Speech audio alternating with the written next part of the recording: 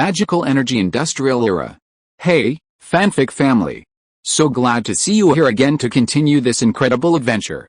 As always, kindly remember, this story is 100% fiction. So don't go looking for dimensional portals in your closet. All rights to this fantastic novel belong to the original author. We're just your humble narrators of epic tales. Are you enjoying the fanfic? Show it by subscribing to our YouTube channel and dropping us a like. And if you're impatient for more exclusive content, our Patreon is your happy place. Chapter 251, The Advantage Lies with Me. Inside the captain's cabin. The letter, tossed from the magic mirror, fluttered onto the table. The third-tier mage, Walter, glanced to the left, then to the right, finally releasing the handle that had been holding the mirror and channeling magic. He bent down to pick up the letter and carefully examined it. He had no choice. Among those present, this third-tier transcendent mage was the weakest. He had to do this tedious task, whether he liked it or not.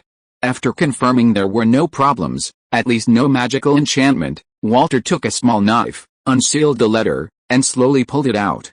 He didn't read it himself first, but handed it to Loy, who glanced at it briefly, then passed it to Olivera. Whether Olivera looked at it or not didn't really matter, and Walter didn't comment, but he still glanced at it before giving it to Iron Knight Phil. It went around in circles like this, finally returning to Walter's hands. When the transcendent mage received it, he felt a sense of being flattered, though the contents left him somewhat disappointed. It wasn't that it lacked originality, but rather that it was all the same, brimming with aristocratic hypocrisy. Just then, Iron Knight Phil Zook spoke up. This letter arrived just in time, indicating that Davis is still unaware of the truth. This is our opportunity, Flame Sword Saint Otto chimed in. The only question is how long this window of opportunity can last. I believe that Marcus Carlyle isn't the only one who can contact Davis through the magic mirror. So, if anyone tries to contact Davis and misses a word or two, all our efforts will be in vain, Phil continued. Therefore, we must be quick, pinpointing their location as fast as possible, and then rushing over to give them a decisive blow. Loy finally spoke. We also need to be sufficiently stealthy. Davis also has a magic mirror and magic eyes. His reconnaissance abilities are not weak. If he discovers us first, he might have to flee. As they said this, almost everyone's gaze fell upon Lady Palacios. Her eyes flickered, and an idea formed in her mind. I can use a mirror spell to conceal the existence of the demon eye. From the surface, it will appear as a reflection of the sky, which should be somewhat deceptive. Then there's the aura of the group. I need to set up some traps on the merchant ship, but the materials I use are corrosive. If they seep in for too long, they could easily damage the ship's keel. Loy waved her hand. What's a ship if we deal with these pirates? Then how do we locate them? Everyone's gaze turned to Lady Palacios again, but this time, she turned her head and looked at her apprentice, Walter. Everyone has their own expertise. Even though I'm a fourth-tier expert, I don't know everything. So, you'll have to ask Walter about this. Thus, everyone's gaze turned to Walter, who knew this was an opportunity for him to show off, and immediately puffed out his chest. The magic mirror's message transmission method is actually to first locate the target, then carve out a spatial rift connecting the two sides, allowing communication between them. In other words, I can use magic to locate the other party's magic mirror during this process. However, this location is only wide-ranging, pointing in only one direction. And if they run far away after being located, we're helpless, Loy immediately said. Having a direction is better than running around like a headless fly. Mage Walter. It's up to you. Walter smiled awkwardly and said, using this method, we're still missing a prop. What? A reply. After I activate it, the other party reacts, so we need a letter to fool them. Otherwise, they'll definitely become suspicious. Upon hearing this, everyone was stunned, and then the Iron Knight Phil said, this is a bit troublesome. Not only can the content be correct, but we also have to imitate Marcus Carlyle's handwriting. I can solve the handwriting problem. I can imitate other people's handwriting so well that it's indistinguishable from the real thing. This was Walter's self-proclaimed challenge. Otto answered almost without hesitation, I didn't expect that Mage Walter had this skill. At this moment, Lady Palacios said quietly, that's because he likes to imitate my handwriting when drawing magic scrolls. That way, he can pass off inferior work as superior and double the price. Ahem, teacher, with a count here, please give me some face, give me some face. Walter blushed and quickly added, actually, The content is the most crucial. Heaven knows if they have agreed on any secret codes, and it has to conform to their communication habits. The number of words, tone, heading, signature, even the paper and ink used, all have to be paid attention to. Loy nodded in agreement. What you said makes a lot of sense. It's indeed not easy to imitate to the point of being indistinguishable from the real thing. So, for the content, just write 8 characters. What? The battle is in full swing. Get out of the way, Walter. Several days later. In the misty air, on the magic ship, in the captain's cabin, Davis stared at 2 letters in his hands, his mind filled with perplexing questions. One was from Marcus Carlyle, containing only 8 characters written in a flamboyant, almost haphazard style, clearly written in haste. This letter had arrived first, and through the paper, Davis seemed to see Marcus Carlyle's urgency and disdain. The urgency, of course, indicated the critical situation on the battlefield. The disdain revealed Marcus Carlyle's contempt and disdain for pirates. Despite their ongoing business dealings and mutual profits, these nobles inherently looked down on pirates. Davis had no doubt about those 8 characters. He never suspected they weren't written by Marcus Carlyle. But the second letter that followed left him completely bewildered. Although a pirate, Davis's importance on information was undeniable. Therefore, he had an information-gathering service with the powerful nobles he cooperated with, regularly compiling information that everyone knew and transmitting it via a magic mirror. Thus, Davis's information network was always excellent. This time, however, among a pile of messages, he saw one: Marcus Carlyle defeated and killed. The Norman noble war ends. The new Lion King has revealed his fangs and claws, still incredibly sharp. This single sentence left Davis completely bewildered. Actually, for him, this was a good thing. Marcus Carlyle was dead, so naturally, no one could hold him accountable for his failed mission. Even the powerful figures who followed couldn't use this to cause him trouble. Moreover, chronologically, it made sense. When the letters arrived, the battle was still raging, and he was subsequently defeated and killed. Logical, no problem. But holding those 2 letters, Davis felt something was off. It was as if he had overlooked something, leading to something very dangerous. But the problem was, even if Marcus Carlyle was defeated and killed, that was a matter of Frost Moon Canyon. What did it have to do with his Silver Sea?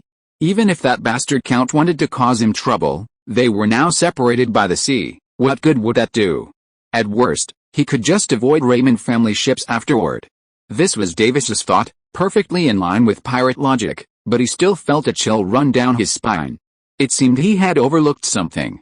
Just then, there was a knock at the door. Knock, knock, knock. Who is it, Captain? It's the first mate. A Lion family merchant ship has been spotted outside. Pirates around are signaling, asking whether to release it or rob it. Release it? Are you kidding me? Losing meat that's practically in our mouths. Is that what pirates do? Davis, already frustrated, seemed to have found an outlet. He picked up his pirate scimitar, limped to his feet, and walked out of the captain's cabin. He was going to personally command this robbery. He was going to wash away his frustration with blood. On the boundless sea, a merchant ship flying the Lion flag spotted a strangely spreading fog, prompting the sailors on the lookout to immediately issue a warning. On the high seas, anything abnormal had to be avoided, let alone this fog from which nothing could be seen. So the merchant ship immediately changed course, trying to dodge. But just then, a pirate ship emerged from behind the fog, blocking its path. The merchant ship rocked, changed course again, but more pirate ships kept emerging from the fog, blocking its way. These pirate ships were actually faster, far exceeding the speed of a fully loaded merchant ship. But at this moment, more than 10 pirate ships seemed to be toying with it, each one drawing an arc and blocking its path. Until, the merchant ship was forced to stop in the middle, completely surrounded by more than 10 pirate ships. It was a complete encirclement, leaving almost no way out. At this moment, the pirates let out a deafening cheer, as if victory was assured and they could take whatever they wanted. In fact, if this were an ordinary merchant ship, it really would have been completely at their mercy. But it wasn't. In the captain's cabin, Luo Yi's gaze shifted from the magic mirror and looked out through the surrounding windows. The pirates' faces, full of jubilation and twisted excitement, were clearly visible. Lori showed no sign of discouragement, instead exclaiming excitedly, "Good, good, good. We've finally found this slippery eel. The Mist Pirate crew, one of the 3 great pirate crews of the Silver Sea, should be wiped out today, At this moment, the mage Walter inappropriately blurted out, "My lord, how should we fight this battle? How?" Laurie looked at this extraordinary mage as if he were an idiot, and said, "In this battle, the advantage is on our side, so of course we'll just sweep through." Bonus chapter delivered. Chapter 252, A Sweep. At this moment, the extraordinary mage Walter was dumbfounded. He couldn't help but look around, his gaze passing through the window, and saw that they were indeed surrounded. The advantage was with them? How was the advantage with them? However, Roy wasn't just saying this, he was also doing it. When Walter turned back, Roy had already walked away. He held a magical rapier in his hand, though it was also infused with a little adamantite. It was clearly inferior to the Dawn rapier. But this did not diminish Roy's aura at all. His posture was truly majestic, like a lion king surveying his territory. And beside Roy, always silently followed, the swift swordsman, who was only one step away from entering the fourth tier, was always his most reliable protector. As for the Iron Knightful and the Flame Sword Saint Otto, they had already disappeared. Finally, Walter could only turn his gaze to his teacher, Lady Palacios. He looked at his teacher, not speaking, but the pleading in his eyes was clearly visible. Lady Palacios put her hand to her forehead, her expression full of helplessness. Looking into Walter's clear yet naive eyes, she could only tell herself that this was her student, a student she had carefully nurtured. A little naivety, a little simple-mindedness, was acceptable. She paused, then said, "Walter, we're facing pirates, not nobles. Those rules of noble wars don't apply. So, what you see is us being surrounded. But what the Earl sees is 3 4th-tier pirates, no, 4 scourges, plus 100 knights, facing a shadow-mist pirate crew and a rabble." With that, Lady Palacios ignored her student, flicked her wand, and vanished in a ripple of water. After she left, Walter stood there stunned for a moment, then slapped his forehead, fixed thinking was a killer. However, he didn't hesitate. He grabbed his wand and followed her out with great interest. Opportunities to kick someone when they're down were rare. He wanted to be involved as much as possible. Of course, Davis was unaware of all this. He strode confidently onto the deck and then maneuvered his magic ship directly through the fog.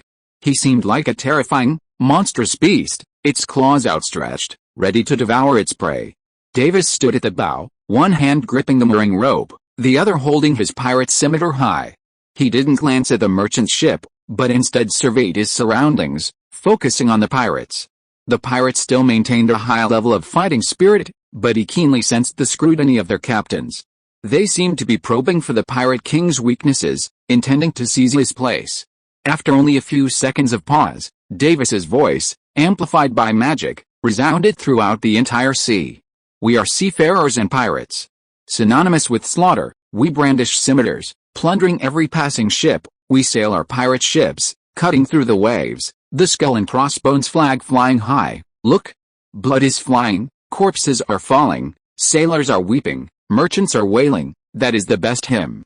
The best hymn for us pirates. Our souls will return to the kingdom of the pirate god Linerite. In the kingdom, we will slaughter, plunder, and shed sweat and blood." This is the famous pirate song of the Silver Sea, the masterpiece of a former pirate king and bard of hell.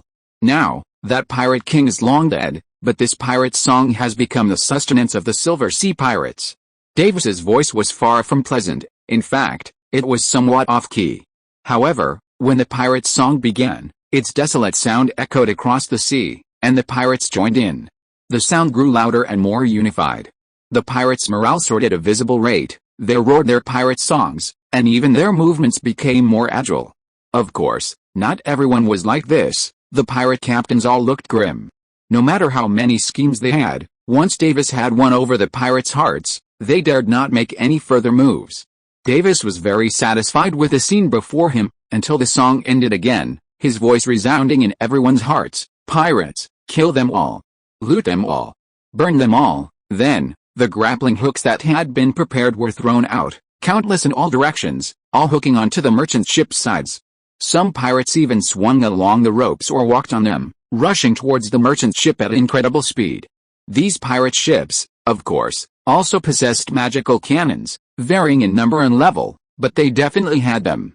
But in this scene, a surrounded merchant ship, it was clear that simply boarding it would end the battle. Just as the pirates were caught up in their excitement, The exits of the merchant ship opened, and a stream of burly warriors poured out. They wore sleeveless leather armor, simple in appearance but of excellent quality. Their weapons were uniform knight's greatswords, drawn and gripped with one hand on the hilt and the other on the middle of the blade. This allowed them to wield the excessively long weapon with agility even without a mount. Their expressions were unusually calm, showing no fear or panic of being surrounded, but rather an indifference to life and death. On their breastplates was a roaring, ferocious lion. These were the 100 knights brought by Roy, the most commendable group from the Lion Knights. It's worth noting that the sea is certainly not suitable for traditional knightly combat, but they were not. When Count Karl needed them to expand their territory at sea, they were also trying to adapt. They shed their cumbersome armor and donned lighter leather armor. They valued strength while also possessing sufficient agility. Unable to wield the traditional knight's greatsword effectively, they switched to the cross-sword technique. In short, all changes were made to ensure the knights' combat strength while adapting to the brutality of the seas. For decades, few nobles dared to challenge the Lion King, making the seas the perfect battlefield for the Flower Territory Knights to grow. They had all honed their skills in battles against pirates, naturally fearless. Of course, what made them even more fearless was their king, the great Lion King, right beside them. Those who weren't Lion Knights could hardly imagine the feeling of boundless courage and power under the Lion Kings, or as if, under the Lion King's leadership, they could conquer heaven and earth. It was even an almost addictive feeling, captivating them. Golden red battle aura accumulated, bloomed, erupted, and spread, instantly enveloping the entire merchant ship and hundreds of knights. From afar, it resembled a giant suddenly appearing, raging with unparalleled killing intent, staring at his enemies with a most terrifying gaze. Luo Yi finally drew her rapier and unleashed a single strike. The combined battle aura of hundreds of knights coalesced into a dazzling golden red light, condensing into a battle aura slash that extended and cut through a distance of over 100 meters, heading straight for the magic ship. Yes, this attack covered not just one person, but the entire ship. It seemed poised to cleave everything in two. At that moment, Davis felt an immense sense of crisis wash over him. The terrifying battle aura slash reflected in his single eye was drawing ever closer. Fortunately, being on the magic ship, he could activate some special magic. A semicircular barrier appeared, blocking the battle aura blade. The two collided, tore, and shattered. The magic barrier finally broke, but the battle aura blade was also deflected, slicing past the side of the magic ship. The mist surrounding the magic ship churned, torn apart by the battle aura blade, leaving a sword mark on the water that stretched hundreds of meters away. This attack came so suddenly that the previously orderly pirate's song became utterly chaotic, like a duck being choked. Those pirates who had made it halfway down the ropes, some suddenly stopped, only to be pushed and crushed by those behind them, falling and crashing into the sea. At least they weren't dead. Of course, they were considered lucky. Those pirates who swung down from the ship using the ropes were truly miserable. Knights stepped forward, wielding their greatswords, deflecting the pirates' scimitars, and then plunging their swords into the pirates' bodies. Their movements were as practiced as if they had performed them 1,000 times, bringing the first drop of blood to this battle. But Davis couldn't care less about the pirates. He stared intently at Loy, gritting his teeth and saying each word slowly and deliberately. "Who are you?" Loy, also standing at the bow, her legs seemingly rooted to the spot, rose and fell with the merchant ship. He looked at Davis, at this self-proclaimed most ruthless pirate king of the Silver Sea, and grinned. "If you still can't guess my identity by now, then I can only say that you are unworthy of the title of Pirate King." Davis's face darkened. "So, you are the bastard Count of Flower Territory, the new Lion King." He paused slightly, then continued, "So, that letter was a trap. Marcus Carlyle is actually long dead, and you did all this just to find me on this vast Silver Sea. That's it." Davis laughed, his smile full of sarcasm. "Should I feel honored? A powerful count actually risked his life for a pirate, coming to unfamiliar seas." Loy also laughed, his smile icy cold. "I hold grudges. You led your pirates to Flower Territory, wantonly slaughtering my people, destroying farmland, robbing property. Didn't you ever think that you would have to pay for all this? You seem to have misjudged the difference in combat strength. This is the sea, our pirate territory. You only have one ship and 100 knights, and you think you can kill me? You're dreaming." Davis waved his hand, and mist spread outwards from the magic ship. Against the backdrop of the mist, His smile twisted and became strange. I need to calculate how much benefit I'll gain from killing a powerful earl, the Lion King. How exciting. Davis truly believed this, and he acted accordingly. So, he swung his pirate scimitar, his booming voice echoing across the sea. Cut the ropes. Cut the ropes. Use the magic cannons. Long-range attack. I'm going to blast this merchant ship to pieces. With the orders given, the pirates responded immediately. Although the situation was unclear, their movements were extremely fast. One after another, magic cannons were pushed out, their dark barrels aimed at the merchant ship. Of course, using these first and second generation magic cannons was quite troublesome. As for the ropes, each one was as thick as a forearm, designed for strength. Cutting them would take some time. Roy, however, remained completely unfazed. He simply watched the magic ship about to disappear entirely into the mist and waved his hand. A fireball descended from the sky like a falling meteor, crashing directly into the mist. Boom! The flames exploded, transforming into a pair of sky-covering fiery wings that swept left and right, instantly evaporating the spreading mist into water vapor, which vanished. The pirate magic ship, which had almost been shrouded in mist, reappeared in everyone's sight. Through the erected magical barrier, they could almost see Davis's distorted face. But this wasn't the end. Roar!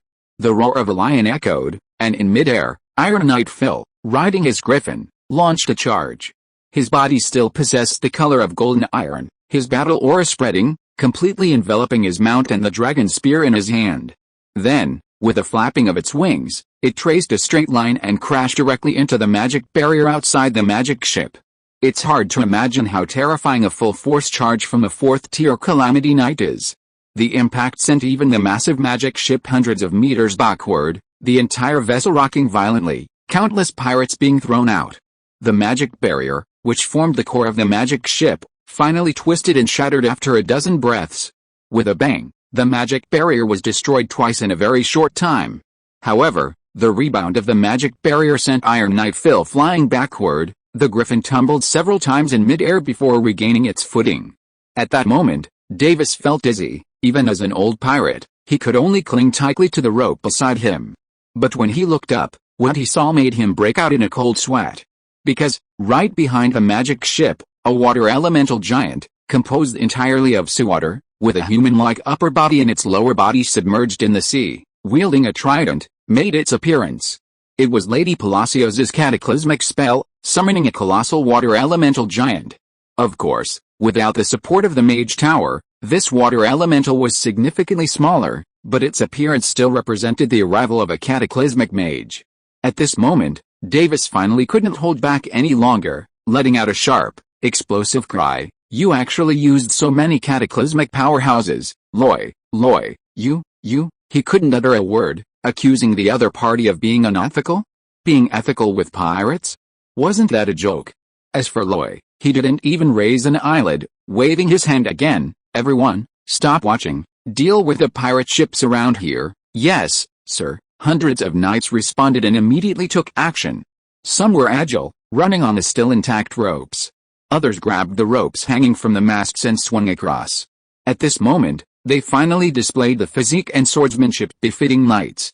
Although formal knights were only at the second rank and couldn't project their battle aura, their muscular bodies were like mini superhumans.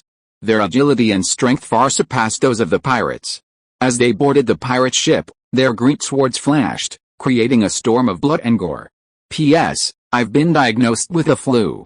I had a fever all day and was almost delirious.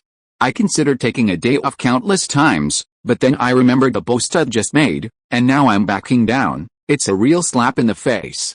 So, I managed to write one update, and I really tried my best. I was feeling so unwell that I couldn't concentrate at all. Update delivered. Chapter 253, A Sweep. It should be said that this battle was more difficult than Roy had predicted. That unique magic ship was like a mobile mage tower, every part of it inscribed with dense magical runes. Although it didn't achieve many of the effects of a mage tower, the power supplied by the magic ship greatly amplified the power of various spells. And Pirate King Davis, despite his fearsome appearance with his pirate scimitar, was actually a pure magic user, a rare rune-wielding dark wizard. Dark wizard spells often excelled at the plunder and slaughter of life, and rune-wielding dark wizards were the most dedicated to the study of magical runes. Their favorite activity was inscribing various bizarre runes on their bodies to achieve rapid spellcasting. Davis used the magic ship as his vessel, casting spells using the magical runes covering the ship's hull, arguably pushing the synergy between the two to its limit. Of course, he paid a heavy price for this. One of his eyes and one of his legs were cut off by himself and forged into the magic ship. The result was that Davis, despite being only at the peak of the third tier, could, with the help of the magic ship, possess the combat power of a fourth-tier calamity at sea. In other words, an ordinary fourth-tier calamity might not even be as strong as him. Luo Yu saw it clearly. Davis's most powerful move was actually a colossal sea beast kept inside the magic ship. It resembled a giant squid, but each tentacle was over 10 meters thick, covered in terrifying suckers. Inside those suckers were rows of sharp teeth and fangs. Of course, that wasn't all. What was most terrifying was the black slime surrounding the sea beast. A strong, foul stench of sulfur emanated from it, even polluting the surrounding sea. The boiling black water contained poison fish.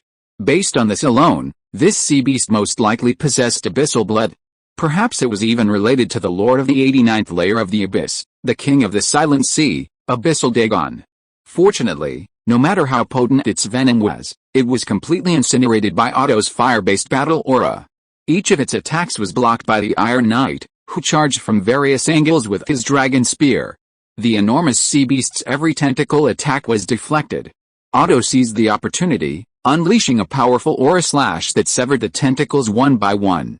Meanwhile, Davis wasn't idle either. Taking advantage of the magic ship, he unleashed a barrage of negative spells: blindness, dizziness, stamina drain, willpower confusion, life drain, all-powerful negative energy spells that would be devastating even to a fourth-tier cataclysm. But Lady Palacios wouldn't let him succeed. She didn't do anything unnecessary, simply standing on the water elemental giant's shoulder, parrying and neutralizing the opponent's negative spells. Her magical skill far surpassed Davis's. After all, Davis's efforts were fruitless. After more than 10 minutes of this back and forth, the abyssal sea beast had few usable tentacles left. It could only let out a resentful roar, spewing out countless black liquids into the sky and water. Strangely, this black liquid dissolved in the seawater and also formed a black mist, rapidly spreading underwater and in the air, creating an almost impenetrable space.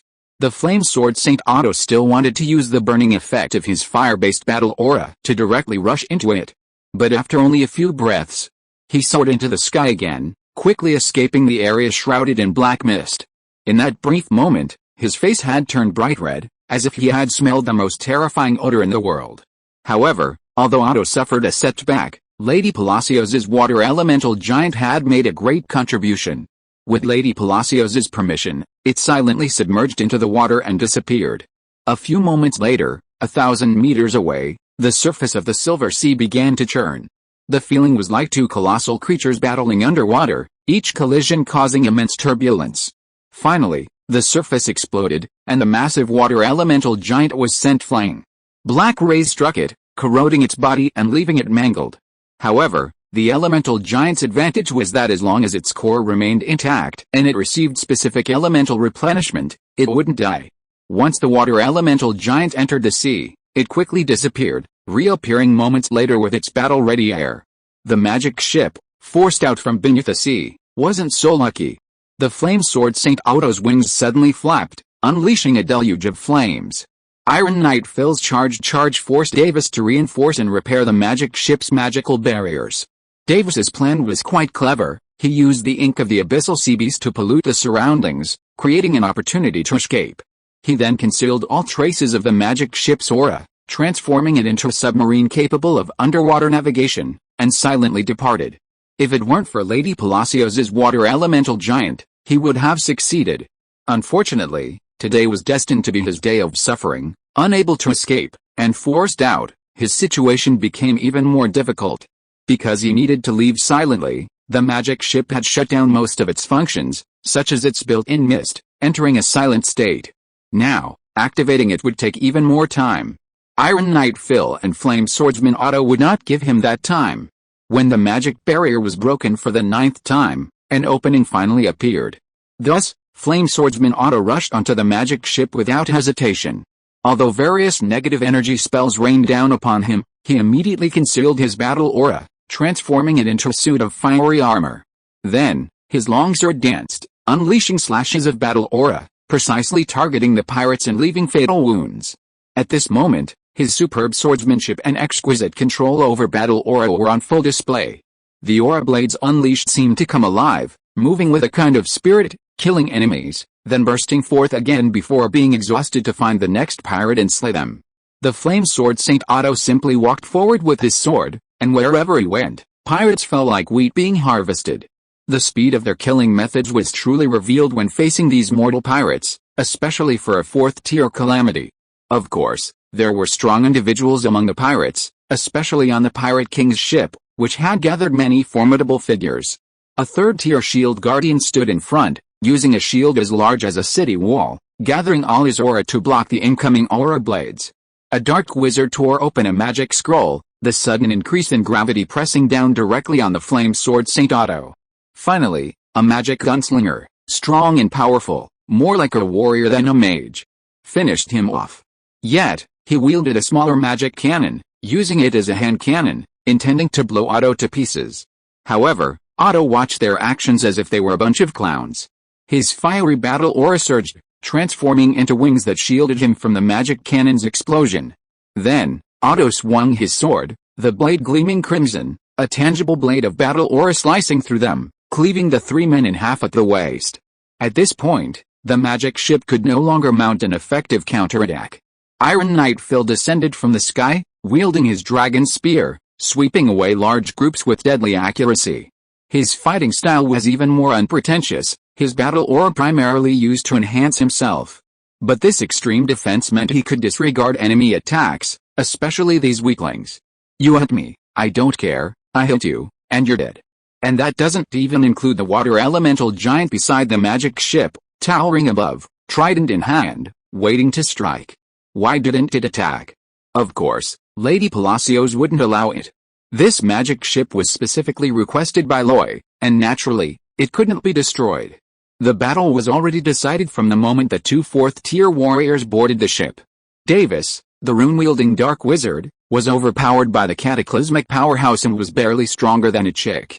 It's worth noting that Davis surrendered voluntarily. His only request, leaving behind his pirate scimitar, was to see Loy. Iron Knight Phil and Flame Sword Saint Otto readily agreed. Meanwhile, Loy, though standing on the merchant ship's deck, was closely observing his knights through the Lion King vessel. The 12 pirate ships represented 12 pirate groups. While the ordinary pirates were generally weak, mostly at the level of militia, the pirate crews that could establish themselves at sea and were worth recruiting by Davis all possessed strengths. For example, there were forbidden demon mages, warlocks who borrowed power from hell, dark wizards who toyed with life, and warriors who had advanced using the power of evil gods. In short, here you could see all sorts of forbidden professions from the old world. They weren't necessarily the strongest, but their methods were absolutely bizarre. The 100 knights Roy brought were all at least second tier, including powerful full-fledged knights and 4 third-tier extraordinary beings. Their average strength was overwhelming, but when distributed across the pirate ships, their power was considerably weaker.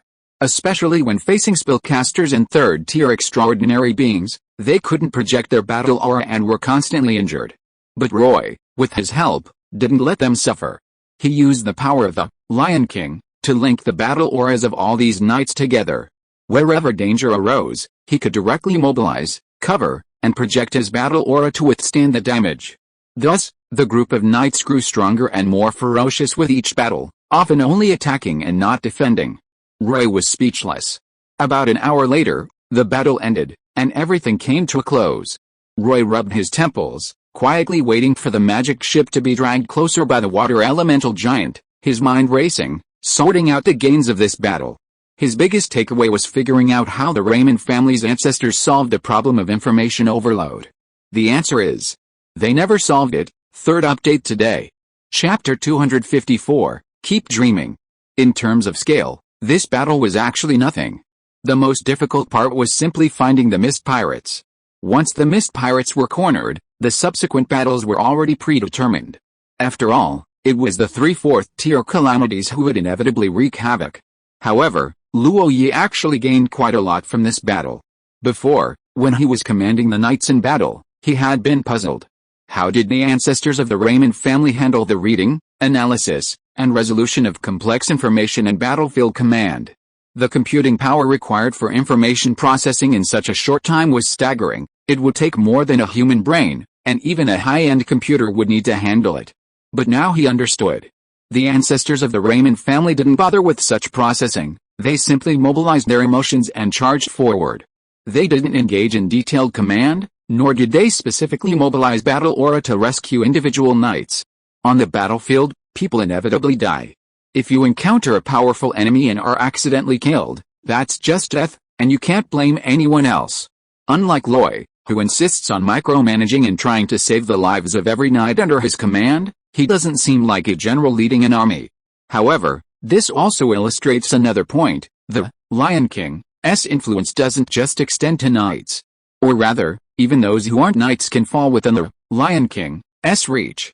There's only one condition: they must believe in Loy, the Lion King, and be willing to entrust their lives to him. In short, it's about the connection of faith. Understanding this, Loy suddenly realized that the scope and occasions where the Lion King could be used seemed to be much broader. "Master, the ship has arrived." It was Olivera who spoke, finally reminding Loy after he had been standing still for a long time. Awakened by his words, Loy looked up and saw that the magic ship was already close at hand. He excitedly strode forward, leaping more than 10 meters in one bound, then creating an eagle phantom in midair, and arrived on the magic ship he had been longing for. It was only after boarding this ship that Roy discovered its extraordinary nature.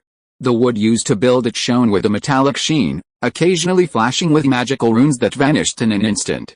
Just as Roy touched and tapped it, still puzzled, a voice rang out, "This is Kaliard wood, a unique magical wood. It combines lightness, strength, toughness, and magical compatibility, making it one of the best woods for building large magical ships." Roy turned and saw Davis standing not far in front of him. The one-legged, one-eyed man bowed slightly, mimicking noble etiquette, one hand on his chest, a humble smile on his face. Behind him stood 3 powerful Calamity warriors. Roy first nodded to the 3 Calamity warriors, then looked at Davis and said, "Davis, leader of the Mist Pirate crew, one of the 3 great pirate kings of the Silver Sea. Actually, I preferred your arrogant demeanor just now." Davis's expression froze, his smile almost crumbling.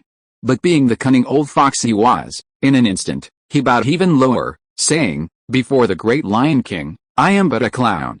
I was arrogant just now, please forgive me, Earl." He then added, "Earl seems interested in my magical warship. If you allow, may I introduce it to you?" "Yours?" "No, no, no. It was mine before, but now it belongs to the Earl." "Very sensible. All right, tell me, what's so remarkable about my ship, Earl? Please, this way." Although he said Davis would introduce it, no one truly trusted him. So, Olivera flashed to his side, her gaze intentionally or unintentionally sweeping over Davis's vital points. The subtle killing intent made Davis tremble, cold sweat beading on his forehead. And that wasn't all. Lady Palacios beside him was also smiling at him. At this moment, even if he still had some ulterior motives, he had to carefully conceal them. This magical warship actually has a name, the Wordsworth, and it was built by an archmage named Wordsworth. This is the essence of the entire ship. You could say that without it, this magical warship could not have been built. It's the skeleton of a 1,000-year-old serpent monster that was killed, its flesh removed, leaving only its bones. On it, there are 289 magic arrays of varying sizes. These arrays connect to all the other parts of the ship, allowing it to operate. This is the energy core. While it's said to be similar to a mage tower's elemental pool, it's actually somewhat different. The elemental pool is fixed in one place, while a magical warship travels everywhere, so this power core isn't as comprehensive as a mage tower's. Going down from here, you can see 2 huge propellers. These provide the magical warship's propulsion. Because it's constantly submerged in water, it needs frequent cleaning to prevent it from becoming entangled with seaweed. As for controlling the magical ship, it can be done by connecting various magical runes. Therefore, a transcendent mage proficient in magic runes is essential. As for this place, it's quite impressive. Don't be fooled by its small size. It actually uses special magic to expand into vast, independent space. This is also where we raise sea beasts, We capture a sea beast, tame it, and then throw it in. We release it during battle, and usually, that's enough to secure victory. Of course, feeding these sea beasts is a hassle. We need to catch a large number of fish every day to feed them, otherwise, these monsters will charge at the surrounding walls, easily damaging the warship. As for the ship's offensive and defensive capabilities, they mainly consist of fog, underwater navigation, magical barriers, and water arrays, but the methods are actually rather limited. Of course, it also has the basic functions of a mage tower. Mages can use the elemental power within to cast spells, greatly increasing their power. So, in actual combat, it depends on the spells the mage possesses and their power. And here is the magic warship's treasure room, containing a vast amount of gold and silver. All the looted items during this period are inside, but I don't have specific data. This is the cold storage. That's right, the magic warship has its own cold storage room to ensure the freshness of vegetables. On a long voyage, getting a hot meal isn't easy. Davis was a competent introducer, not daring to hide anything, explaining the various features of this magic warship thoroughly. It should be said that this magic warship is generally designed for lightness, speed, stealth, and agility. Correspondingly, it doesn't have many attack methods, at least lacking area of effect spells. It can be said that this ship, Chuzhou, was designed and built for sea travel.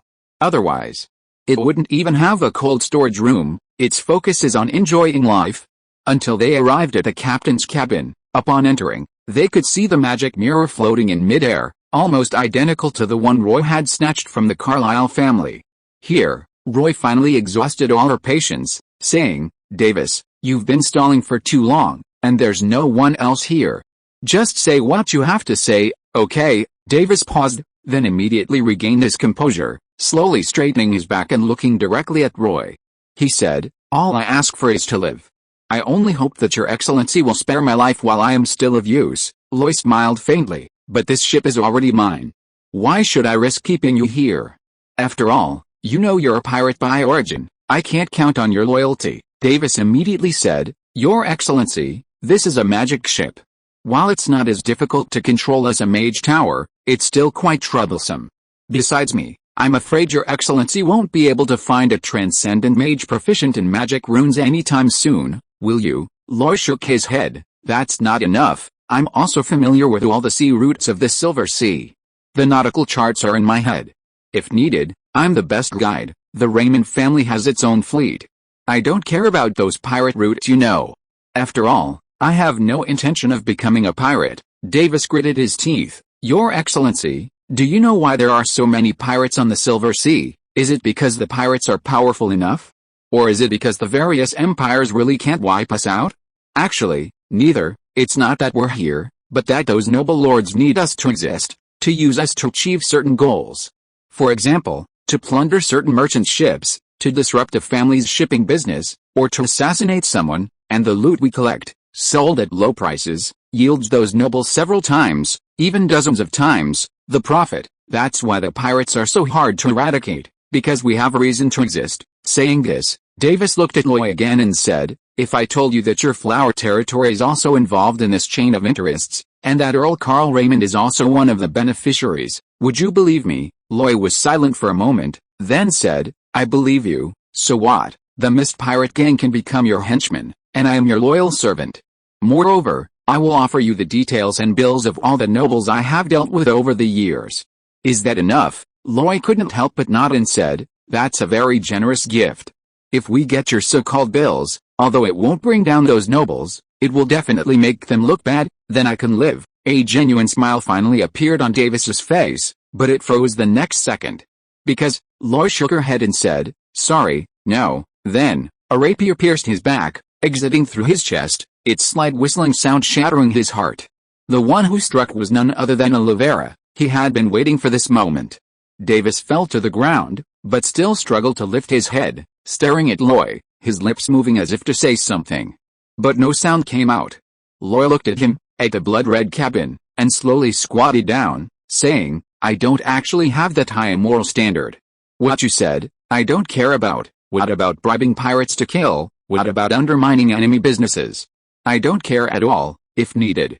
I can do it, without any guilt, but you let pirates land on the coast, killing so many of my people, staining the blood of so many of my protected citizens, and you still want to live? Dream on. The third watch will be later. Chapter 255, The New Captain of the Magic Ship. Several days later, at Siren Harbor.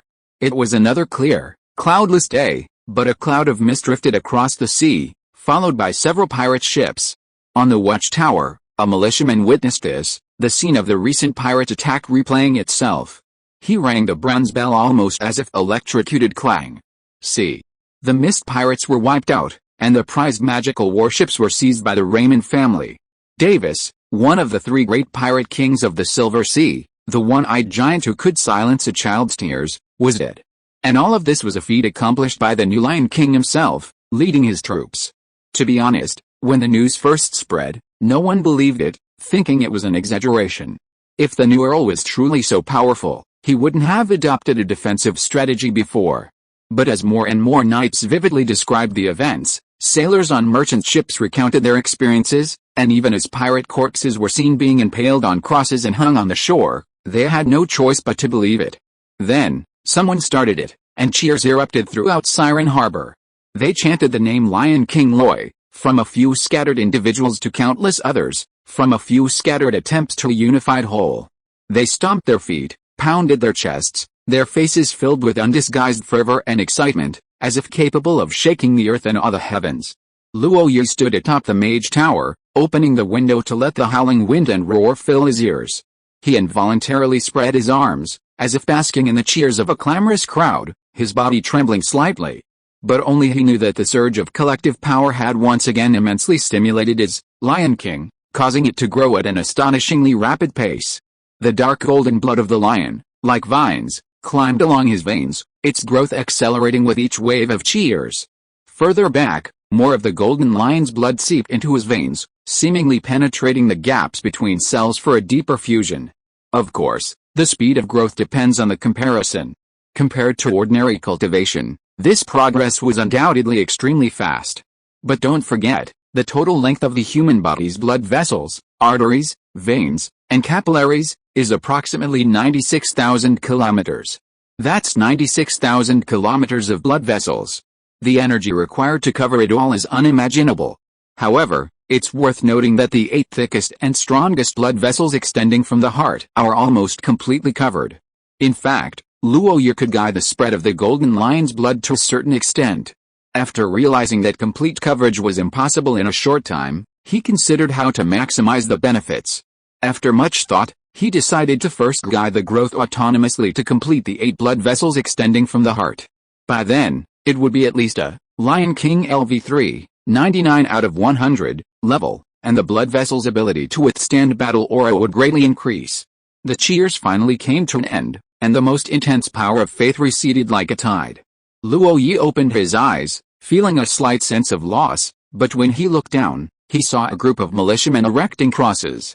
The pirate corpses on them all had their heads bowed, their eyes wide open, looking as if they had died with their eyes wide open.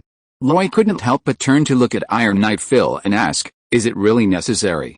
It's not that I care about these pirates, but I think doing this could breed a plague." Before Iron Knight Phil could reply, the mage Walter immediately interjected, "My lord, rest assured.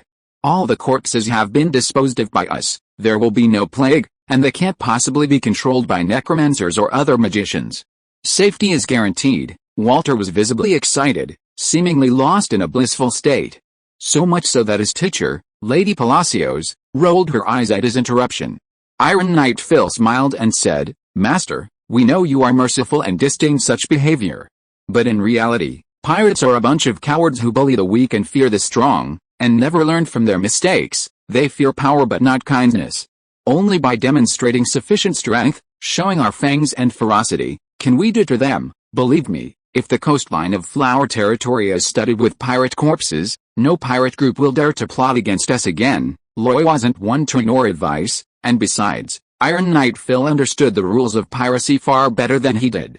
So he nodded and said, "Since you're so sure, let's do as you say." Saying this, he looked at the 3/4 tier Calamity cultivators and said, "After dealing with the mist pirates, our Flower Territory should be able to have some peace for a while. You've all been working tirelessly alongside me during this time, fighting endlessly, so I naturally can't leave without reward. What I promised you before, needless to say, is already a given. Besides that, I'll add an extra 10%. Seeing that they were about to speak, Luo Yi waved his hand and said, "It's not that I don't want to give more, but your cultivation needs are already exorbitant. Adding 10% now is the limit. Once the territory develops and magical machinery becomes widespread, this won't matter. If you have any urgent needs, you can also tell me. I still have some connections in the Habs Empire." Luo Yi said this sincerely. Since he entered the Norman Duchy, these fourth-tier cultivators had genuinely contributed. Therefore, he truly wanted to give them more benefits. He paused slightly, then looked at Walter, somewhat uncertainly, and asked, "Mage Walter, is it really alright to entrust my magical warship to you?" Walter patted his chest and said, "Absolutely no problem." Roy naturally didn't regret killing Davis, but he had indeed encountered quite a few troubles afterward. The simplest problem was getting the magical ship moving. As the saying goes, everyone has their own expertise. Even Lady Palacios was somewhat helpless with this magical ship. She was proficient in water magic and potion making, but other skills weren't her forte. Until Walter stepped forward. He was skilled in rune magic and spoke eloquently, but in practice, he was quite clumsy. As a result, several accidental activations caused the magical warship to veer wildly at sea. One moment it was as slow as a turtle, the next it was flying high, then it would plunge directly into the water, and then the fog would thicken, making it impossible to discern directions. In short, getting this ship to Siren Harbor was truly no easy feat. So, hearing Walter's assurance, Loy was genuinely frightened. He couldn't help but ask again, "New captain of the magic ship, can I give you more trust?" He addressed Walter, but his gaze was fixed on Lady Palacios. This lady, usually so serene, gave a helpless bitter smile and nodded earnestly in response to Loy's question. There was no other way. While the magic warship wasn't as powerful as a mage tower, it still had an essential elemental pool. Only with the help of the elemental pool could a third-tier transcendent mage quickly accumulate magic power and have a chance to break through to the fourth tier. This wasn't absolute, but it added at least a 30% chance. What mage wouldn't be tempted? For that, what did it matter if they spent every day at sea? It was for this reason that, even knowing her apprentice was somewhat stubborn, she had no choice but to support him. Having received Lady Palacios' affirmation, Loy no longer hesitated. "I guarantee to complete the mission. Wherever the Earl's sword points, that is where I will go. Then I entrust this ship to you. You must learn how to control it as quickly as possible. Afterwards, I will equip you with a batch of the latest magic-powered cannons, the fourth-generation kind. If needed, you will be the firepower output. I will definitely live up to your mission." "That's good." After a pause, Loy added, "I will arrange for someone to count the gold coins and wealth on the pirate ship, and the documents we found must not be known to anyone." "Yes," Otto then asked, "how many days does the Patriarch plan to stay in Siren Port?" 2 or 3 more days. After handling some affairs and resting, I will have to go back." Just then, a knock came at the door. All eyes turned to her, and Lady Palacios said softly, "It's Grand Knight Thor." With a wave of her hand, the door opened, and Grand Knight Thor strode in. He glanced around, then immediately stood before Luo Yi, handing her a letter and saying, "Your Excellency, this is a letter from Grand Duchess Afra. It was delivered by express courier. I dared not delay." Luo Yi took it, glanced at the letter, and only opened it after confirming it was in order. However, after a quick scan, his expression became increasingly strange. Third update delivered. Chapter 256, A Life of Toil. Seeing the unusual expression on Loy's face, Otto couldn't help but ask, "Patriarch, has something happened again?" Loy shook his head. "It's nothing serious. Grand Duchess Afra invited me to Nasser to discuss the aftermath of this noble war. Clearly, my mother doesn't want this war to continue. She wants to resolve everything at the negotiating table." The Iron Knight Phil uttered a profound statement. "Problems that can't be solved on the battlefield can't be solved at the negotiating table either." Loy smiled and said, "No, this time, I will grant my mother's wish.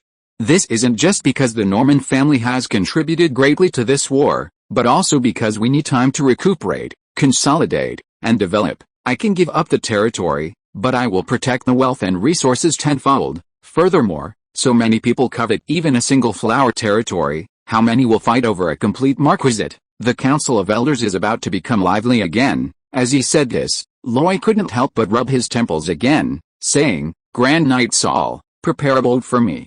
I need to leave immediately and return to Brussels. Grand Knight Saul asked, don't you need to rest for a day? I'm just born to work hard, there's no other way. With that, he folded the letter neatly and put it away, not letting anyone else see its contents. Grand Knight Saul was extremely efficient. In just 2 or 3 hours, a boat docked on the Ruhr River. It was a passenger ship, not large, but fully equipped, with luxurious single cabins for resting, and plenty of food and fruit. Even the boatmen were 8 experienced, strong young men who steered the oars with remarkable speed and stability. Clearly, this was not something ordinary people could afford, it was the property of wealthy merchants or nobles, but Roy had no time to inquire. He led a group of people onto the ship and found a cabin to rest in. Then, listening to the boatman's chants, feeling the boat slowly start, gradually accelerate, and then travel upstream, weaving through the Ruhr River. Of course, the journey from Siren Harbor to Osar City was a standard upstream trip, so even with the boatman's efforts, the speed was always slower. It was in a cabin on the ship, when only Roy and Oliveira were there, that he finally took out the letter again and handed it to him. Oliveira took it but didn't open it immediately, instead giving him a puzzled look. Roy said, take a look, read it first. Oliveira didn't waste any words, opening the letter and quickly scanning it. At first, his gaze remained unchanged, still indifferent and unpredictable. But towards the end, it suddenly sharpened like a knife.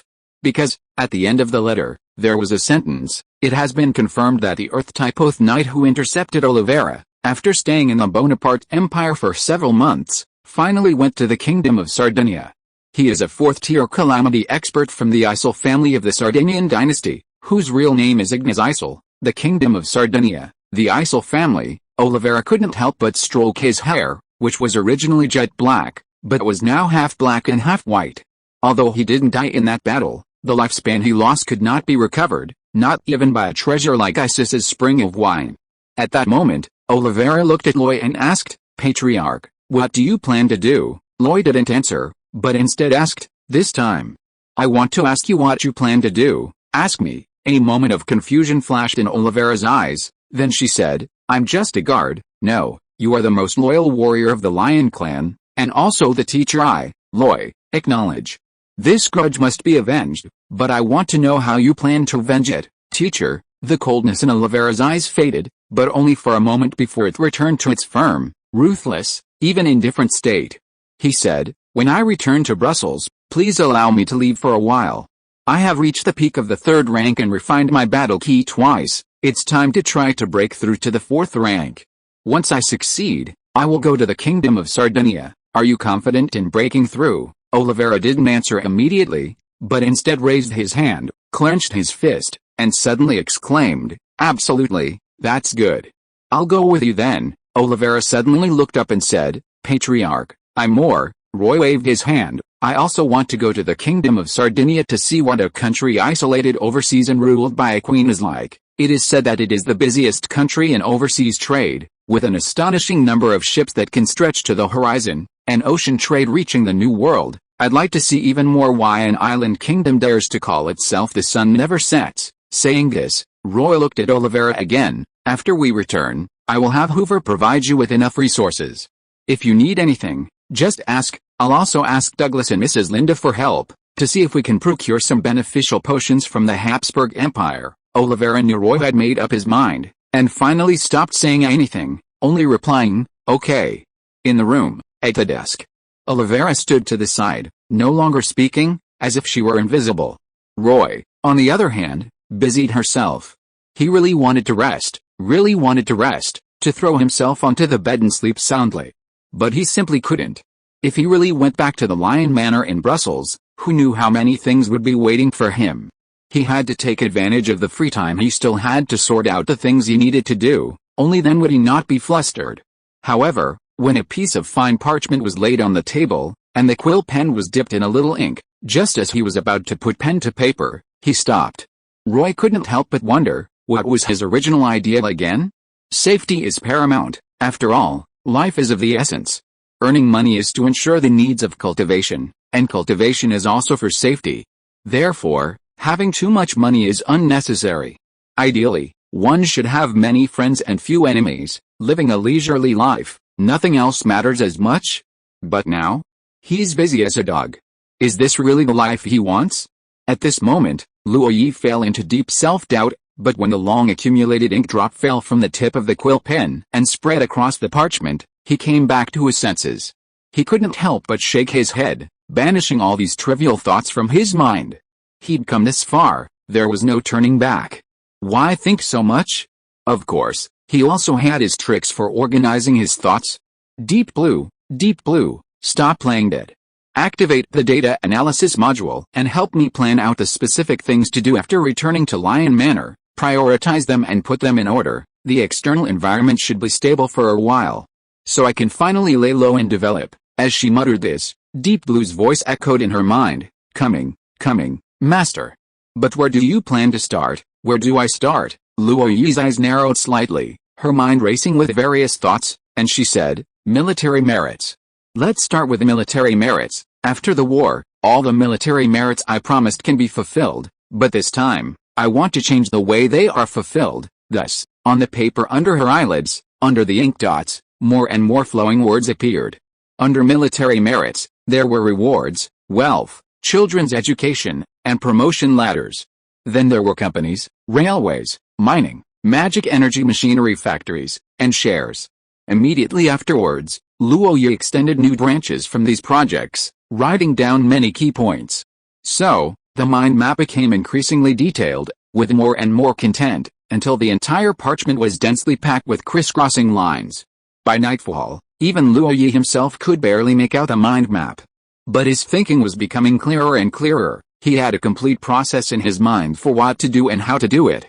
So, without hesitation, he tossed the mind map aside, plopped down on the bed, twisted his body to find a comfortable position, and fell asleep.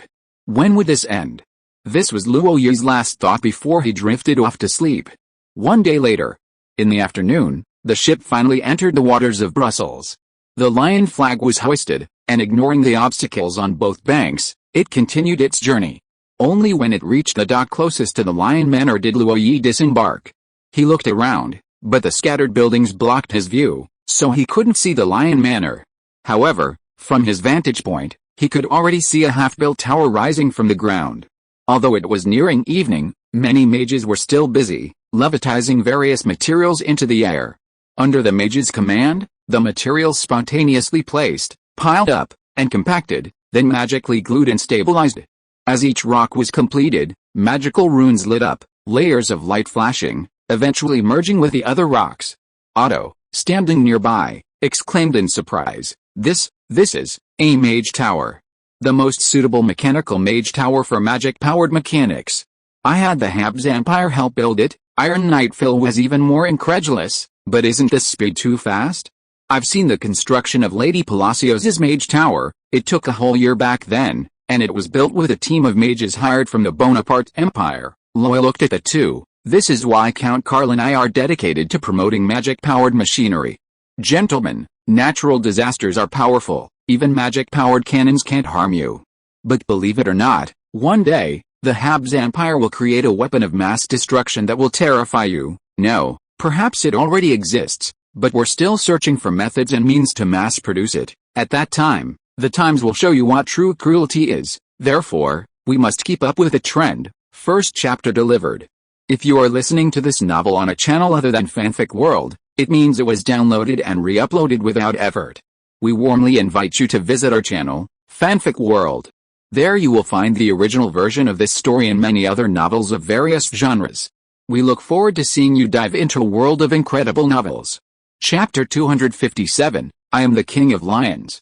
Actually, Loy was somewhat intimidating the two calamities, mainly because some of the things he was going to do later would inevitably touch the interests of certain diehards. He needed these two to be on his side. As for this mage tower, Loy was building it for Lilia, so of course he was willing to spend money and pull strings. The Imperial Ambassador, Lord Robin Waters, used his connections to directly find a heavyweight in the mage world, who then acted as a go-between, purchasing the finished product from a fourth-tier mage. What does finished product mean? It means that this fourth-tier mage had been waiting for a long time, had prepared enough building materials, and only needed the final step of construction. Lloyd bought all of these materials and then shipped them over by sea, assembling them at the Lion Manor. Previously, The ship escorted by the Emden was the source of all the materials for this mage tower. Even if word got out, the value of a mage tower warranted the escort of an ironclad warship, and no one could find fault with it. This matter was handled flawlessly. Of course, building materials alone were not enough. An entire construction team also came along. Leading the group was a fourth-tier calamity cultivator, responsible for the placement of the elemental pool and the adjustment of the magic array. His deputies were 3 extraordinary mages, each in charge of infrastructure, magic runes, and spatial expansion, respectively. Behind them were mage teams of 3 to 10 people, the lowest being second-tier mages. In other words, this mage team alone numbered a full 25, a formidable force. It was this powerful lineup that allowed the mage tower to be completed in half a month, an efficiency beyond imagination. Of course, this was also related to the Habs Empire's adoption of the modular manufacturing concept. All the building materials were pre-processed, every rock, every beam, was inscribed with magic runes according to specific rules. Thus, the actual construction process was similar to assembling building blocks. Even so, this was the most advanced model. Other empires, even if they wanted to, lack the capability. Of course, don't think that Roy was bullying the weak or robbing others. Even the fourth-tier mage who lost the mage tower happily accepted it. There was no way around it, every step Roy took was paved by gentle. His actions perfectly illustrated that if money can't solve a problem, then you haven't spent enough. Roy's generosity and abundance were not only common knowledge in Auckland City, but also rumors throughout the magical world of the Habs Empire. Of course, compared to his reputation for spending money was his almost Midas touch for making money. Because Roy didn't give the usual notification when he returned, no one came to pick him up, but he didn't care. After landing, he found a carriage and headed to Lion Manor. He intended to see Lelia first upon arriving at the manor. Absence makes the heart grow fonder, and it was almost evening. He needed to spend some time together, and they could talk about anything else tomorrow. However, he arrived empty-handed, as Lelia was still at the magic energy factory outside the city. The mechanical mage tower wasn't finished yet, so she had to go to the magic energy factory to conduct her research experiments. Therefore, Roy only met Butler Hoover, intelligence chiefing, and Lord Hit Cruz, the head of the magic energy machinery department. But Roy didn't have to wait long. Knights began to gather in droves. For example, Grand Knight Alfonso Zeke, Vincent Ackerman, and even Knight Alan Wells, etc. The number kept increasing. They were almost all nobles from Brussels, as well as Lion Knights who had retreated from the Frost Moon Canyon battlefield. While Roy was causing trouble for the Pirate King in the west, they hadn't been idle either, having already withdrawn their troops back to Brussels. Most of them were actually staying in their camps outside the city, and had come spontaneously upon hearing the news of Roy's return. By this time, everyone already knew about the slaying of Pirate King Davis and the magic warship becoming spoils of war. Then, the news spread like wildfire. As dusk approached, the scene of shouts and cheers from Siren Harbor didn't materialize, but it was inevitable that the entire city of Brussels would be engulfed in a sea of revelry. In the streets, shops, inns, and taverns, whether free citizens or merchants, knights or nobles, everyone danced and sang. Even in several squares within the city, bonfires were lit, surrounded by crowds singing loudly. They praised the Lion King's greatness, strength, bravery, fearlessness, and invincibility. They yearned for the Lion King's protection, praying to live peacefully and happily under his wing until death. It should be said that their lives this past year hadn't been very comfortable. Although the Raymond family belonged to the old nobility, their pride prevented them from exploiting their subjects. Instead, they focused on expansion. Land revenue and taxes only constituted a small portion of their income. The majority came from newly established sea routes, the perfume trade, and so on. Therefore, the people of Flower Territory actually possess a certain degree of happiness. Earl Carl Raymond is powerful outside, and the 4 marquises don't care, but internally, the people call him the Merciful Lion. However, since that upheaval, the Lion family suffered a devastating blow, and they haven't had a single day of peace. Even with the new Earl's ascension, bad news kept pouring in. They lived in constant fear, dreading that one day an army would storm Brussels, burning, killing, and looting. Until today, they heard the news that the new Lion King had won again. The new Earl, rumored to be just a bastard, and not even 20 years old, had defeated the powerful Carlisle family and even slew the rampant Pirate King. At this moment, They finally knew that peaceful days had returned, and they no longer needed to fear those menacing villains. Because their Lion King was now incredibly powerful. The gathering of knights and nobles made the Lion Manor somewhat noisy, while the revelry of the commoners made the entire city of Brussels boil. Butler Hoover, however, still displayed the qualities expected of a high-ranking nobleman's butler.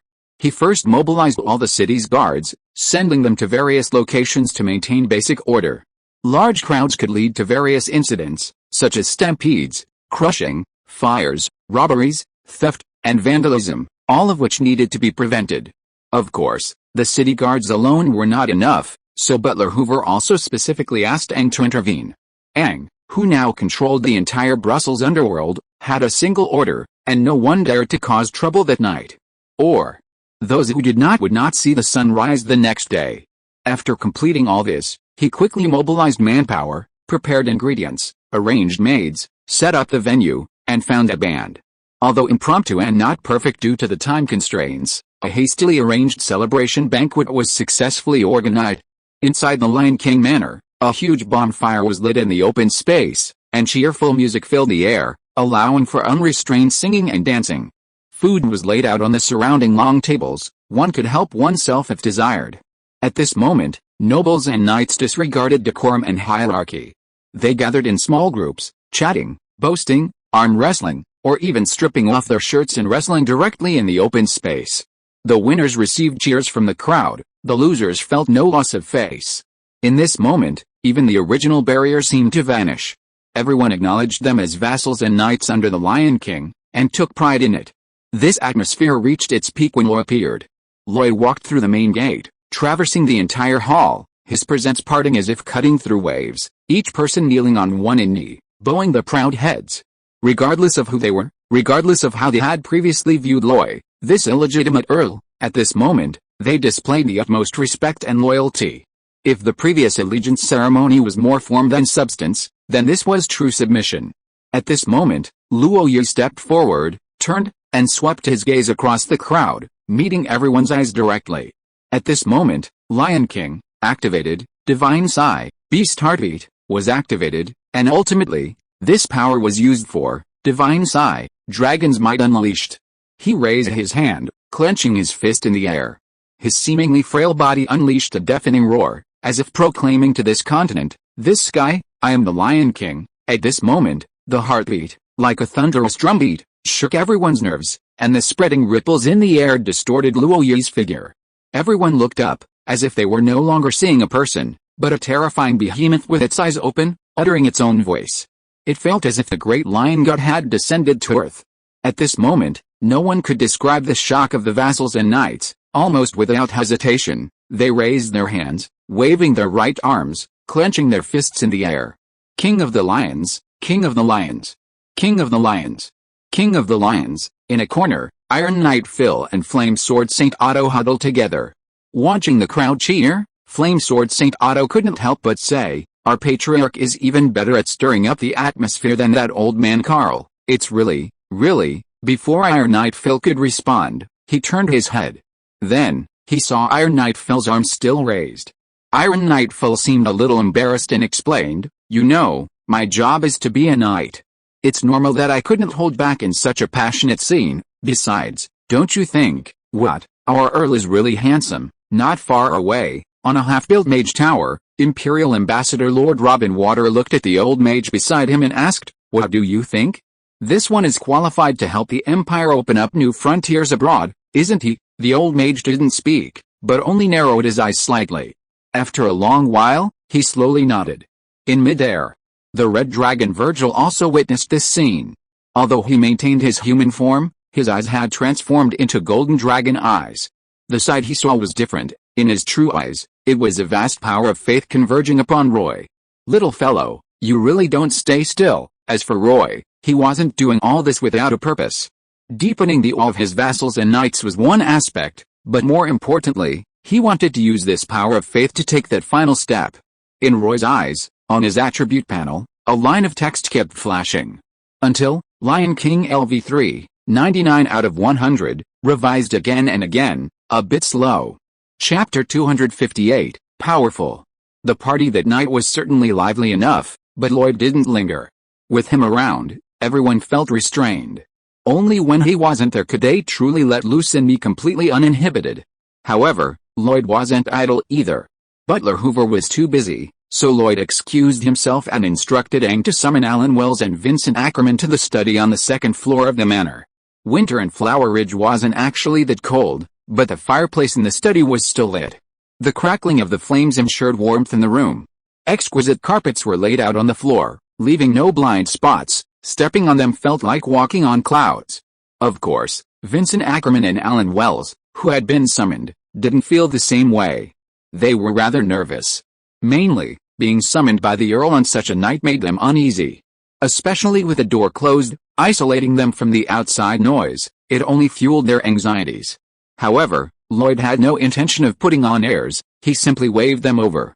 In the sofa area, he gestured for the two to sit down and personally served them a cup of black tea, saying, "You must have had quite a bit to drink just now. Have some tea to clear your head." The two didn't dare say anything, quickly picking up their teacups and gulping down hot water, nearly scalding themselves. Lloyd's mind wasn't on them, he seemed lost in thought until, after a moment, his gaze shifted, landing on Vincent Ackerman, then on Alan Wells. He said, "Vincent Ackerman has already proven his loyalty to me. He held Frost Moon Canyon for dozens of days, refusing to retreat beneath the fortress.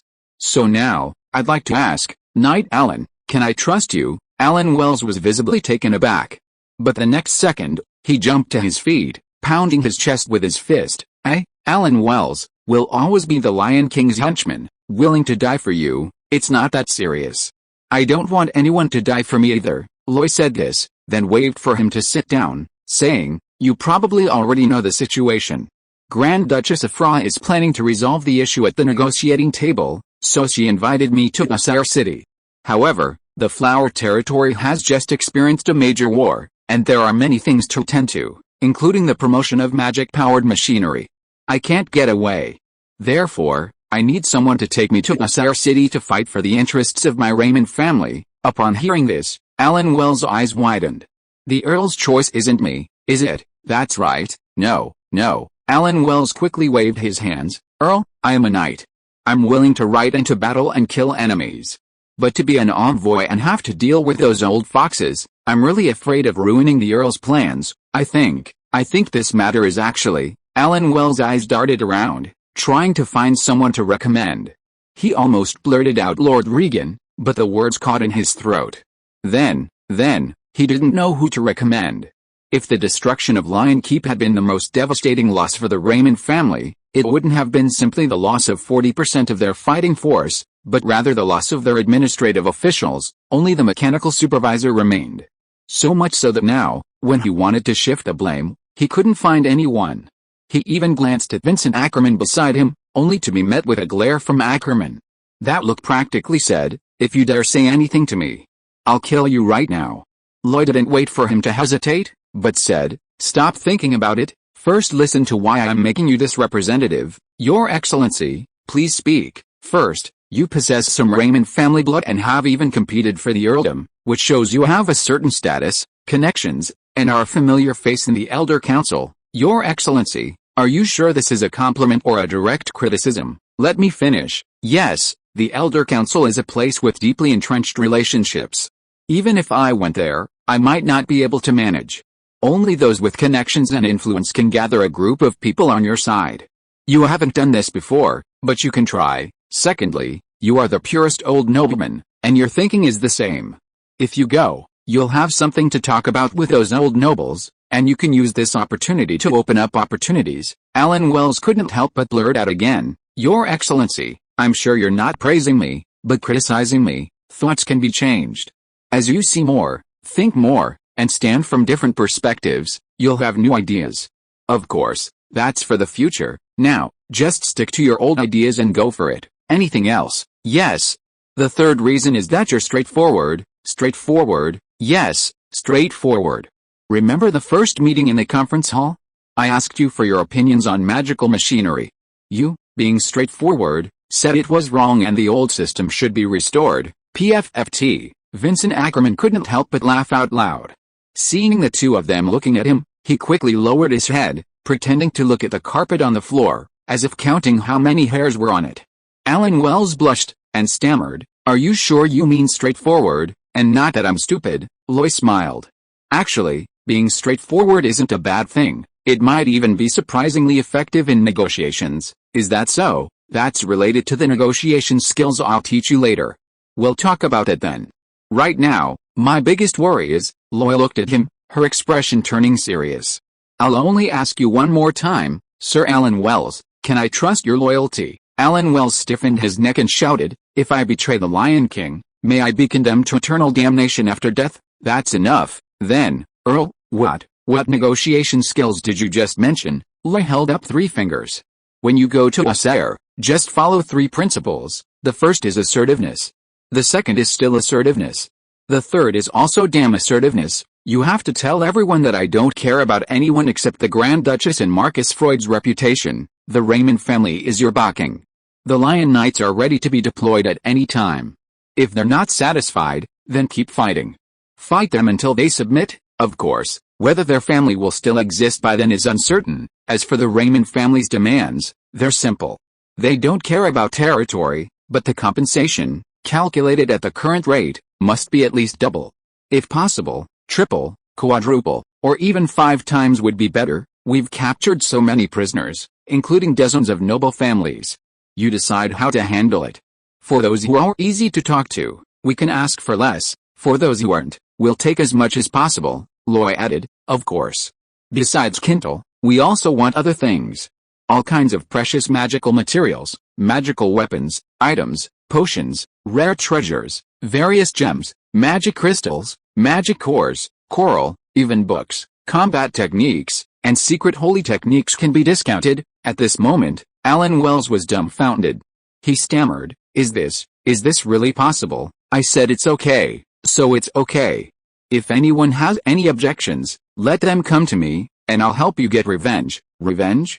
What do you mean by revenge?" "You misheard. I'll help you kill him." Roy then looked at Vincent Ackerman and said, "You'll come along too, but with Knight Alan Wells as the leader, you're only responsible for his safety." As she said this, Roy's eyes met Vincent Ackerman's, and she said firmly, "I will do my best." Suddenly, a voice whispered in his ear again, Just make sure he doesn't get killed." Vincent Ackerman breathed a sigh of relief and quickly nodded emphatically. Alan Wells spoke up, "Your Excellency, do you really think this will work?" "Absolutely. Just tell me, will you accept this mission or not?" I accept. This is urgent. Let's do it tomorrow. Prepare everything tomorrow, and then you can leave. Oh, and before you leave, come see me.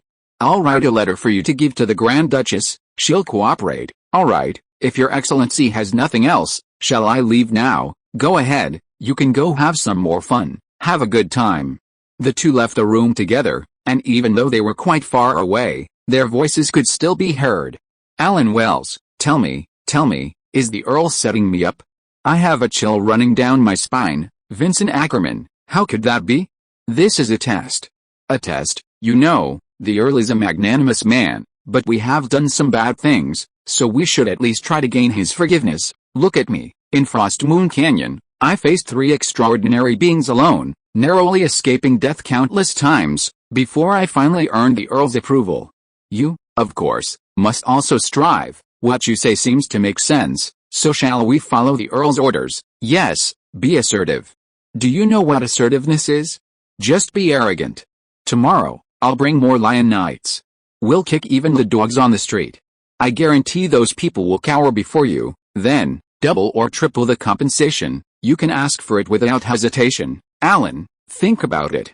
This battle was entirely borne by the Earl. It's been a long and arduous campaign, and the wealth spent is astronomical. The Earl has even taken things from his treasury. This time, won't he have to earn it all back? Have you ever heard of a family winning a battle and still having to pay compensation? That's a joke." Alan Wells suddenly realized, Yes, you're right. That's what we'll do." "Grand Knight Vincent, I've discovered you're really smart. Teach your brothers a thing or two. That's easy. But, have you forgotten? Being strong, yes, being arrogant. Let's practice first. Hey, not here. Aren't you afraid of getting beaten to death?" Third update delivered. Thank you to all readers of Ren Yang Hong for your continued support since the book's inception. Chapter 259, Absence Makes the Heart Blossom. As the two figures walked away, their voices naturally grew softer. Finally, someone in the study couldn't hold back any longer. I'm dying of laughter. Lilia emerged from a side room. She had clearly just taken a bath, wearing a white silk nightgown, but her exposed skin was even whiter than the clothes, seemingly radiating a porcelain-like glow. She clutched her stomach, laughing so hard she was doubled over, her two high, firm breasts trembling, making Luo Yi's eyes widen. But she didn't notice anything amiss. As she approached, she pounced on the sofa, her slender body rolling around. Loi, I never knew you could lie. Even the followers of the god of deception might not be as good as you. It's just powerful. Powerful, damn it. How did you even come up with that? And most importantly, Alan Wells actually believed it. Loi was somewhat exasperated by Lilia's laughter. He scooped her up and, amidst a gasp, held her tightly in his arms. Lilia quickly pressed Loi's hands down and asked, "Are you really going to send him to us as an envoy?" Loi couldn't help but shrug and said, "If I said that everything I just said was from the bottom of my heart, without any exaggeration, and was all the truth, would you believe me or not?" Lilia met Loi's eyes, hesitated for a moment, and then asked, "Are you serious?" Loi shifted Lilia into a more comfortable position and then slipped his hands inside her silk nightgown. One hand moved upwards, caressing the smooth skin, the other hand moved downwards, climbing up the fair, jade-like thigh. But this didn't stop Loi from explaining. This time, Grand Duchess Afra has personally intervened to resolve the conflict at the negotiating table. Logically, I should go. But the problem is, compared to going to Nasser to fight for interests, a series of reforms in the flower territory require my leadership. I can't leave. Then, after much thought, only Steward Hoover is the most suitable. Why Steward Hoover? He understands the rules among nobles, can fully represent me, implement my will, and has sufficient social skills and cunning. There's no one else, but the problem is, he seems to have more to do than you. That's the problem. The flower territory can't do without this grand steward. Besides him, I simply can't find a suitable person. With talents so scarce, I have no choice but to find another way, using some unconventional methods. Although Knight Ella Wells isn't particularly strong, even among knights, those as straightforward as him are rare. Let him do it my way. Maybe, well, there will definitely be twists and turns, but it will definitely break the established rules of those nobles. Then, it will also bring us more benefits. Lilia tilted her head and thought for a long time before finally uttering, "What you're saying actually makes a lot of sense, of course. Just you wait and see. In a few days, you might hear the story of the arrogant Knight of Ella, bravely storming the Elder Council of the Nobles, and those nobles will remember the bastard Count's unbridled behavior." Hey, the way you're saying that makes it sound like you're insulting yourself. Lilia couldn't help but let out a soft hum before she finished speaking, her face flushing red, looking incredibly alluring. It turned out that Luo Yi's hand had lightly caressed the peak of Jade Peak. Lilia's eyes were alluring. Loi, don't do this yet. I still want to talk to you about magic-powered machinery. Let me tell you, the processing machinery you asked me to research, the magic-powered machine tools, but, wait for what? When can't we research magic-powered machinery? Now, let's research matters of love and longing. Teacher Lilia, tell me first, have you missed me during this long separation? As she spoke, Loi had already picked up Lilia and carried her to the large bed in the bedroom. Soon, creaking and shaking sounds filled the bedroom, accompanied by plaintive cries, which finally subsided just before dawn. The next day, early morning, everyone at Lion Manor, from noble knights to guards and servants, got up very late, and the manor was in a mess. If this were any other day, Butler Hoover would probably have made an example of someone and carried out a major overhaul. Last night, everyone had been partying for too long, and the servants had been busy until late, so sleeping in a little longer this morning was only natural. However, what was unexpected was that Sir Alan Wells arrived early this morning, standing in the courtyard, wanting to see Loi. Even Hoover, a standard nobleman's head butler, looked at Alan with a hint of resentment. But he couldn't stop him, because Sir Alan had made it clear that the Earl had sent him in the morning. Butler Hoover could only knock on the door, only to see Loi open it with a resentful expression. But upon seeing Alan Wells beside him, he seemed to remember something. a hint of embarrassment appearing on his face. Because last night's passion had been too intense, he hadn't yet written a letter to Grand Duchess Afra. After dismissing the two, Roy quickly returned to his study. Sitting behind his desk, he first organized his thoughts, determined the key points he wanted to write, then had Deep Blue generate several templates, choosing the one that felt best. Swish, swish, swish, and the letter paper was filled with words.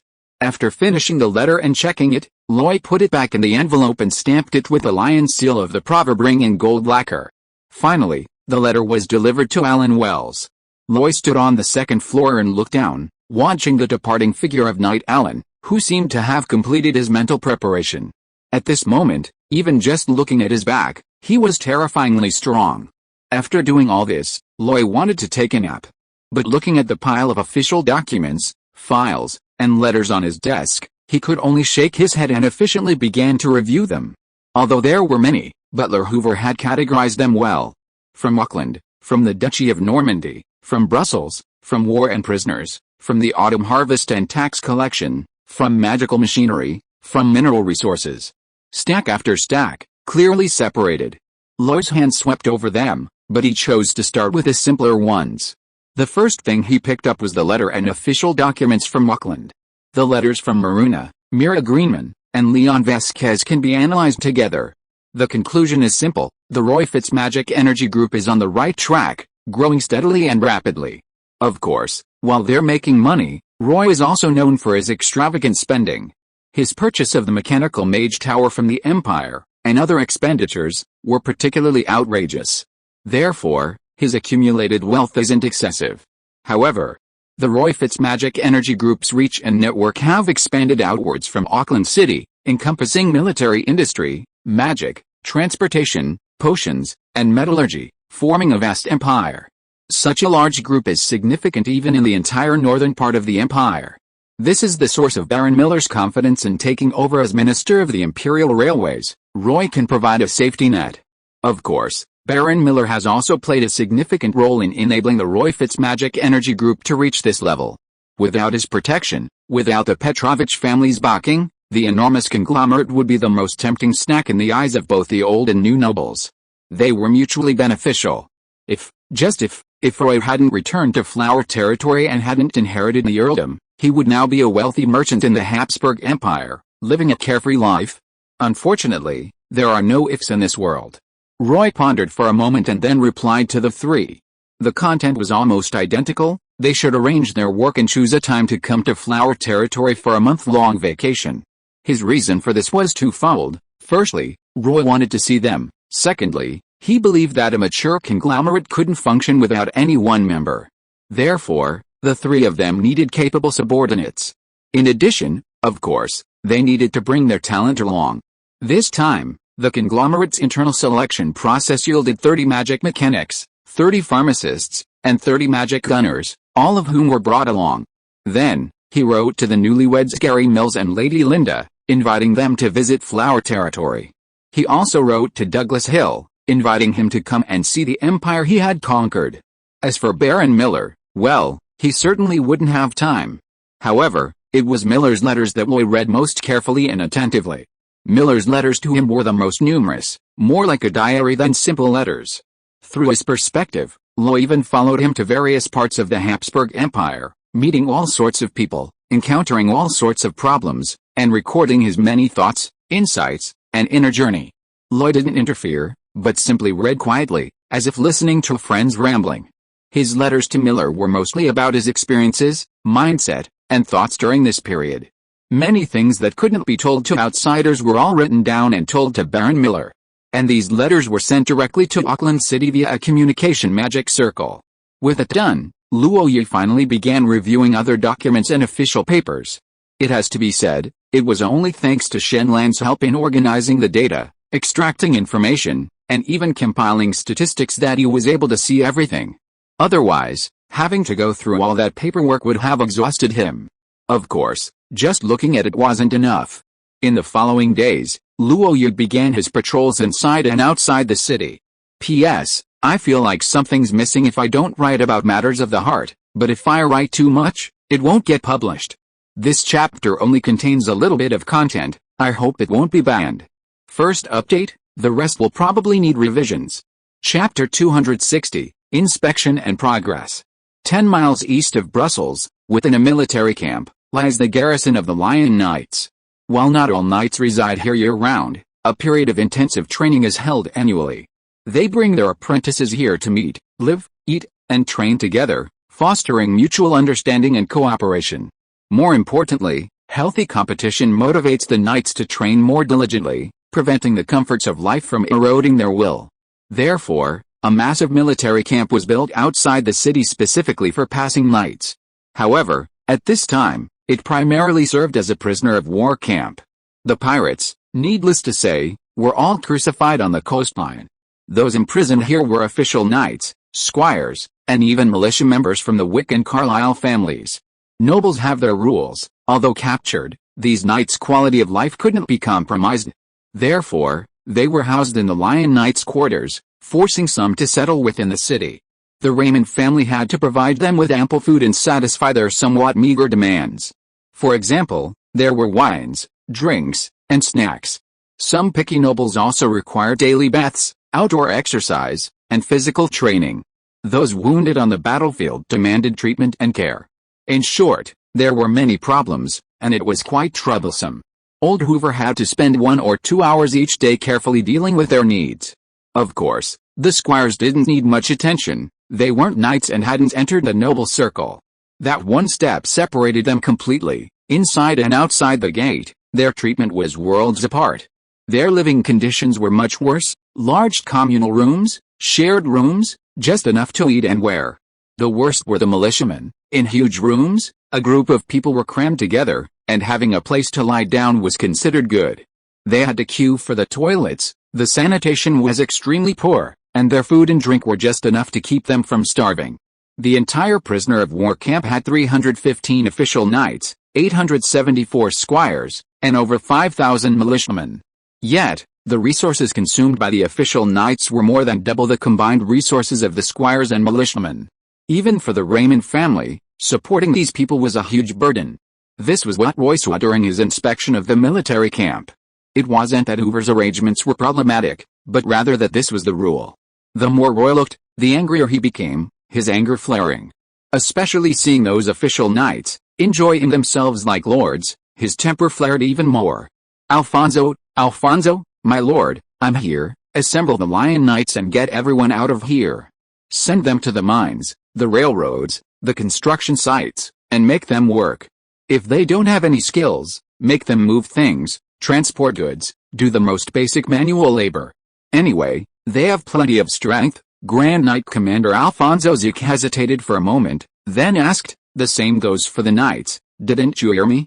I said everyone. Yes, sir. Butler Hoover, my lord, what are your orders? From today onwards, those who don't work will not eat, and those who work hard will eat more. All other privileges will be revoked. As for the militia, let them take a bath, eat dry food, and then go back to work. Yes, sir. Oh, and give them paper so they can write letters urging for the ransom. If they don't get an amount that satisfies me, let them keep working. I don't believe they won't be anxious. At Roy's command, the Lion Knights sprang into action. Most of the militia cowered, and the knights' squires dared not utter a word. But the knights started making a fuss. One of them, although he had been given a drug to suppress his fighting spirit, still looked like a third-tier transcendent being. He stared intently at Lloyd, his eyes filled with resentment. Count Raymond, you are trampling on the dignity of the nobility, an insult to the honor of us knights, and then? And then what can you do? Lloyd said indifferently, if you have the ability, you will win the war, and naturally you will have honor and dignity. Now that you have lost, if you don't want to die, you'd better do as I say obediently. Otherwise, you will lose not only dignity and honor, but also hunger and beatings. Of course, you can try to escape. Anyway, you are all on record. If one of you escapes, I will go after your family. If I can't find your family, I will go after your family's superior nobles. So, don't drag your feet, obediently pay the ransom and get out of here as soon as possible. Otherwise, I'm afraid that if I see you too many times, I won't be able to resist killing you. As he said this, Lloyd turned around and looked at the assembled knights, saying, you have seen my attitude, so you know what to do next, right? The knights shouted in unison, yes, sir." Then, when they looked at the group of captured knights, the mockery in their eyes could no longer be concealed. Luo Yi left without looking back, finally uttering only one sentence, "It's all because they're spoiled." Inside the study, Daisy Wick looked at the list in her hand, her expression extremely grim. She said, "My lord, isn't it too much?" Loy ignored her expression and said nonchalantly, "One of my knights said the other day, how can you win a war and still lose money? I think that makes a lot of sense. So, Sir Daisy, I haven't sent troops to occupy a single inch of your Wick territory, and I've even exercised restraint, without looting. Tell me, is asking for a higher ransom excessive? But, this is 3 times what my Wick family calculated. That's 3 times the amount of gold. It's really, if you can't gather the full amount, you can use other substitutes. I'm not picky. Gems, jewels, magical materials, fine weapons, anything good can be discounted." Loy spoke casually. Daisy's chest heaved, the specially made armor already highlighting her curves, now appearing even more imposing and voluptuous. After a long pause, she finally said, "My Lord Earl, you're even more greedy than those dragons. You started this war, and I won. I should at least reap some rewards, right? My Wick family has some strength, after all. Don't you want to cultivate a good relationship? We could be allies in the future. Come on." When Marcus Carlyle died, those 2 allies didn't do anything. So, allies are the most unreliable. You have to rely on yourself. Loy finally lost his patience. He said, "If you can't make the decision, then go find your grandfather. Also, I'll give you a suggestion. Wake up. My asking price won't change, but you can find other ways to make up for it." "You mean the Carlyle family?" Yes, what? If open methods don't work, then try covert ones. Unfortunately, your grandfather doesn't have any ideas. The Carlyle family's main branch is indeed powerful, but distant water can't quench a nearby fire. If you're fast enough, it'll be over by the time they arrive. Alright, go on. I really don't want to talk to you anymore. Oh, by the way, tell your grandfather that if he wants to do something and wants my Raymond family to support him, that's fine too. But, that's a different price." Inside the Lion Manor, at the half-built mage tower, dozens of mages were busy, chanting spells or waving wands, elegantly conducting music. Building materials, as if marked, automatically flew to fixed positions and fell. Then the mages cast spells, using fossilized mud to bond them together, and then using mud-turned stone to stabilize them. They also had to adjust the magic runes within, communicating and linking them to form larger and more complex magic runes. An old mage with a white beard sat cross-legged on a magic carpet, radiating powerful magic that communicated with a magic array of the entire mage tower, constantly fine-tuning itself amidst the vibrations. This mage tower would be completed in just 4 or 5 days. Although the interior decorations still needed further refinement, the main structure was finished, and the operation of the elemental pool meant that the mechanical mage tower was ready for use. At that time, Lilia would no longer need to travel to the magic energy factory outside the city for cultivation or research. Loy climbed the stairs step by step, finally standing on the edge of the 6th floor. One more step forward, and he would fall. But from this height, he could take in the entire city of Brussels. A jade ribbon stretched across the city from northeast to southwest, with 3 floating bridges spanning it, countless people bustling about, their noise constant. Low-rise buildings lined up one after another, stretching to the end, the streets like lines through a painting, pedestrians like ants weaving along the lines, seemingly strung together. The idea was strange, but that's how it came about. Loy couldn't help but smile, turning to look at the Imperial Ambassador, Lord Robin Waters, beside her. "The view from here is truly magnificent," she said. "The Mage Tower is complete, you can see it whenever you want." Loy turned back, earnestly pounding her chest with her fist, and said, "This time, I thank the ambassador for his help. I will remember everything, whether it's the Mage Tower or the events on the Silver Sea." Lord Robin Waters took a step back, mimicking Loy, and pounded his chest with his fist as well. "I also must thank you, Lord Loy. Because of you, the Empire's plans didn't completely fail. More importantly, you saved my career." He paused, then added, "However, Earl, you fought these 2 battles brilliantly.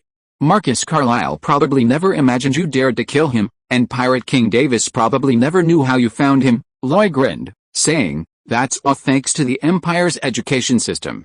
If I hadn't studied in the Empire, I wouldn't have broadened my horizons, let alone achieved what I have now. That's right, the Empire's systems are far ahead, and Hohenzollern III is as great as a god. Lord Robin Waters paused, then rubbed his hands somewhat awkwardly, saying, "There's something else between us." "Why, so polite?" "I heard that your excellency captured the magic ship of the mist pirates, but didn't find anything." Loy's eyes flickered.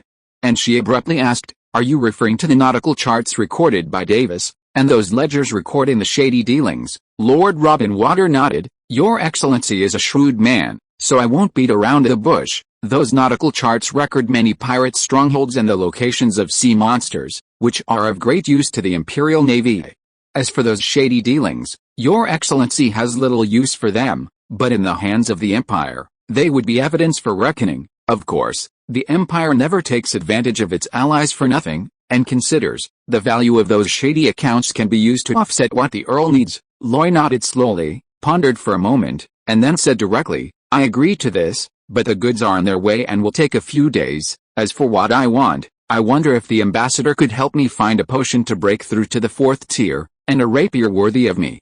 You know, my main weapon was taken away by that half-dragon. It was unavoidable." "What about the 4th tier potion? My captain of the guard, Oliveira, uses it. I believe you should know him." "Ha ha ha, if that's all, then I can agree to it now." 3 miles south of Brussels, there was a well-built train station. Though not large, it was complete and quite elaborate.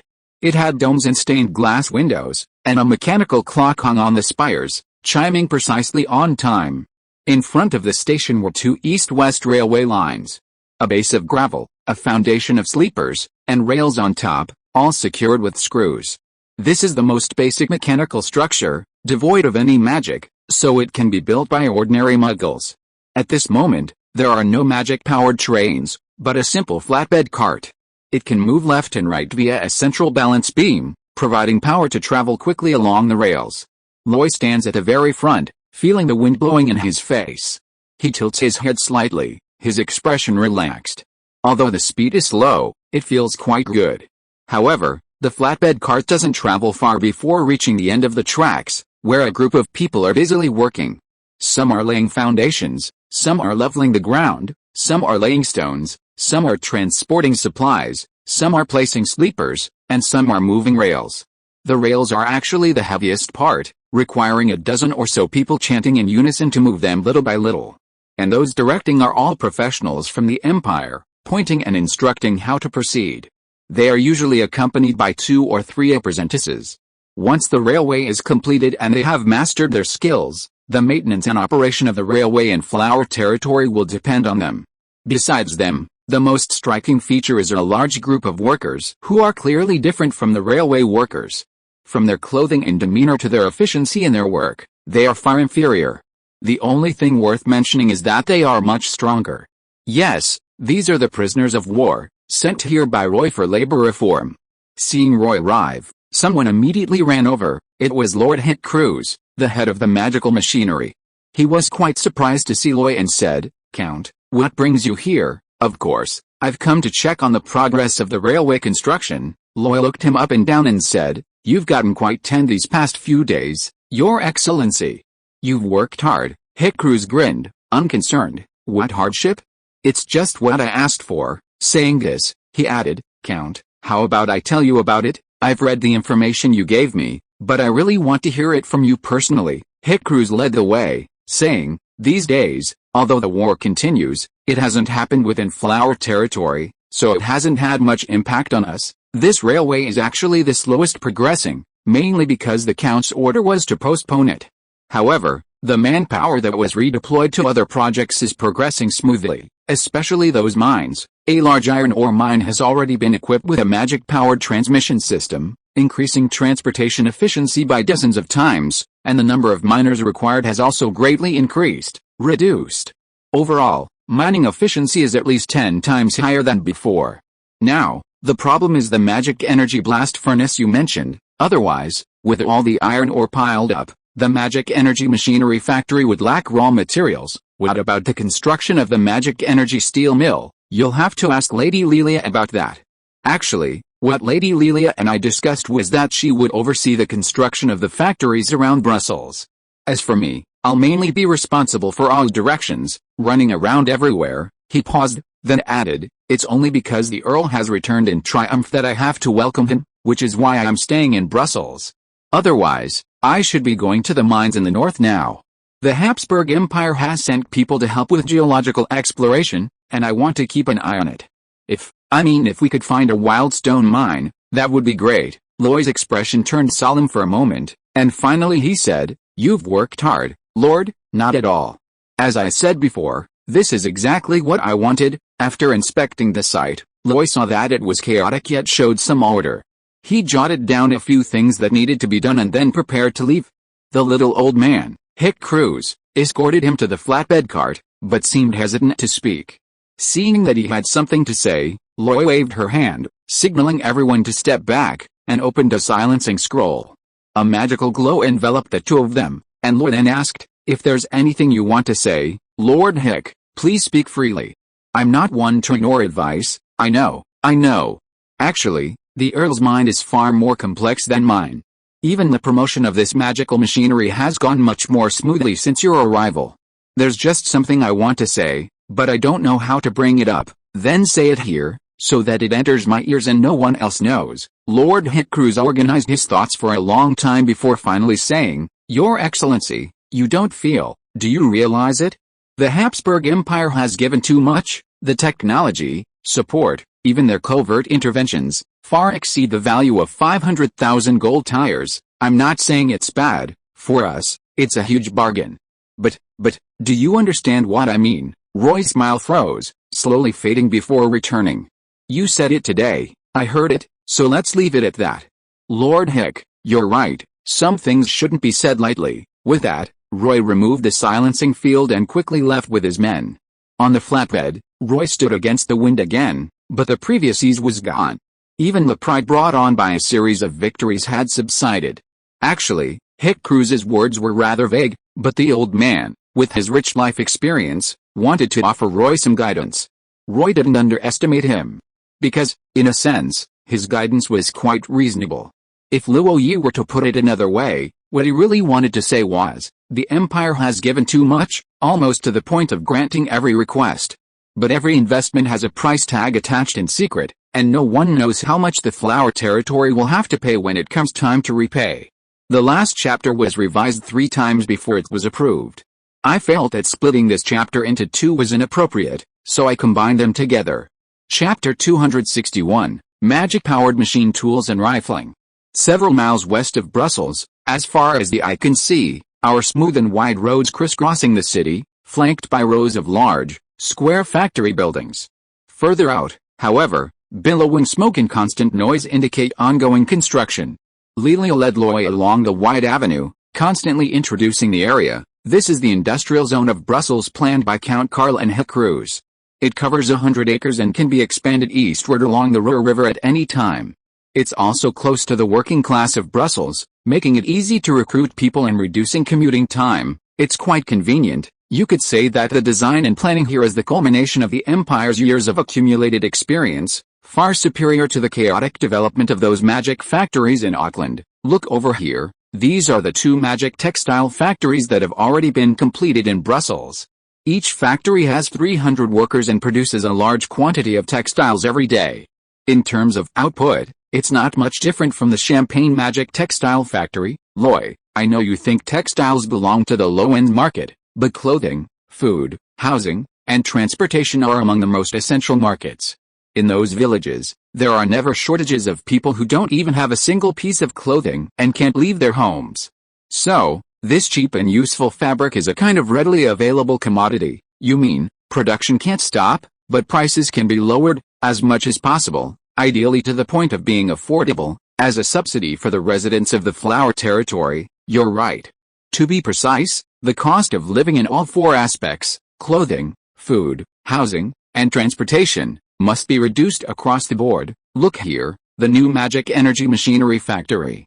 It only produces one product, the Magic Energy Forging Machine. The employees here are all from Auckland City. They're all skilled and work with ease. So far, they've manufactured 5 third-generation Magic Energy Forging machines, but none have been exported. They've all been used domestically. Currently, Due to the shortage of raw materials, the scarcity of blacksmiths, and the lack of manpower, increasing production capacity will likely be a long road ahead. However, I've also made arrangements for employee training, following your previous model. I've assigned 5 assistants to each skilled worker, requiring them to teach mechanical knowledge. After get-off work, there are also special literacy classes and basic meditation courses. In the spacious workshop, only a small area is actually utilized. 30 blacksmith forks stood out, with a group of blacksmiths shirtless, busily hammering and forking away. Nearby, 10 magical mechanics were relatively more relaxed, mainly because there weren't enough parts, limiting their workload. However, they weren't idle. They were instructing a group of 15 or 16-year-olds.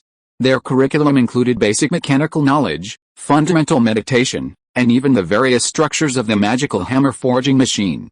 The teachers were dedicated, and the students were attentive, because, according to the rules set by Loy, their bonuses were directly tied to their performance and abilities. Besides them, another group lingered. Dressed in robes, their strength varied, their eyes filled with curiosity. Some listened to the lessons, some examined the parts, and some hovered around the half-assembled magical hammer forging machines. These were mages from Lady Palacios's Mage Tower, who had distinguished themselves in the previous battle at Frost Moon Canyon, firing cannons with great skill. As a result, many of them had developed an interest in magical mechanics. Back in Brussels, they found themselves enjoying strolling through the industrial district. Lelia, wanting to attract talent, naturally let them observe. The arrival of Roy and Lelia drew gasps of surprise. Everyone stopped their work, intending to bow in greeting, but Roy waved them off, telling them to continue their tasks. After another round of observation, Roy left a machine factory and entered the secret medicine factory. This factory operated differently from the magic-powered machine factory. To ensure the secret formula, each step was conducted separately. The sorting, cleaning, drying, and grinding of each raw material were handled by different people. Only after the materials met the required standards were they sent to the final workshop, where the core apothecaries brewed the secret medicine. This factory produced not only soothing spices but also the Roy Fitz warrior's secret medicine. That dark ointment had saved countless lives in this war and received unanimous praise from most knights. Most of the secret medicine factory was filled with various herbs drying in the sun, and many people were busy sorting and picking them. As Loy and Lelia entered, they were greeted by a strong medicinal aroma. The various scents mixed together created an unusually strange atmosphere. Lelia continued, compared to starting from scratch with magical machinery, this secret medicine factory is much simpler. We use the brought apothecaries as the core, trained the recruited personnel on only a portion of the knowledge, and then the factory was built. Most importantly, the flower territory has a suitable environment, abundant vegetation, and plentiful raw materials for secret medicines, naturally supporting large-scale production. If I remember correctly, the warehouse should already contain at least 50,000 doses of soul-soothing incense and no less than 3,000 boxes of warrior's elixir. I know you have a great use for these, so I haven't let them touch them except for a small amount. However, the wild secret medicine materials are limited, and harvesting them is difficult. If we want to expand the scale, I'm afraid we'll have to use the method you mentioned before, something called artificial breeding. Excellent. Excellent. This secret medicine factory is quite well organized, but personnel training must be done well. Expanding production always requires specialized talent. Lelia rolled her eyes. You're back now, and I still have to worry about these things. I think you're managing it quite well, but I don't like it. I need to research magical machinery and cultivate. I don't want to be distracted. All right then, come on, let's go. I'll take you to see the construction of the magical steel mill. Okay, the construction of the magical steel mill was a different story altogether. This wasn't originally part of the cooperation with the Empire, not to mention that everything from the principles to the design was done by Loy, making it unique. After receiving the blueprints, the Empire was quite interested and even assigned some people to study and experiment with them. The reason was simple. Even the Habsburg Empire was limited by its steel production. If this magical steel furnace could greatly increase steel production, even the Empire would have to get involved. Loy's project was a pilot project, and the Empire had indeed sent quite a few people for it. So, although this massive project took the longest, the progress was actually quite fast. What Loy saw was that the main structure was almost complete, with a huge blast furnace standing tall like a chimney. However, these weren't the most important things. The most important thing was that Lelia had her own laboratory here. It was a separate workshop, with a universal power machine right at the entrance, and gears and connecting rods of varying sizes suspended in midair. The floor was paved entirely with lapis lazuli, and the flowing magic made the inscribed magic runes shimmer, like beams of fluorescent light. This scene reminded Luo Yi of what she had seen when she first entered the magic textile factory in Xiangsh, a sense of grandeur and awe brought by the beauty of machinery. Of course, what shocked Luo Yi the most was actually the deepest part of the factory, where a horizontal magic machine tool lay quietly. It was over 3 meters tall and over 6 meters long, looking top-heavy, with all the major parts on the left side, and a 3-jaw chuck that appeared unusually large. In the middle were the slide rails and lead screws, the tailstock was a top cone, and in front was a cutter head that could move back and forth. The entire machine was covered with lapis lazuli, layers upon layers of interwoven magic runes, the shining light dazzling and dizzying. Luo Yi stammered, It's done? But why make it so big? That's because it's my first time making one, and I don't have much experience. I didn't expect that achieving your so-called precise control would be so troublesome. So, I could only keep increasing the size, adding more lapis lazuli, and connecting it with more magic runes to achieve various surprising operations. This one is just a test machine, and it still has many flaws. But, Luo Yi pressed, but what? But, the effect you wanted to achieve has been achieved. At this moment, Luo Yi's eyes finally lit up, surprisingly bright. He asked, So, you really processed the rifling? There are finished products over there, you can go see for yourself. Luo Yi's gaze swept over a cluster of round tubes. He took a step forward, and in a flash, he appeared beside the tubes. These round steel tubes varied in thickness, some as thin as the barrel of an ordinary magic-powered pistol. Others were over 100 millimeters thick, perfectly usable as the barrel of a magic-powered cannon. With a swift touch, Roy could feel the intricate spiral grooves inside the steel pipe. Those were rifling. Guns and cannons with and without rifling were on completely different levels. Whether it's a bullet or a shell, it's affected by wind resistance in midair. Even a slight deviation would distort its trajectory, making it impossible to hit the target. However, if the bullet or shell could spin during flight, it would maintain a relatively stable trajectory upon exiting the barrel, achieving a greater range. However, these spiral grooves on the inner wall were notoriously difficult to manufacture. The difference between second-generation and third-generation magic cannons, between standard firearms and master-crafted ones, lay in the presence or absence of rifling. Previously, only second-tier or higher mechanical mages, even Lelia, could create such rifling using magic. Only skilled craftsmen like Douglas Hill could hand-mold it with magic. The inefficiency was unimaginable. But now, Roy had a stable and efficient manufacturing method. All that's needed is a magic-powered mechanical machine tool and a mage apprentice-level machine tool operator. Kavenka is amazing, there's more to come. Chapter 262, Raymond Magic Group. After so many years of development, the Habs Empire possesses a massive workforce of mechanical mages, a number far beyond what Luo Yi could even imagine. However, even with such a large number, they couldn't possibly dedicate too much energy to repetitive production processes. For example, a peak second-tier mechanical mage, doing nothing but hand rifling all day? One rifling after another, day after day, forget about being busy, no mage could endure that. Therefore, machining machinery became essential. The magic-powered hammer forging machine was nothing special, at best, it was just a large iron hammer driven by magic energy. Yet, even so, it was still highly sought after by certain individuals within the empire. And this time, a magic-powered machine tool capable of rapidly turning and rifling was what the Habs Empire urgently needed. Luo Yi believed that as long as the news was released and the product was manufactured, it would definitely attract the empire to purchase it. Of course, the idea was good, but implementation would still require time. Mainly, while a prototype existed, miniaturization, integration, and resolving some obvious problems still required considerable research and optimization. Besides, training machine tool operators is no easy task. All of this takes time. However, Loy still asked Lelia to collect as much existing data as possible for him, so he could have Deep Blue do some calculations and optimizations. He couldn't do anything about the magic energy control system, but he could help with the overall layout, appearance, and mechanical stability. After touring the industrial area of Brussels, it was already afternoon. Lelia didn't want to go back with Loy, so he had to leave alone. In the carriage, Loy sat quietly, listening to the rumbling of the wheels and the swaying of his body, but he was somewhat lost in thought. These past few days, he had traveled almost all over Brussels, conducting on-site investigations of various aspects, including railways, factories, personnel, and management, thus gaining a more intuitive understanding of the promotion of magic energy machinery in the flower territory. If before he had only seen data, things on paper, now he had met all sorts of people, gained a deep understanding of the territory's current situation, discovered many problems he had never considered before, and had more ideas.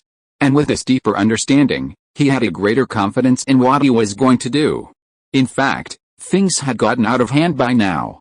As the carriage approached Lion Manor, there was already one more person inside. Loy waved, "Don't stand, sit down, sit down." Aang didn't hesitate and sat down opposite Loy, bowing with a straight face. "Greetings, Your Excellency." Loy rolled her eyes and slapped him on the head, saying, "You can learn anything from Teacher Oliveira, just don't pick up this cold attitude, it makes me uncomfortable." Aang immediately forced a big laugh. "Master, it's been a long time since we last met. I was afraid we'd become distant, so I was going to act more serious." "Serious my foot. If you hadn't shamelessly pestered me back then, would I have even paid attention to you? Would you be where you are now?" After a pause, Loy asked again, "Have the underground gangs in Brussels encountered any troublesome figures after uniting?" Aang shook his head. "No. To be precise, it's not that they haven't. But the destruction of Lion Castle scared away all those hidden ones. So, the power vacuum actually gave me an advantage, as I didn't encounter any decent resistance." After a pause, Loy's expression became serious. "What about the deployment of the undercover agents? These successive battles have given me an opportunity, so I've arranged everything I could find. Have those people made any unusual moves lately?" "Not yet." "That's good, that's good." Loy relaxed again and said, "Keep a close eye on Professor Oliveira. If he needs anything, just ask Butler Hoover for it. Tell him I'll be waiting for him at the manor when he returns from his breakthrough." "Yes." The carriage stopped. They had arrived at the manor. Loy jumped down, and Butler Hoover greeted him. At this moment, he was no longer relaxed in the carriage. Instead, he exuded a powerful aura, like a lion. "Is everyone here?" "Yes, everyone is here." "Then let's go." The war ended several days ago, but the military achievements haven't been announced yet. My vassals and knights are probably already grumbling about it. It's time to deal with them. With that, he strode forward. His direction was the meeting hall of Lion Manor. Today, the Lion family's meeting hall was somewhat different. Although it remained dark, cold, and the tables and chairs rough, the candles had been extinguished. In the place were magical crystal lamps. The construction of the Mage Tower was equivalent to having an endless source of magical energy. With magical energy, using tools like crystal lamps became much easier. At this moment, 2 lamps hung on each side of the meeting hall, illuminating the small space. The benches were already full of people, all vassals and knights of the Lion family. Loy wasn't there, and they seemed quite relaxed, chatting amongst themselves or whispering amongst themselves, all wondering what the meeting was about. Most guessed it was about rewarding merit. This was to be expected. The knights who had performed well in the battle were already looking forward to it, while those who hadn't performed well secretly vowed to hone their physiques for the future. Besides this, the most noteworthy thing was that a whiteboard stood in front of the benches, marked with some black charcoal pencils. Clearly, something must have been written on it, but it was completely obscured by a black cloth. At that moment, footsteps approached. The crisp sound of leather boots striking the ground amplified through the corridor, making it exceptionally clear to everyone. They felt the footsteps were firm, composed, and seemingly fearless and unstoppable. Hearing the footsteps, all the noise subsided, everyone's smiles vanished, they sat up straight, their gazes shifting to the side, awaiting the appearance of their lord. Loy entered the meeting hall under their watchful eyes. Having done this many times, he could remain calm and unperturbed even under the scrutiny of many. However, the steward Hoover behind him, despite his resolute character, ultimately had limited strength, and under the gaze of so many powerful knights, his breathing became momentarily disordered. Only after taking his seat did Loy receive a stack of ledgers from the steward and place them beside him. Pressing the ledgers, Loy looked at everyone. Because of the lighting, everyone could see his expression, and he could see everyone else clearly. He patted the ledger and said, "I know everyone has been waiting for a long time. Rewarding those who have contributed is the first thing to do after a war. However, due to certain reasons, I delayed it for a while to make final plans. Seeing that everyone remained silent, he continued, the credit for this great battle was tallied by the 3 Grand Knights, Alfonso Zeke, Thordine, and Vincent Ackerman. It was then reviewed by Steward Hoover, and only after confirmation was it reported to me, which I have approved. Since this wasn't territorial expansion, you don't need to worry about land. However, everything else will follow the old rules. You can use your military merits to apply for what you want, such as titles, secret knowledge, advanced breathing techniques, extraordinary combat skills, magical inheritances, potions, magical weapons, items, etc., anything the Raymond family possesses, and if you have enough military merit, you can exchange for it. Aside from the Habsburg Empire, in other kingdoms of the Old World, various secret knowledge, inheritances, breathing techniques, and extraordinary combat skills are all extremely valuable. They are even deliberately isolated by the social circles established by nobles to maintain their immense advantage.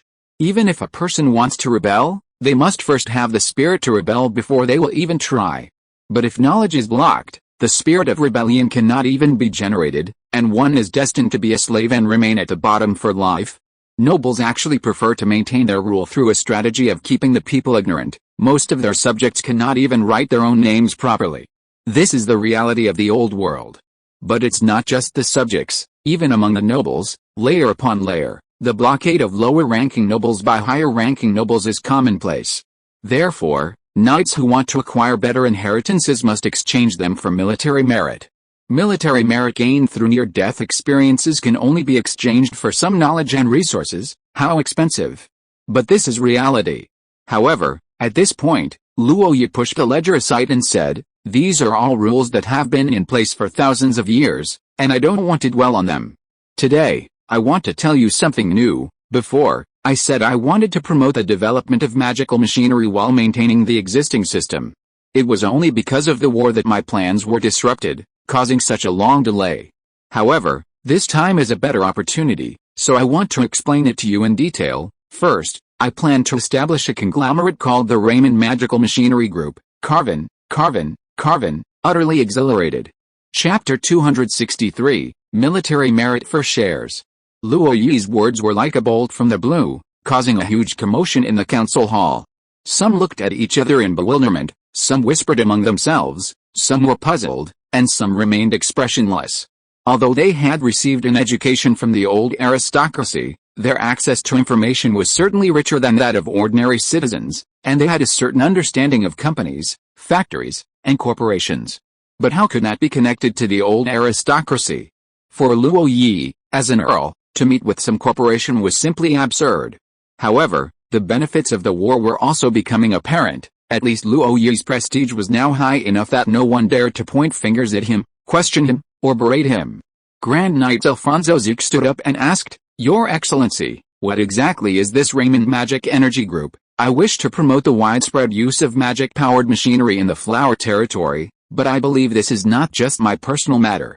It's something that you, and indeed all the citizens of the Flower Territory must participate in.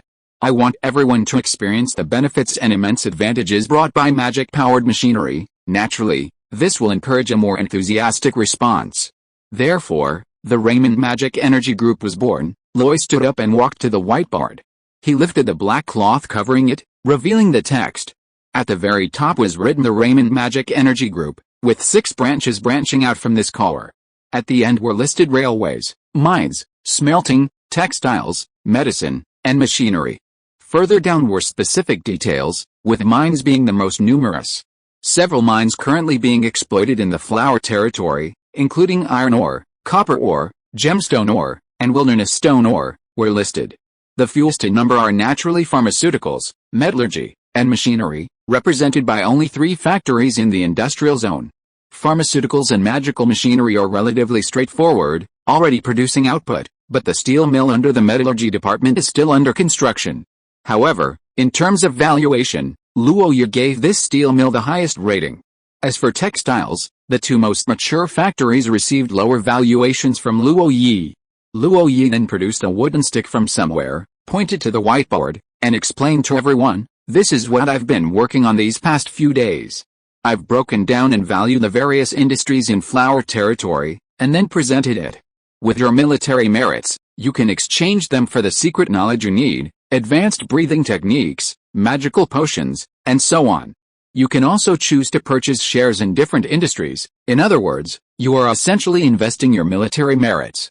As the industry grows, after deducting operating costs, the remaining profits from each year will be distributed to you as dividends according to your shareholding. In other words, as long as you invest, you are essentially original shareholders of these industries. There's a saying, all the world's hustle and bustle is for profit. Why do the old nobles insist on clinging to their titles and territories?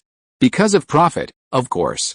Even the lowest-ranking knight, guarding a village like knightly territory, lives a life of luxury, with servants attending to their every need. Ask them to easily relinquish their land and people, just empty words, and they'll fight you to the death. However, when you can bring them greater benefits, and then ask them to give up their land and people, they will weigh the pros and cons. Except for a very few greedy ones, they'll likely make the choice that benefits them. This is Roy's method, still the simplest way to divide the pie.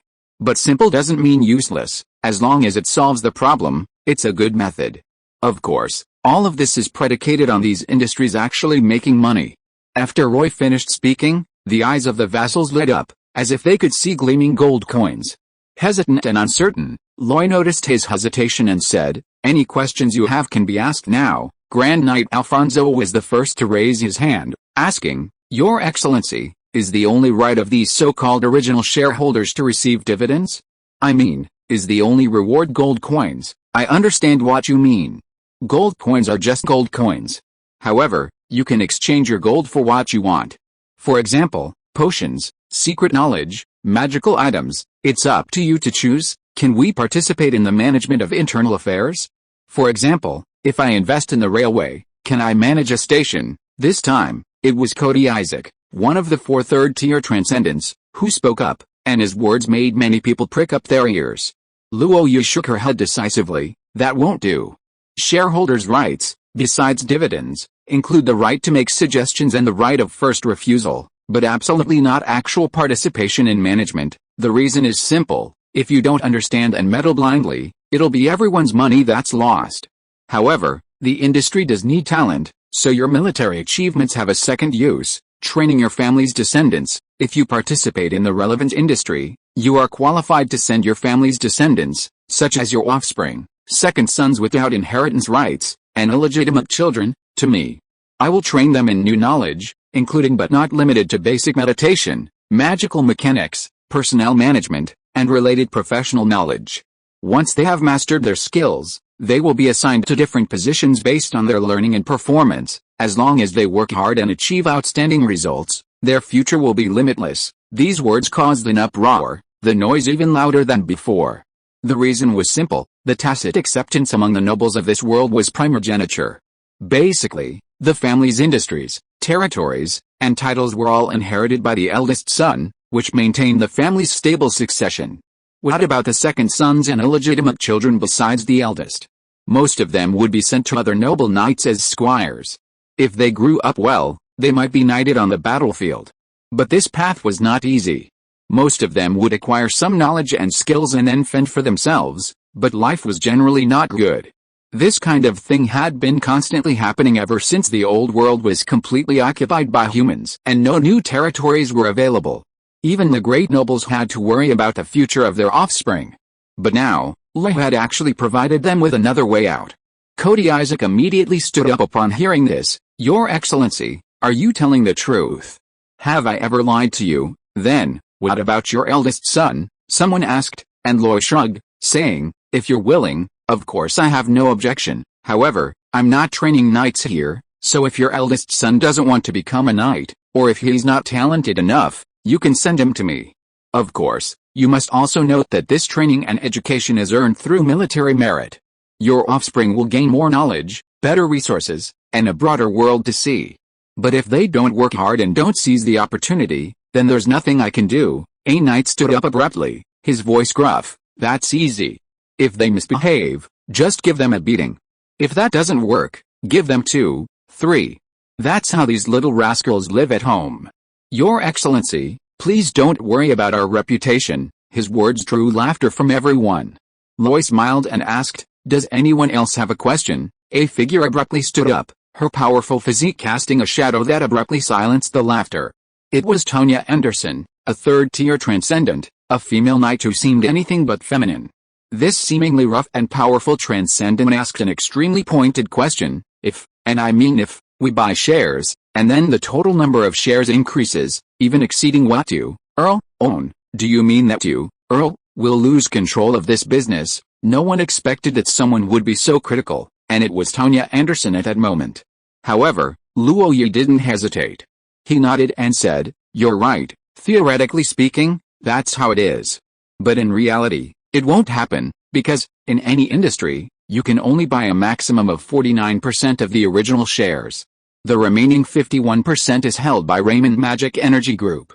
In other words, I have absolute control. Moreover, for the industries I control, I can guarantee their profitability and growth, but if they ever fall out of my control, they'll cease to exist. If I buy them, can I trade them? Of course, that's your prerogative. But remember to pay a premium.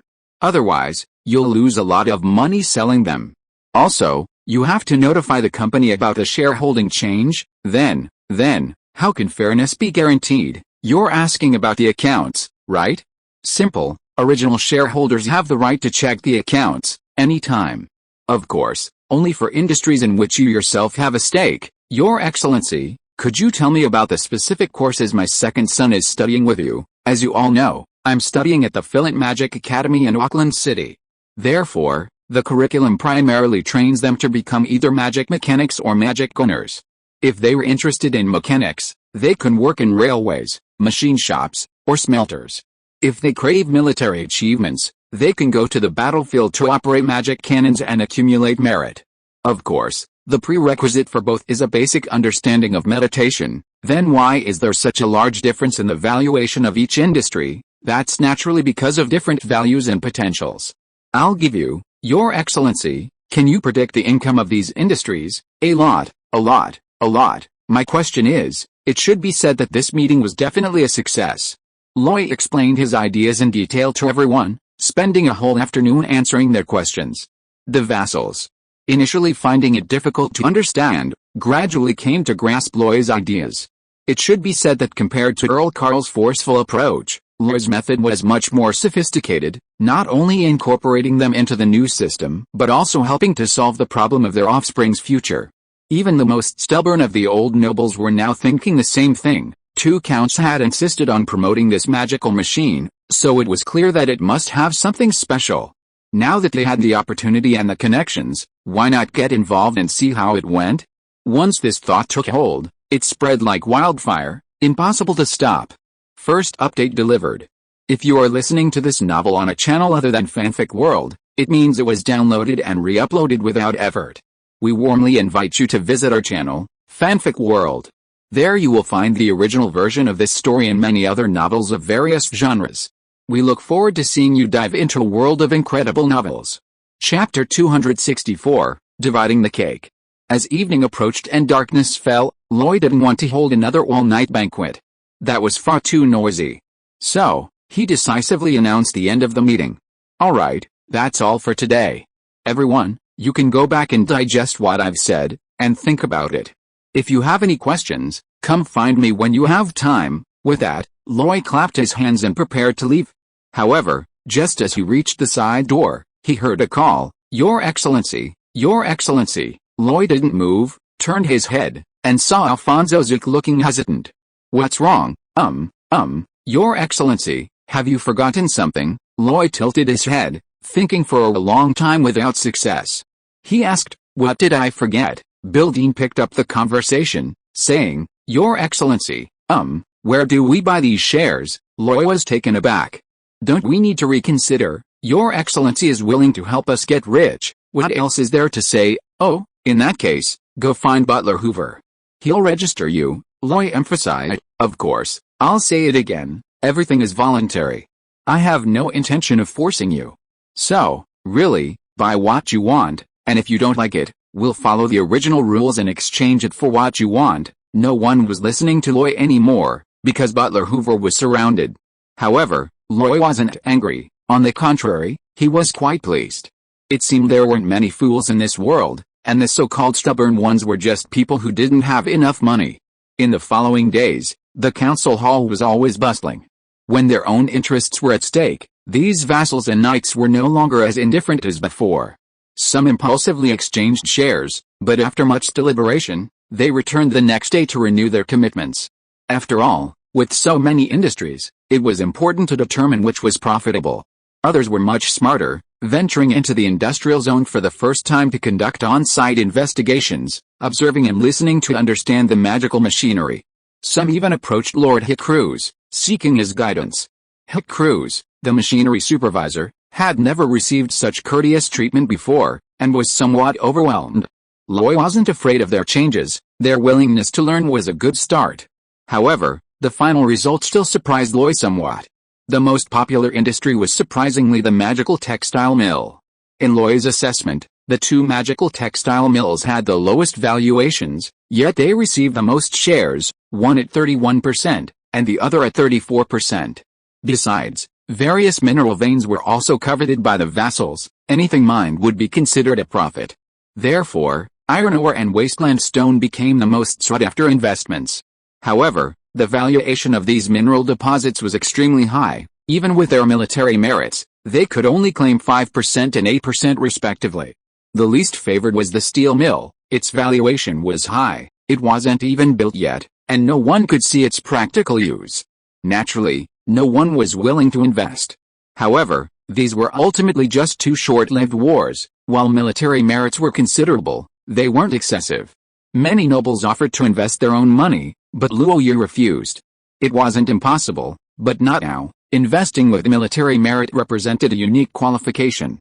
In addition, there were others outside the city, such as Vincent Ackerman and Alan Wells, who also had military merits but weren't in the city. They would have to wait for their return. These didn't actually affect the overall situation. In terms of results, Luo Yu had already taken the first step in changing the social class of these people. Of course, they weren't all of them. 3 days later, the shareholding situation was basically settled, and the dust was finally settled. As for the children and illegitimate offspring of each family, it would take some time for them to gather in Brussels. Meanwhile, Loy invited Iron Knight Phil and Flame Sword Saint Otto over again.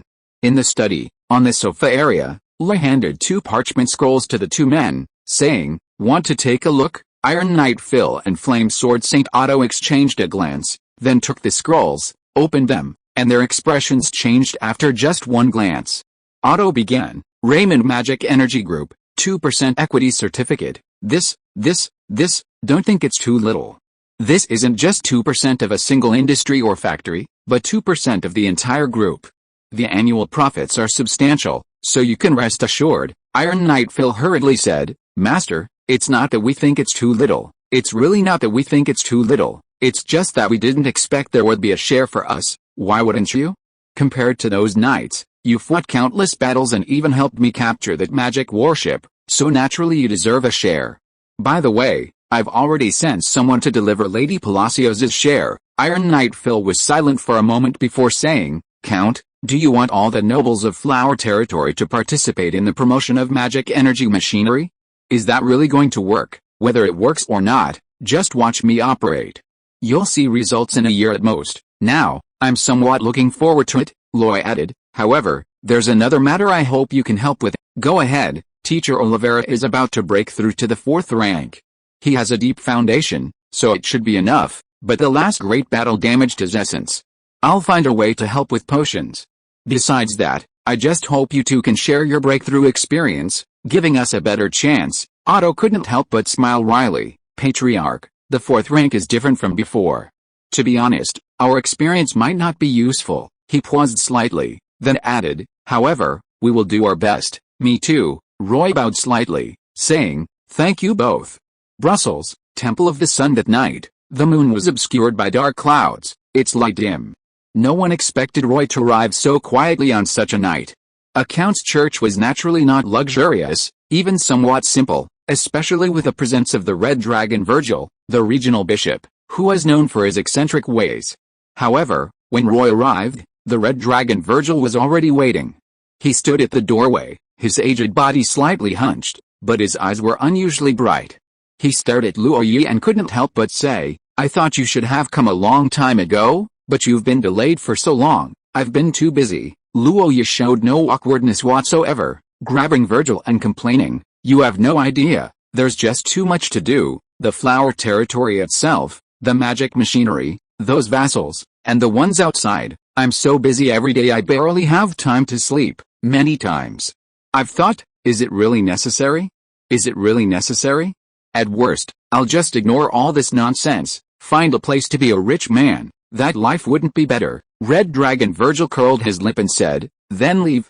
If you really leave, I'll admire your ability to let go." Luo Yi collapsed. "It's precisely because I can't let go.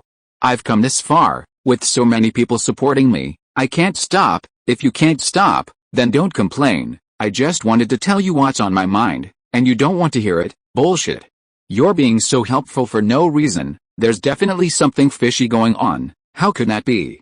I came to fulfill my promise." With that, Lui handed over a parchment scroll. "Would you like to open it and take a look?" As they spoke, the two walked deeper into the Temple of the Sun, and, guided by Virgil, entered what appeared to be an ordinary room.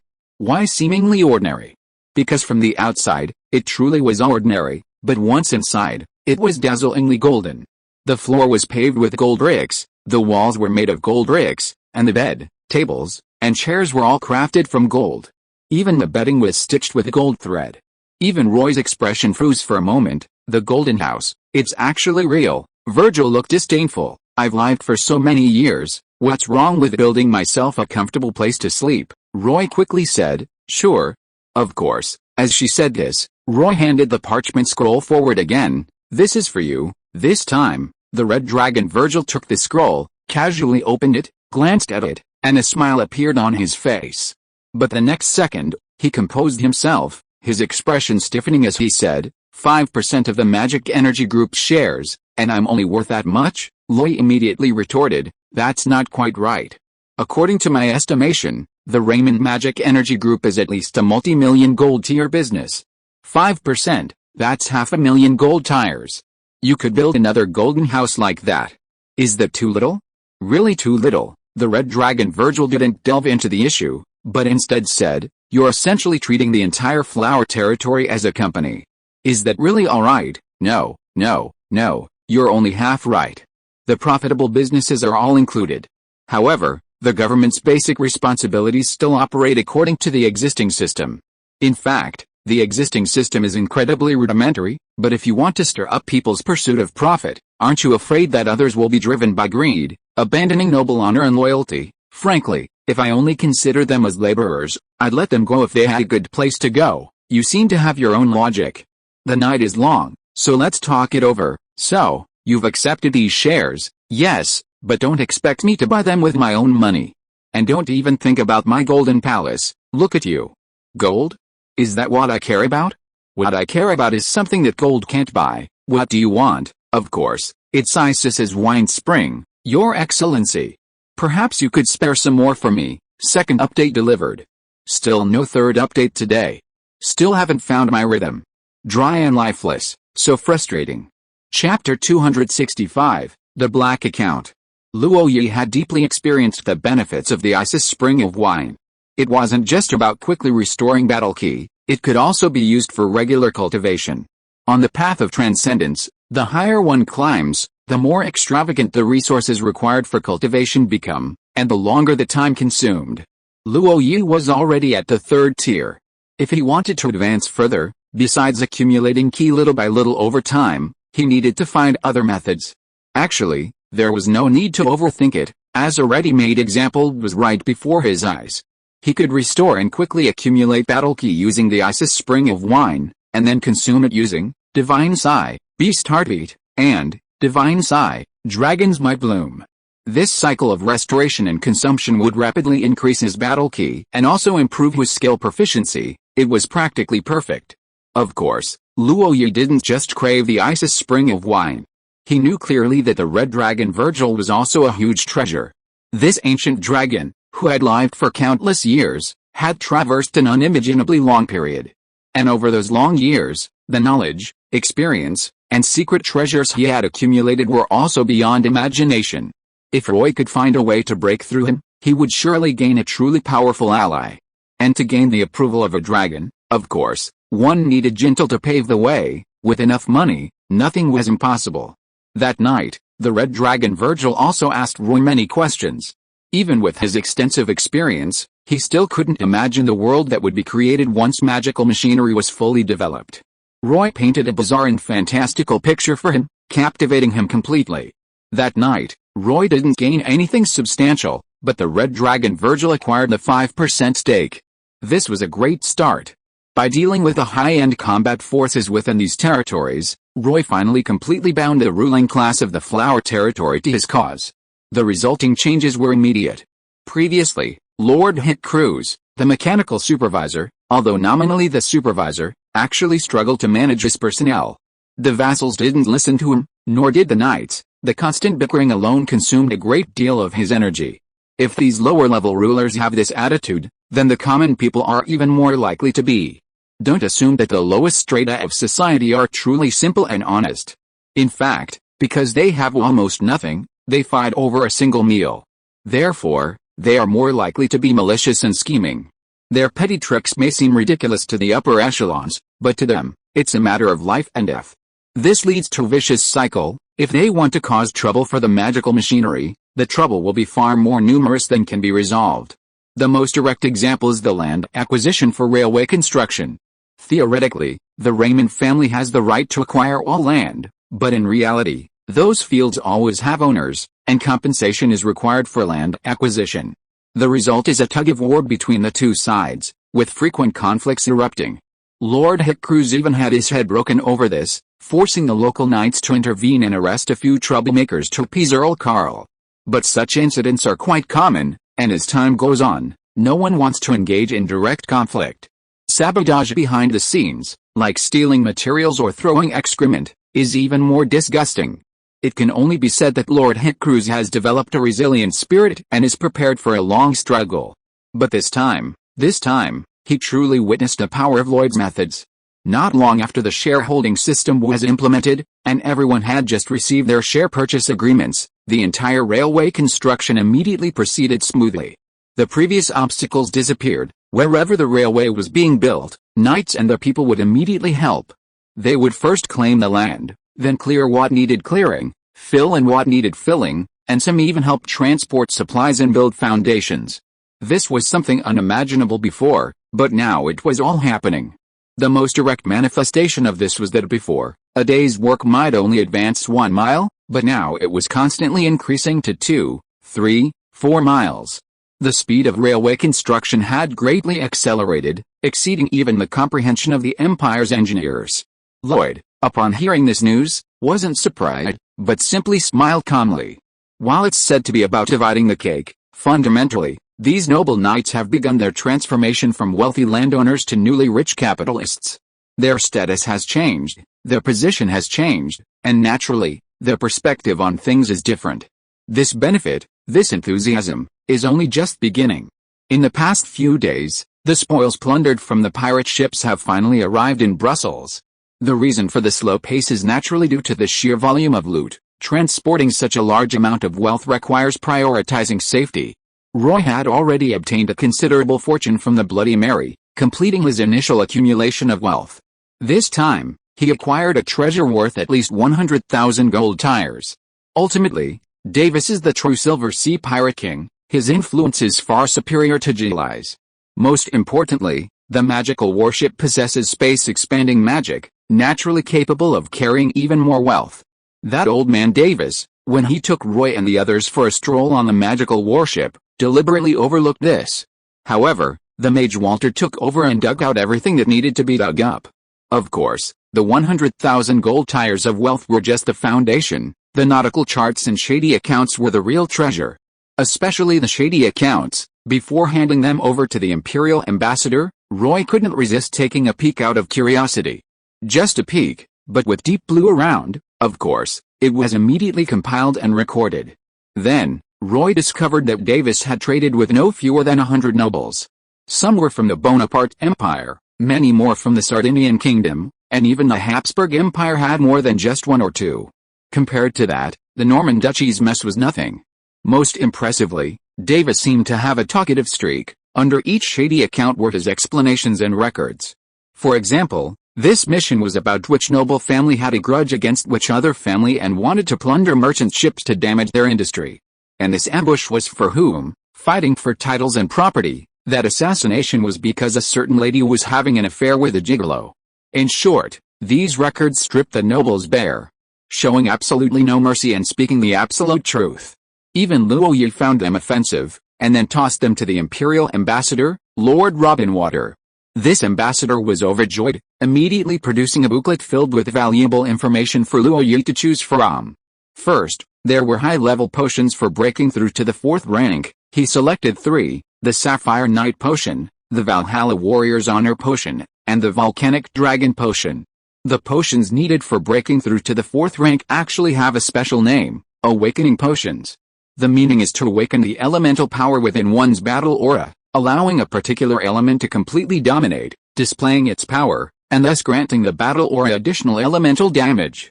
Theoretically, awakening potions only play a supporting role. This awakening is best done naturally and is most suited to one's constitution. However, in reality, few are confident of advancing to the next rank, and each additional awakening potion increases the chance, so no one is willing to give up. Besides, awakening potions inherently possess attribute biases, increasing the probability of awakening corresponding elemental auras, naturally making them highly sought after. However, due to different materials, the effects vary, and suitability also depends on the individual. For example, the Sapphire Knight Potion is naturally most suitable for knights, ideally those with a water-based attribute. The Vagar Warrior's Honor Potion, said to originate from berserkers of the grasslands, is best suited for barbarians, berserkers, or berserker knights with berserker blood. As for the Volcanic Dragon Potion, it is derived from a sub-dragon species belonging to the fire element, with a certain probability of awakening fire-based auras. In fact, Loi's favorite is the Holy Lava Potion, possessing both fire and holy aura attributes, which also aligns with the characteristics of divine psi. Unfortunately, this is extremely rare. Finally, Oliveira chose the Volcanic Dragon Potion, intending to try awakening fire-based auras. This suits him well, as his fighting style is primarily offensive, relying on a barrage of sword techniques to inflict damage on enemies. If combined with fire-type battle aura, its destructive power would be further enhanced. Of course, the specific results would depend on the outcome. Besides that, there's Roy's main weapon. It must be admitted that the Empire is the Empire, not a small place like Auckland City. The magical rapiers they produce are not only of high quality but also numerous. The Silver Angel Rapier, high-quality replica, meticulously crafted by a dwarven master and carefully sculpted by an alchemist master, is already a magical weapon of the inherited level. Visually, this rapier is exactly the same as the one Roy once possessed, but its quality is at least 2 levels higher. Its greatest features are its toughness and sharpness, with its sharpness attribute reaching as high as the 9th level. At this level, it can pierce even dragon scales, and even in a deadly clash with a sacred artifact, it will remain undamaged. Howling Rapier, a rare attribute magic sword, wielded with its own windblade technique, capable of unleashing a chaotic dance of windblades. Frost Ghost Killing Sword, this sword incorporates necromancy in its forging, sealing a frost ghost within. When used, it can activate the frost ghost, releasing the power of ice to freeze enemies. Bloodthirsty Rapier, forged with special magical materials and infused with a blood core of a vampire count, it possesses a built-in life-draining effect. It can restore its own injuries and stamina by injuring enemies, which is beneficial in battle. The more enemies killed, the fuller its condition becomes. Rapier Blazing Sun, it is said that during its forging, a light stone from the heavens was incorporated, giving the rapier its scorching power. It deals extremely high damage to dark creatures and can also dispel cold. Rapier Dragon Fang, forged from the fang of an adult dragon, it possesses extremely rare intimidation and dragon-slaying attributes. The user must possess magic power to activate intimidation, causing enemies to briefly lose focus, while the dragon-slaying attribute has an additional restraining effect on dragon-like creatures. These are just a few examples, but even these made Luo Yi envious. Without a word, he put his arm around the Imperial Ambassador, Lord Robinwaters, and chuckled, "So, are we good friends?" "Of course.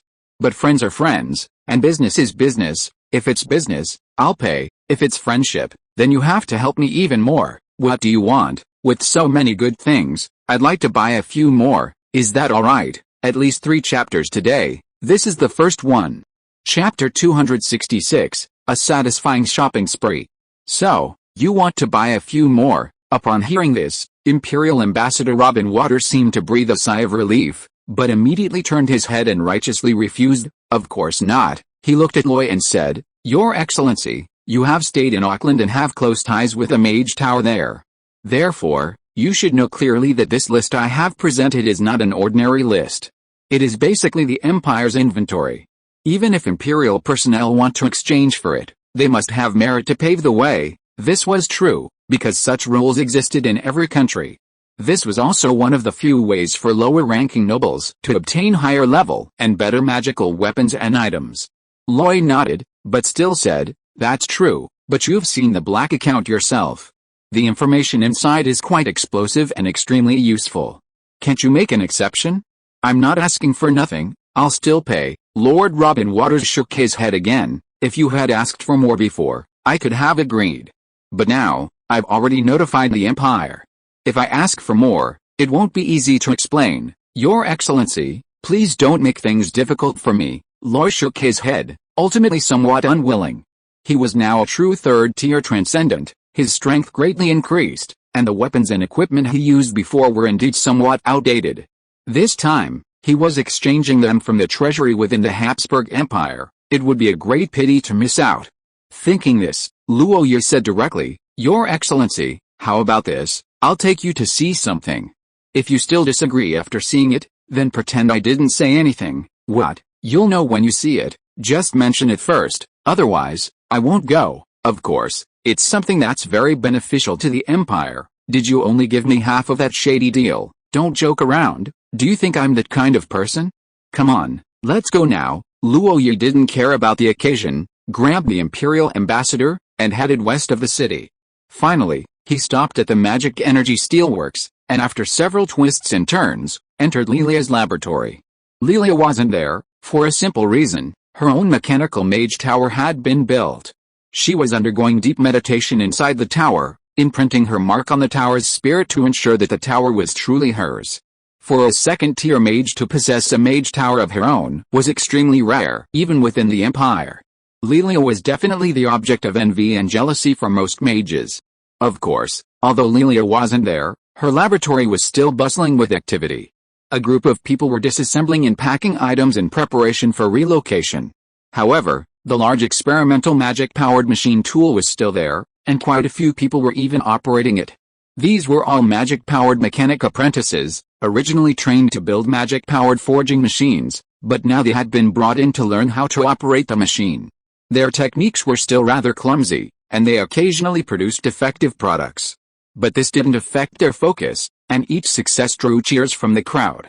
Lord Robin Waters, as an Imperial Ambassador, was naturally a perceptive man. He wasn't fooled by appearances, but circled the machine a few times. Finally, he squatted down near the steel pipes containing both defective and finished products. Reached out and touched them, his fingers tracing the rifling. Then, a look of surprise appeared on his face.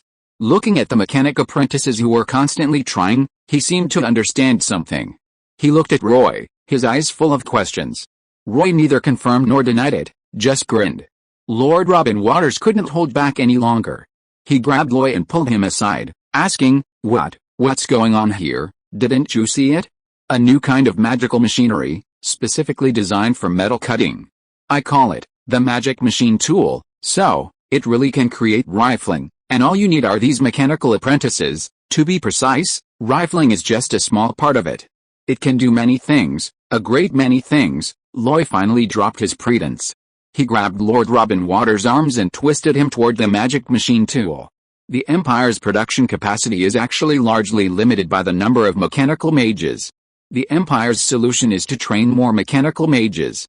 That's not impossible, but I want to look at it from a different angle. Look at these people, they're just mechanical apprentices, but they can accomplish many things that only high-level mechanical mages can do by using processing machinery. Wouldn't that liberate the Empire's mechanical mages? Let them free up their time and energy to make more advanced magic-powered machinery. Isn't that also a way? Yes, yes, yes. If it works, of course it works.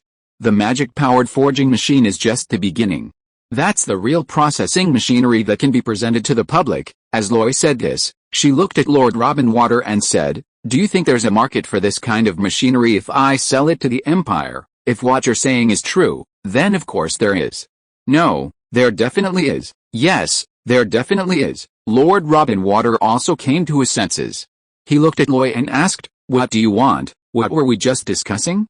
"I want some qualifications to buy good things. Is that okay now?" "Yes, of course, definitely." Imperial Ambassador Lord Robinwaters laughed heartily. "I didn't even need to inform the Empire. I made the decision directly." With that, he reached into his dimensional pouch and pulled out a series of book catalogs.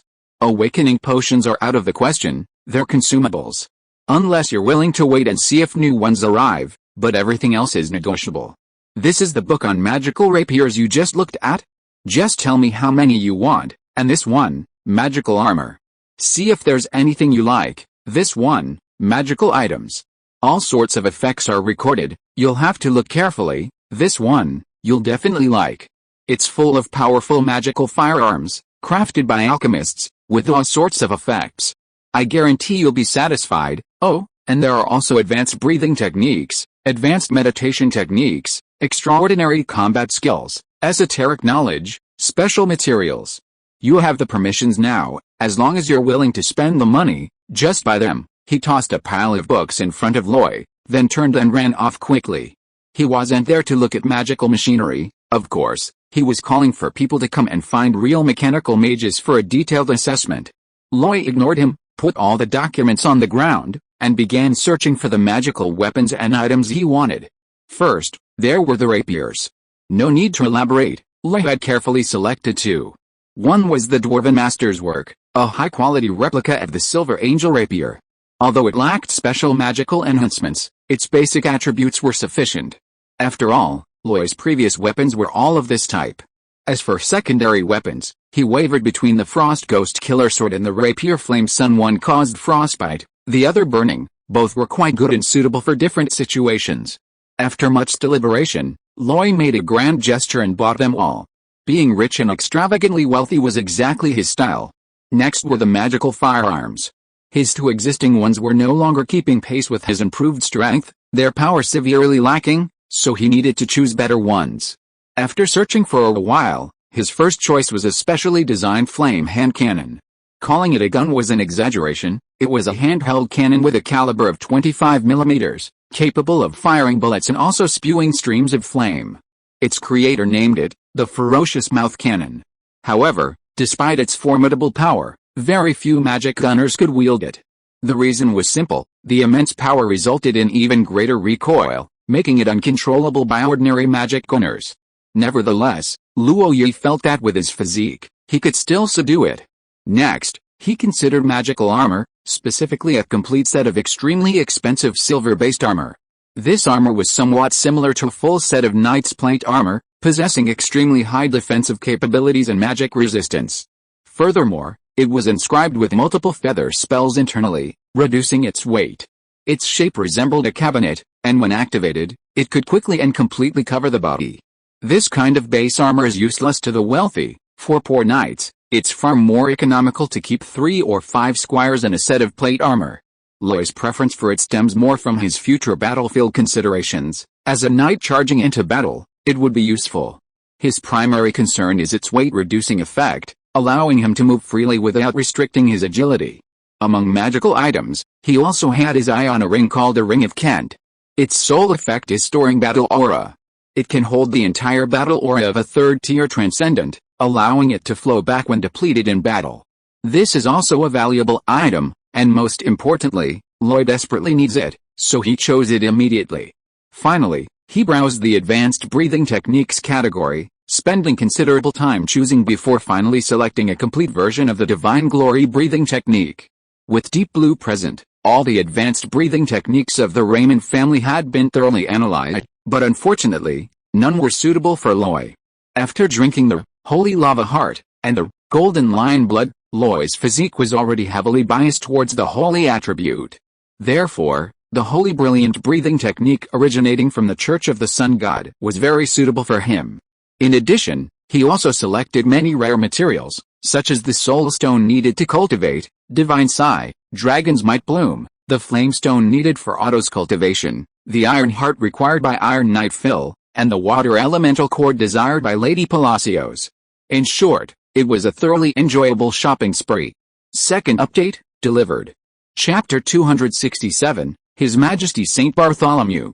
Over here, Luoyi was happily spending money, picking and choosing.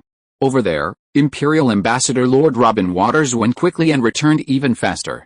However, when he returned, he was no longer alone. An old man with a white beard accompanied him.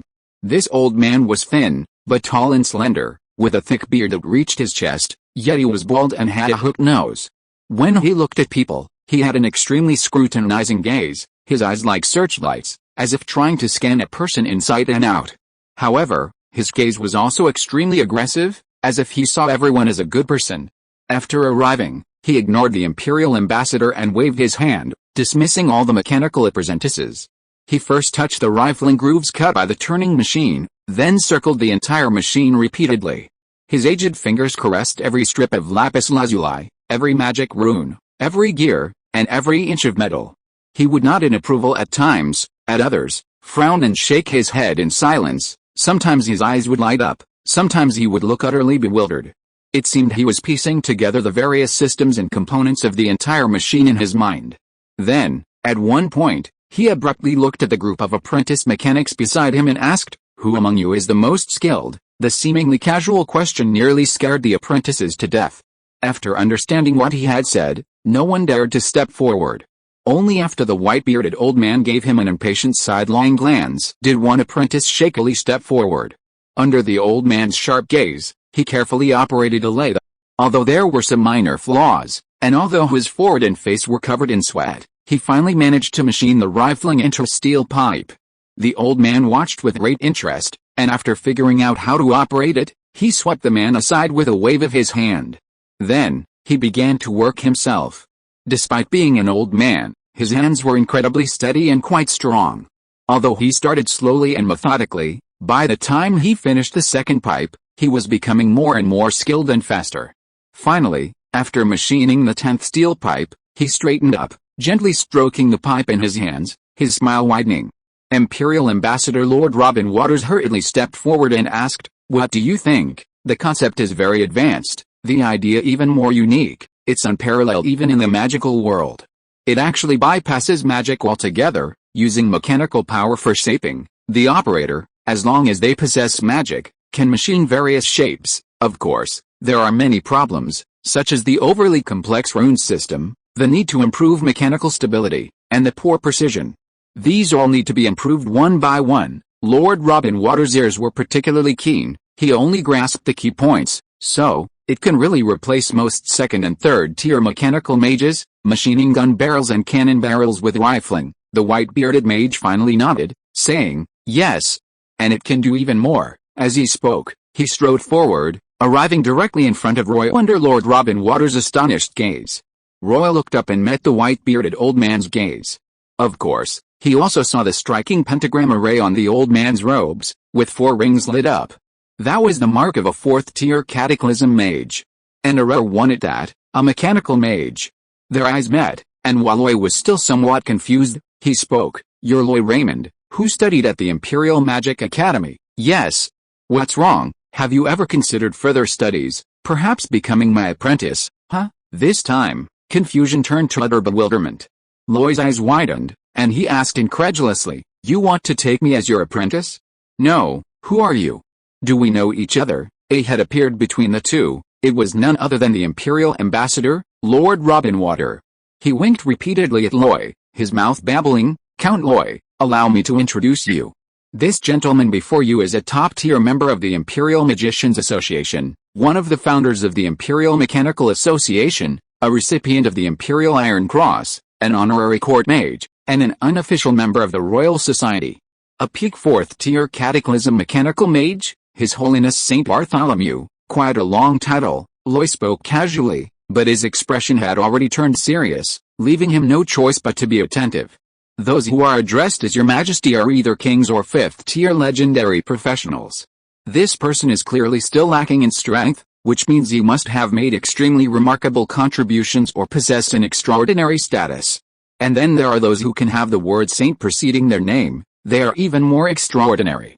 Lord Robin Waters added, actually, this cooperation with the Empire was largely facilitated by Your Majesty. I was responsible for communication and coordination, while His Majesty Bartholomew truly directed and arranged the work of the Imperial personnel. The white-bearded old man raised his head high and said, now that you know my identity, would you be willing to become my apprentice? Loy hesitated for only a second before refusing. Your Majesty Bartholomew, it is an honor to have your regard, but I have already made considerable progress as a combatant. If I were to switch to a transcendent path now, I fear it would be less effective and less likely to go far. Moreover, my magical talent is limited, and I am aware of my limitations. Saying this, Loy continued, however, if you wish to find the creator of this magical machine, you should seek out Lelia Lightninger. I believe she would be very willing to become your apprentice. The white-bearded old mage shook his head and said, I know that little girl. The magic rune control system of this magical machine must have been designed by her, right? She has some spirituality and fairly solid basic knowledge, but she is not qualified to be my Bartholomew's apprentice. Luo Yi's eyes narrowed and he said, can I ask, why does Your Majesty accept me as your disciple? The old man with a white beard stroked his beard. The most amazing thing about this magic machine is the idea, the concept, and the design. It is amazing to be able to make magic machines do things that ordinary people, no, to be precise, ordinary mage apprentices can do at the second and third levels. He looked at Luo Yi and said, don't tell me, this is not your idea, your design. Indeed, Luo Yi did not deny it, but added, actually, although this lathe is very useful, it can only process shafts, discs, sleeves, and other workpieces with rotating surfaces, and it cannot solve all needs. So, in addition to lathes, there are milling machines, planers, boring machines, grinders and drill machines. There are design drawings for these. If you want to see them, you can ask Lelia where she has them. The white-bearded old man's expression froze, his eyes suddenly narrowed, and he said, are you plotting against me? Let me tell you, I'm not going to take on a disciple so easily. I know, but it would be good if you could offer some advice. If you could design the magic rune path and simplify the control system, then we'd be in luck. You're right. Bartholomew nodded, turned and left, a staff appearing out of thin air in his hand. He raised his hand and pointed, casting a teleportation spell. He disappeared into it. He said he wasn't in a hurry, but his actions were incredibly fast.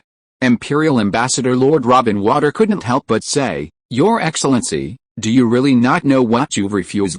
This person has already agreed to take you as a disciple. Shouldn't you just kneel down and worship? Speaking of which, I hinted so obviously just now, how come you didn't see it? Didn't see it? Of course not, it was just simply inappropriate. However, Loy still wanted to establish this connection, not only because of this person's identity, but also because he was a mechanical mage. Lelia's abilities had actually improved significantly. Although her cultivation talent was somewhat lacking, she truly loved magical machinery. But she was ultimately alone, merely a second-tier mechanical mage. Previously, she had Douglas Hill to advise her, but now she had to fight alone.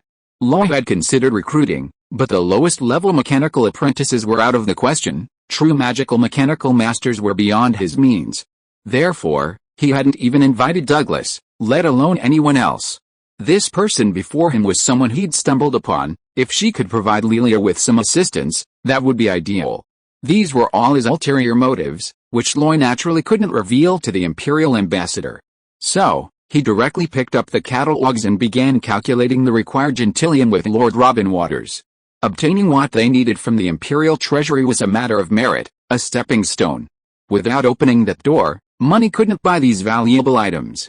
However, once the door was opened, gentillion was essential. Of course, the Imperial's price was fair, and if a capable person was found, certain discounts could be offered. Lord Robin Waters took it upon himself to offer Roy a 20% discount, bringing the total cost to 63,000 gold tires.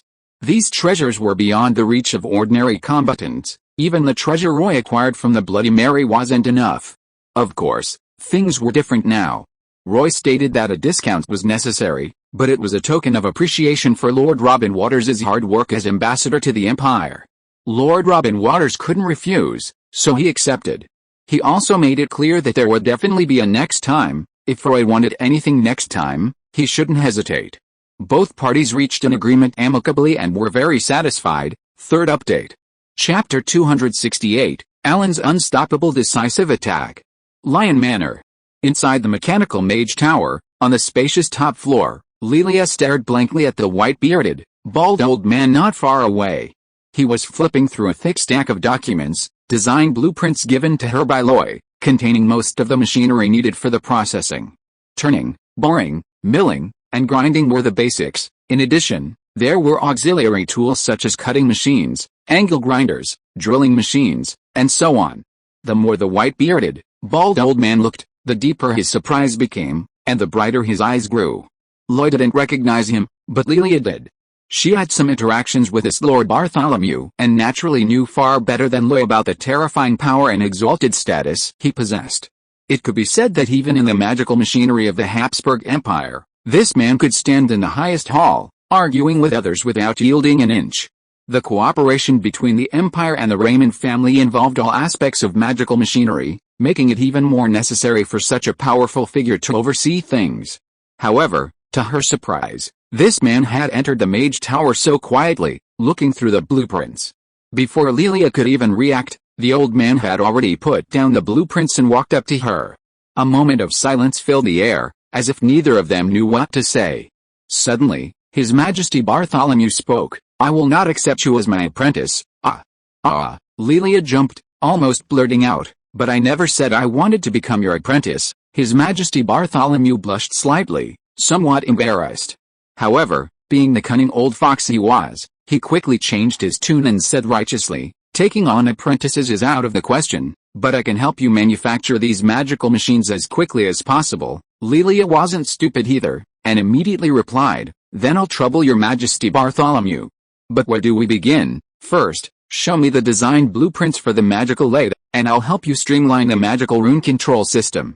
If you have any questions, feel free to ask." "Okay." Lelia was straightforward, bringing over a large stack of blueprints, and she and this true mechanical calamity got to work.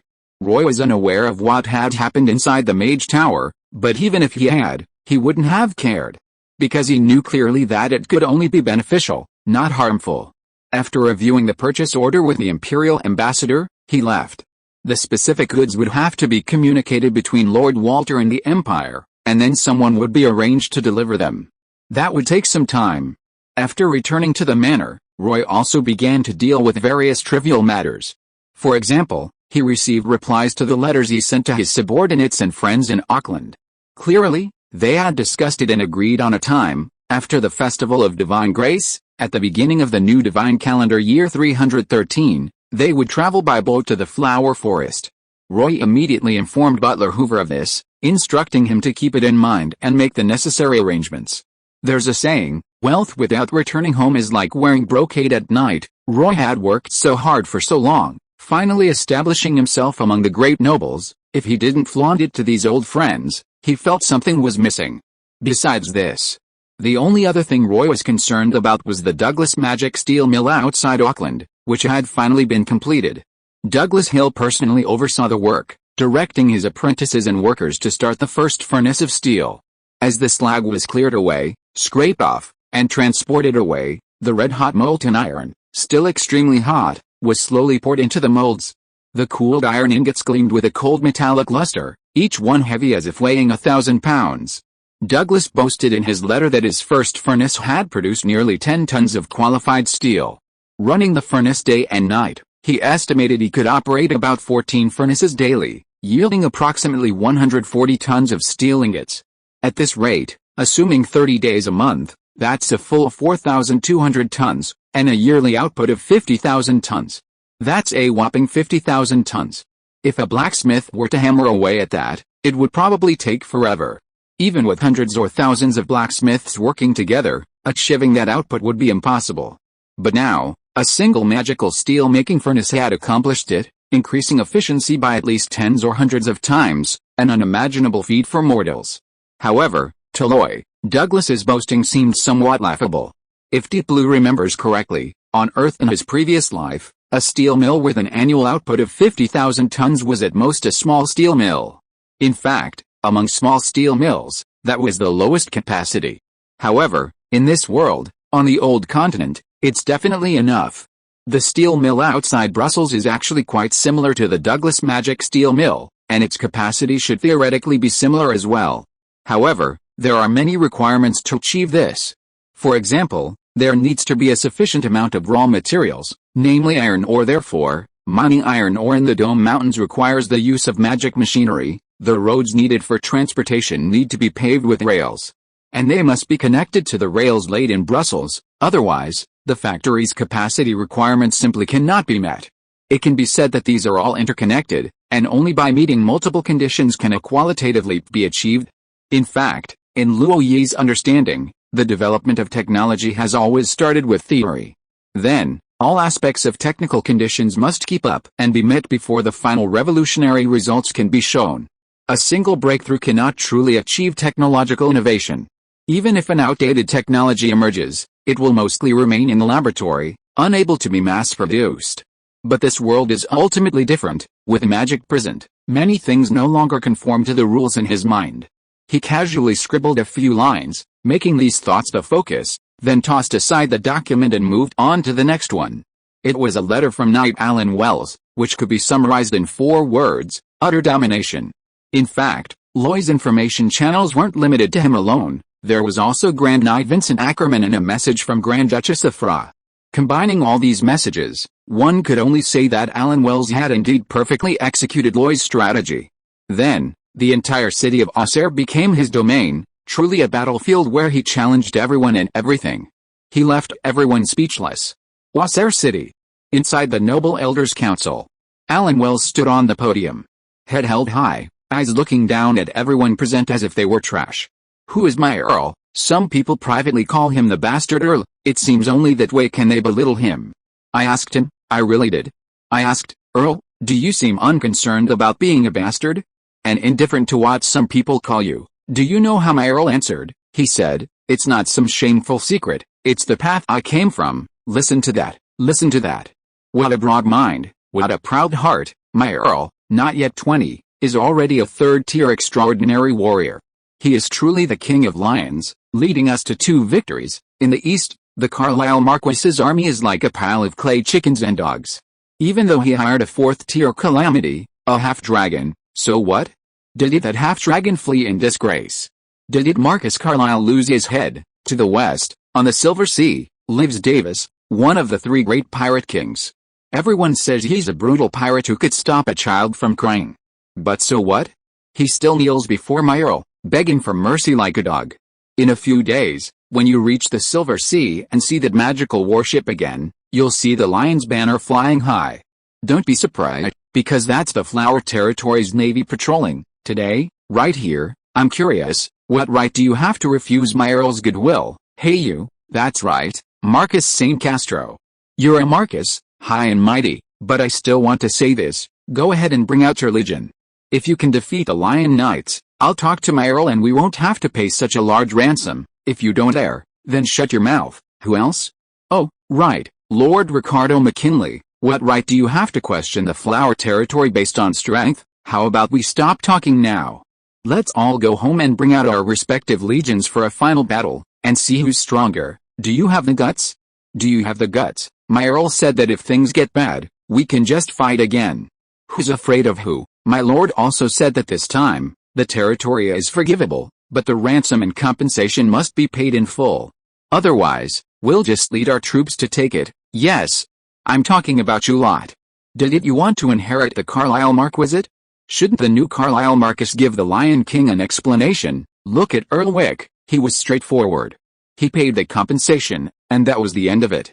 And look at you, a bunch of useless trash. It has to be said that Alan Wells unleashed his full taunting skills, indiscriminately covering everyone, not even giving the 2 high-ranking marquises the slightest face. Throughout the entire noble council hall, only his arrogant voice could be heard, speaking slowly and deliberately. On the 2nd floor, in a private box, old Marcus Freud looked at Alan Wells with a rather interesting expression. He couldn't help but turn back and ask, I saw him last time, as one of the Earl candidates.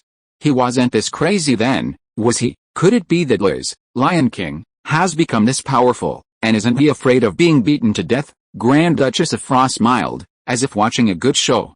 After a pause, she replied, I'm just asking you, was the effect good? I reckon Scene and Ricardo are probably furious right now, but they don't dare to act. Nobody dares to act, because they're genuinely afraid.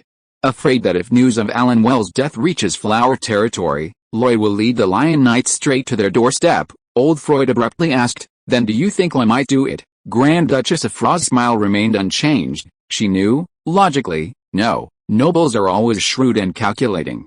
But the problem is, Lloyd is very young, extremely young, and youth is always spirited and impetuous. So, who knows, second update will be later.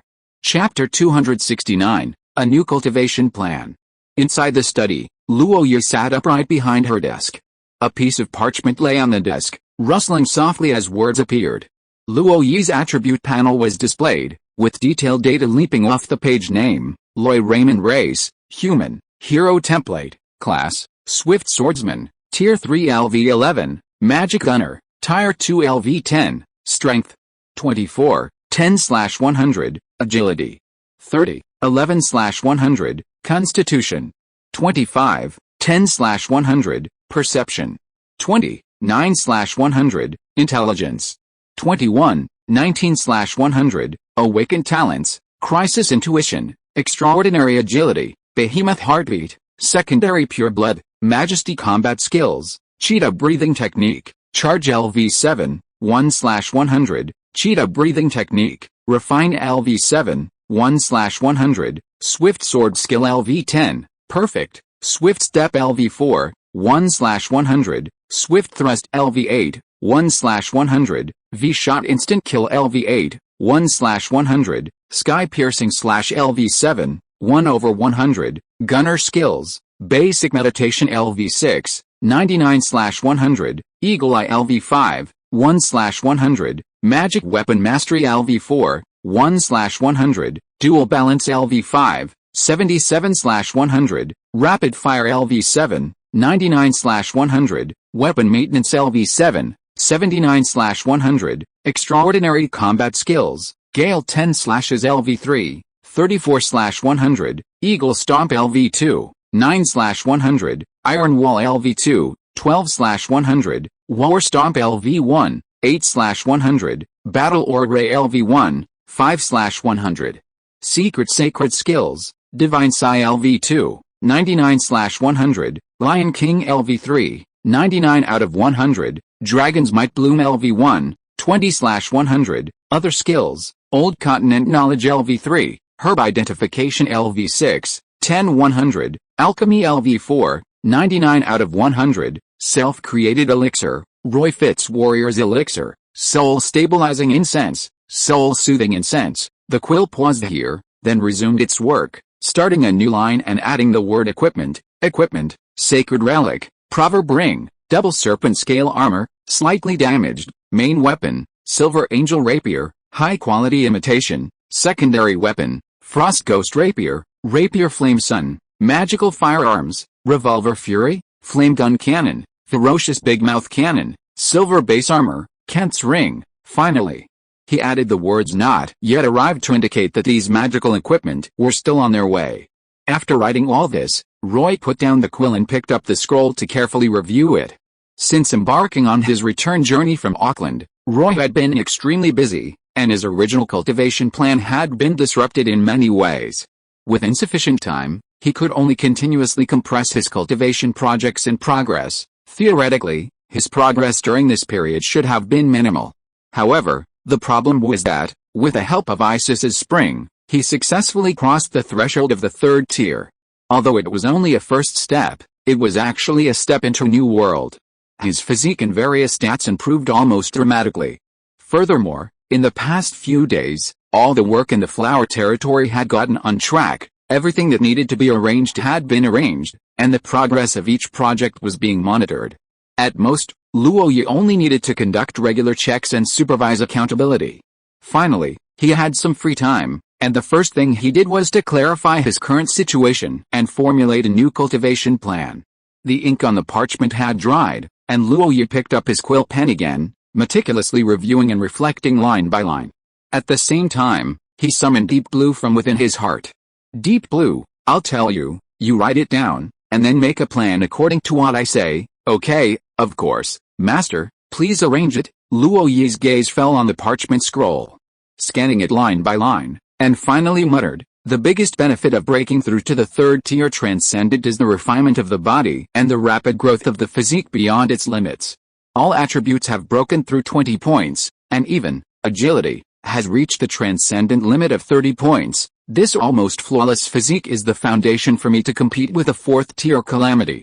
Especially those 30 points of agility, which bring not absolute speed, but unimaginable reflexes. Only extremely fast reaction speed can allow me to hold my own when fighting the fourth tier calamity. Therefore, physical training can never be neglected.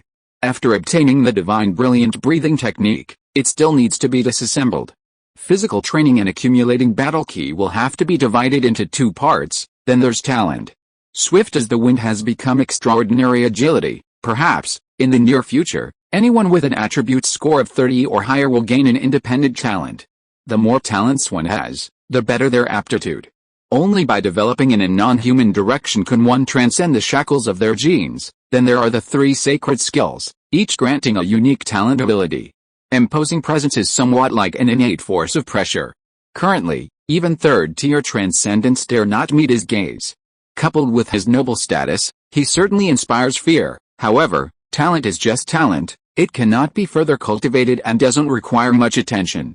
The most important thing is skill. Basic offensive and defensive skills, whether for swordsmen or magic gunners, are just so-so.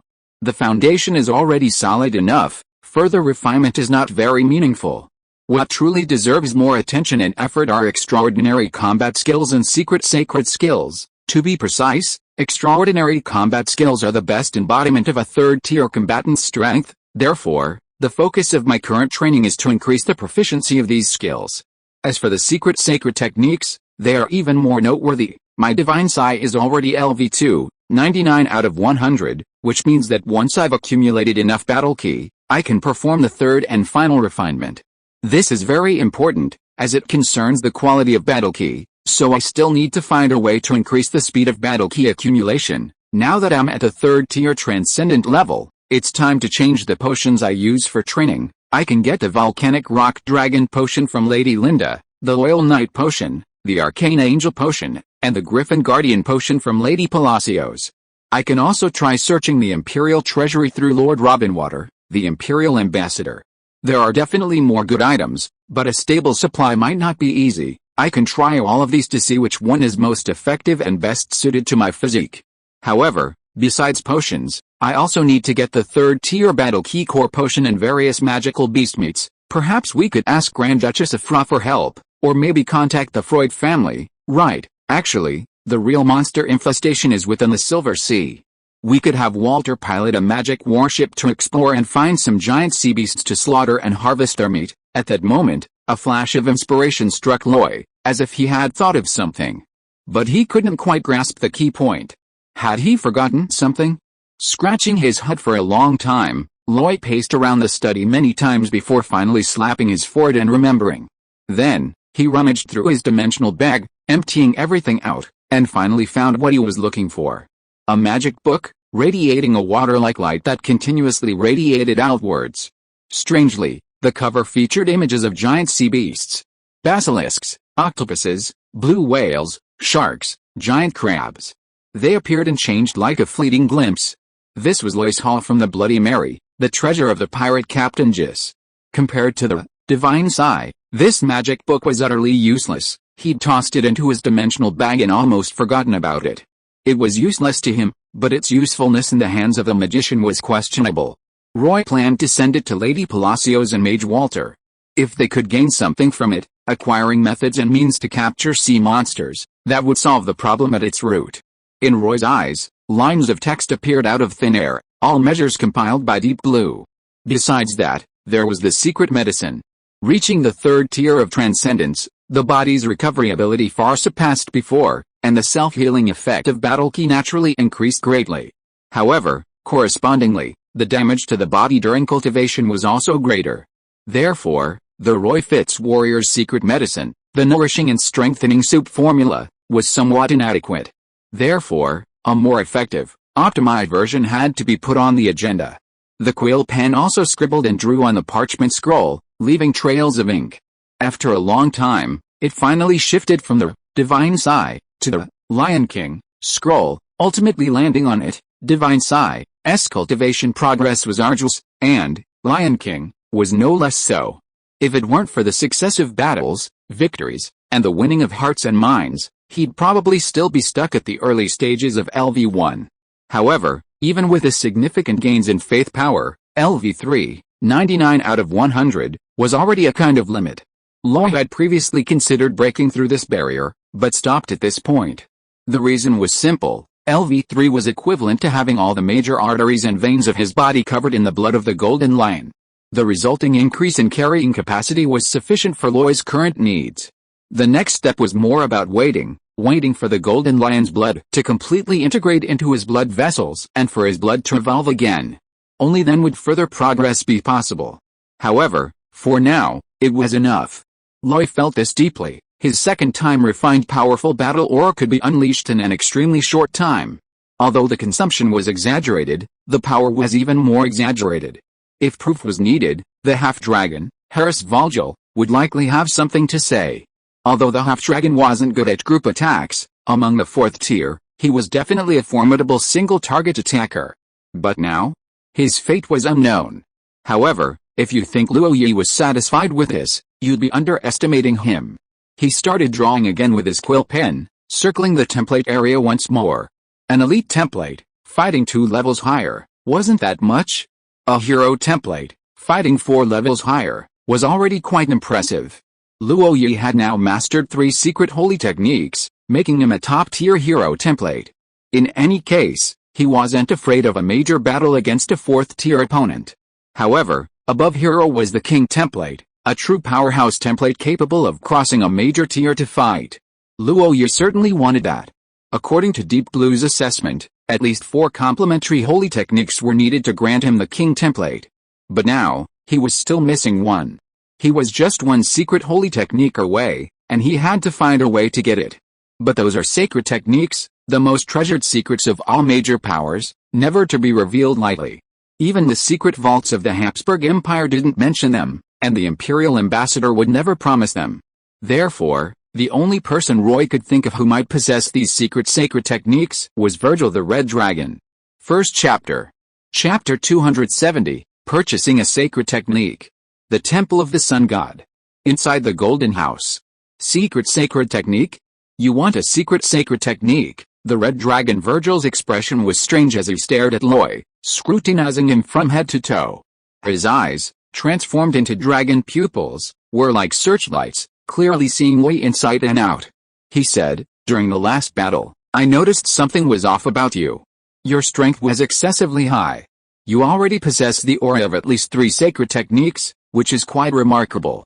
What use are other sacred techniques?" He paused slightly, then continued, "There's something you might not be aware of." "What?" "The reason why secret sacred techniques are so powerful is largely because their creators are those lofty and great beings. When they designed and created these sacred techniques, to ensure their extraordinary power, they incorporated some of the rules they themselves had mastered. These rules represent the fundamental laws governing the world's operation, a level that mortals cannot easily access. Even legendary powerhouses have only just begun to comprehend them. For someone like you to be able to glimpse even a little bit through secret sacred techniques is already incredibly lucky, then isn't more the better, the more the better, my foot." The Red Dragon Virgil rolled his eyes. Extraordinary combat techniques all have their suitability. Forcing yourself to cultivate them is only beneficial. What's more, this kind of secret holy skill requires too much practice. Not to mention the difficulty or whether you can get started, but there are too many rules entangled together. Aren't you afraid of conflicts? It's already a miracle that you can practice 3 kinds of things now.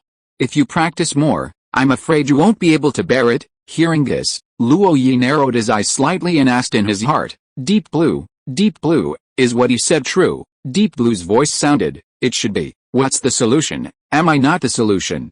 Shenlin's voice was very proud. Master, the health monitoring module is not fake. If you report bad health, I will definitely know it as soon as possible. Moreover, do you think there is no conflict between the three holy skills? Lion King has been slightly modified, and Dragon Power Bloom has only taken part of its secrets. It can be said that they are all optimized to fit the owner's physical fitness. Of course, if it is a holy skill with completely contradictory attributes, I would not recommend the master to practice it. It will indeed conflict. Luo Yu summed it up brilliantly. In other words, can you handle it?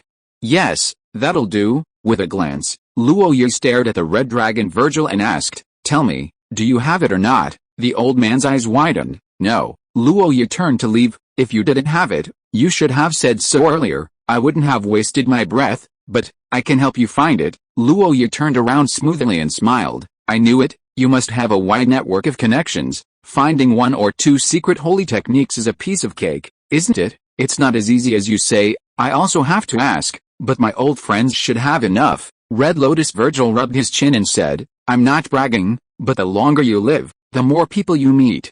Many, the stories and heroes you hear from bards, I've met, drunk with, and even fought with, humans, aliens, monsters. Even those from the abyss and the heavens, I know some of them. However, he changed the subject and said, but why? Why should I help you? You've got a lot of sweet talk, but so far, I haven't seen a single benefit.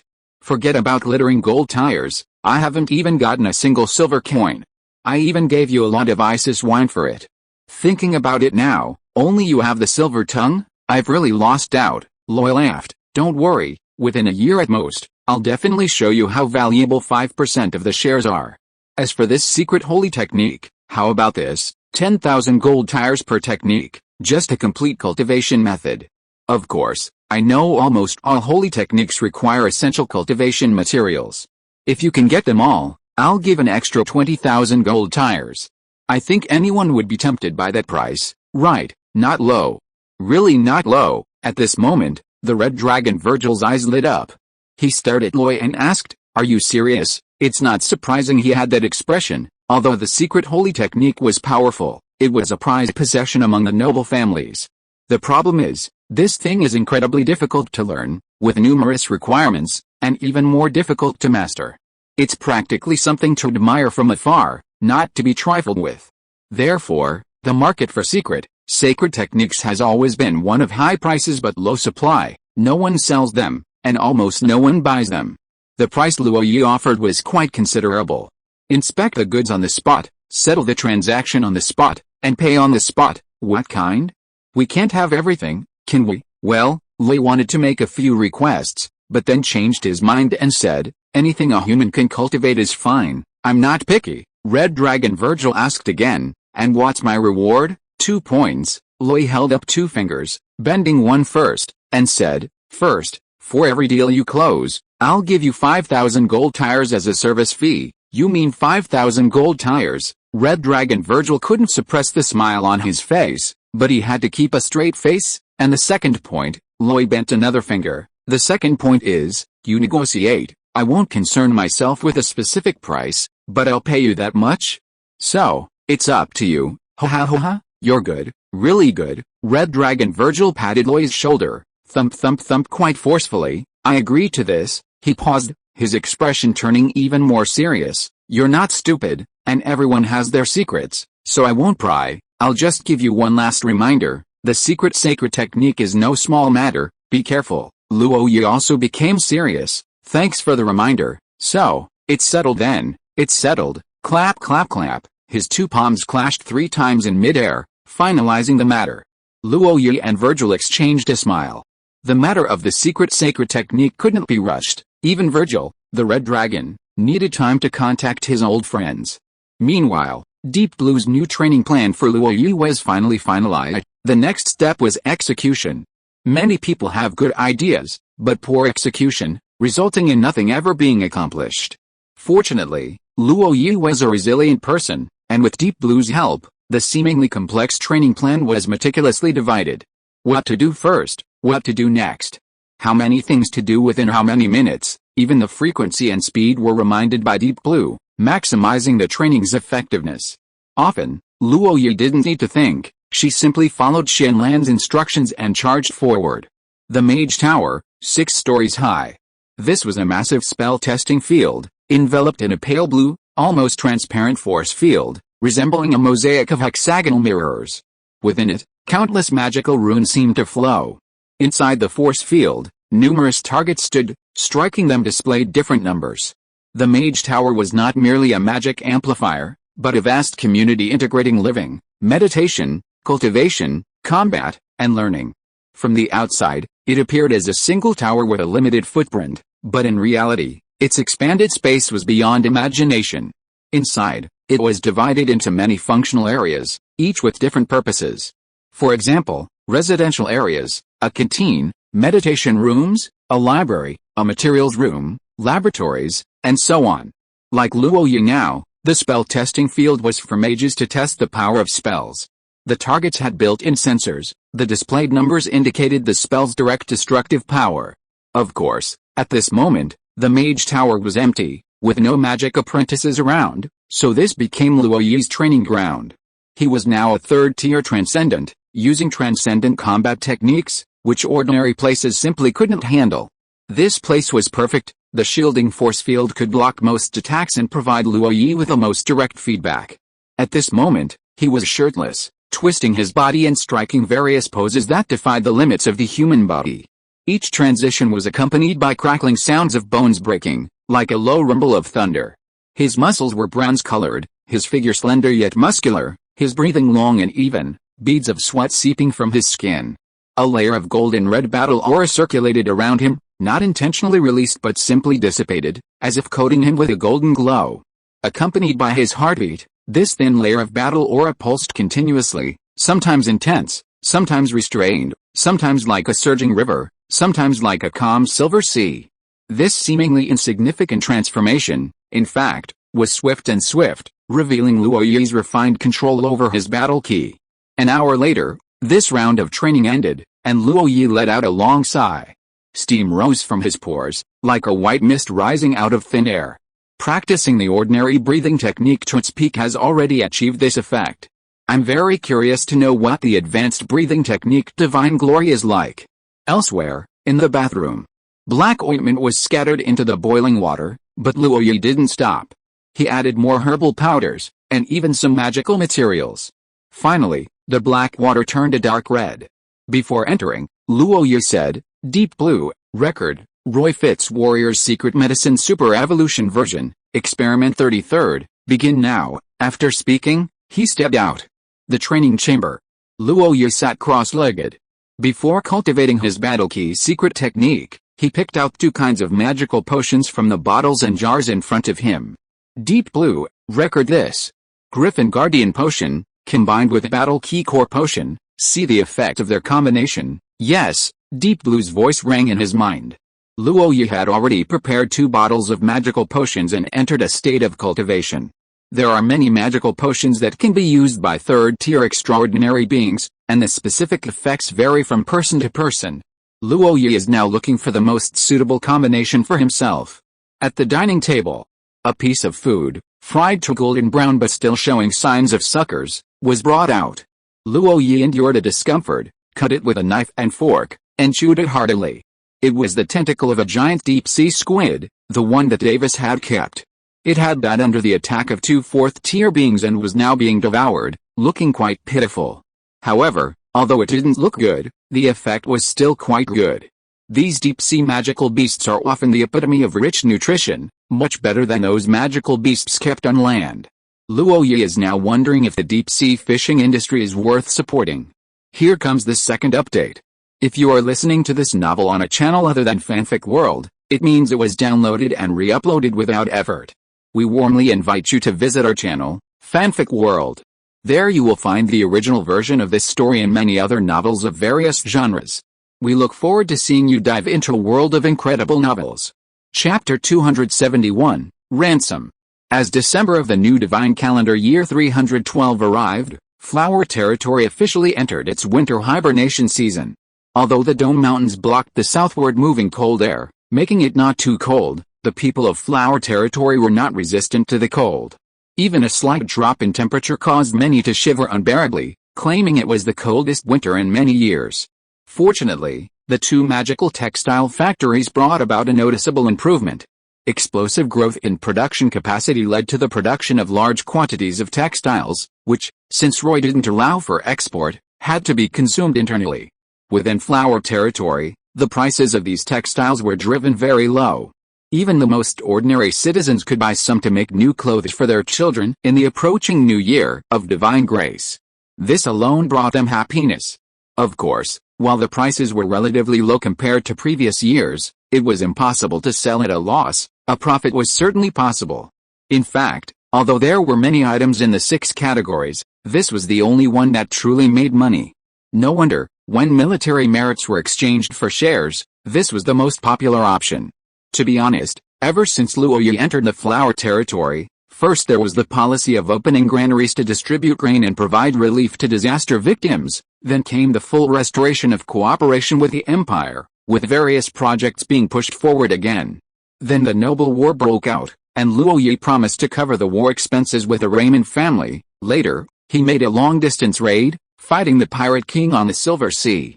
It can be said that Luoyi never stopped. Not only did he never stop working, but he also never stopped spending money. The various expenditures were enormous. Only someone with Luoyi's worldly experience and ability to manage such a large enterprise could manage it. Otherwise, just spending money like water would be unbearable for most people.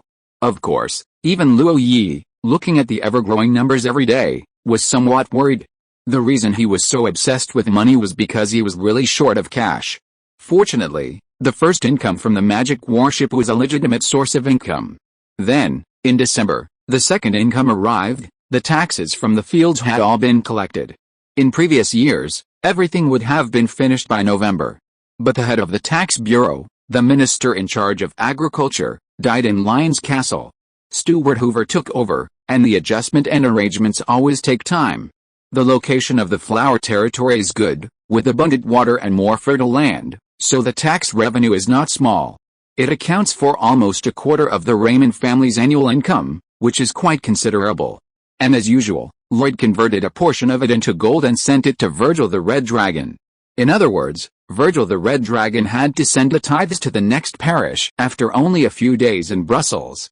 Of course, his eagerness was because Lloyd wanted to buy holy techniques. Before leaving, he told Lloyd that he would be visiting some old friends and would need to spend more time, so he would have to be patient. What could Lloyd say? He could only wait. Not long after Virgil the Red Dragon left, Lloyd's third income, the ransom and war reparations, finally arrived. The first to act was naturally Earl Wick. Once Daisy realized she couldn't negotiate a lower price, she went straight back. Earl Wick, however, was far more decisive than Lloyd had imagined. Carriages laden with the gold and silver vessels, including many valuable gems, jewels, agate, and coral, arrived. In addition, there were numerous precious magical materials. To raise the compensation, Earl Wick even sent 2 large blocks of mithril and adamantite, each weighing around 100 pounds. If anything held more value than gold, mithril and adamantite were undoubtedly superior. They could be used in almost all magical weapons and tools, making them true consumables and hard currency. It could be said that Earl Wick had poured his entire fortune into his vassals and knights.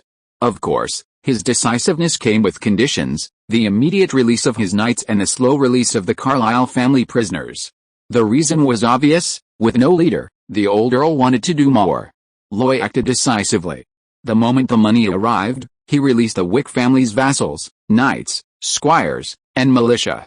He even thoughtfully provided wagons, provisions, and supplies, and cleared a road to escort them to Frostmoon Valley. These people, who had been working on the construction site, were suddenly escorted across the border, still somewhat dazed. However, Earl Wick didn't give them time to reflect. Daisy arrived with ample supplies. After eating, drinking, and resting, they donned armor, mounted war horses, and in the blink of an eye, a large, battle-ready army was assembled.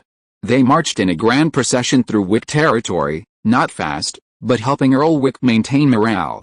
Of course, as Lloyd had said, many things were done openly, but what they did behind the scenes was another matter entirely.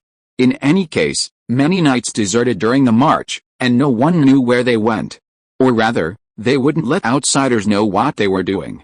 However, the Carlyle family reacted swiftly. On one hand, Alan Wells's arrogance in the Council of Nobles was evident both on and off stage, conveying a clear message: no negotiation, pay up. On the other hand, the prisoners were also a force to be reckoned with. They were currently working on a construction site.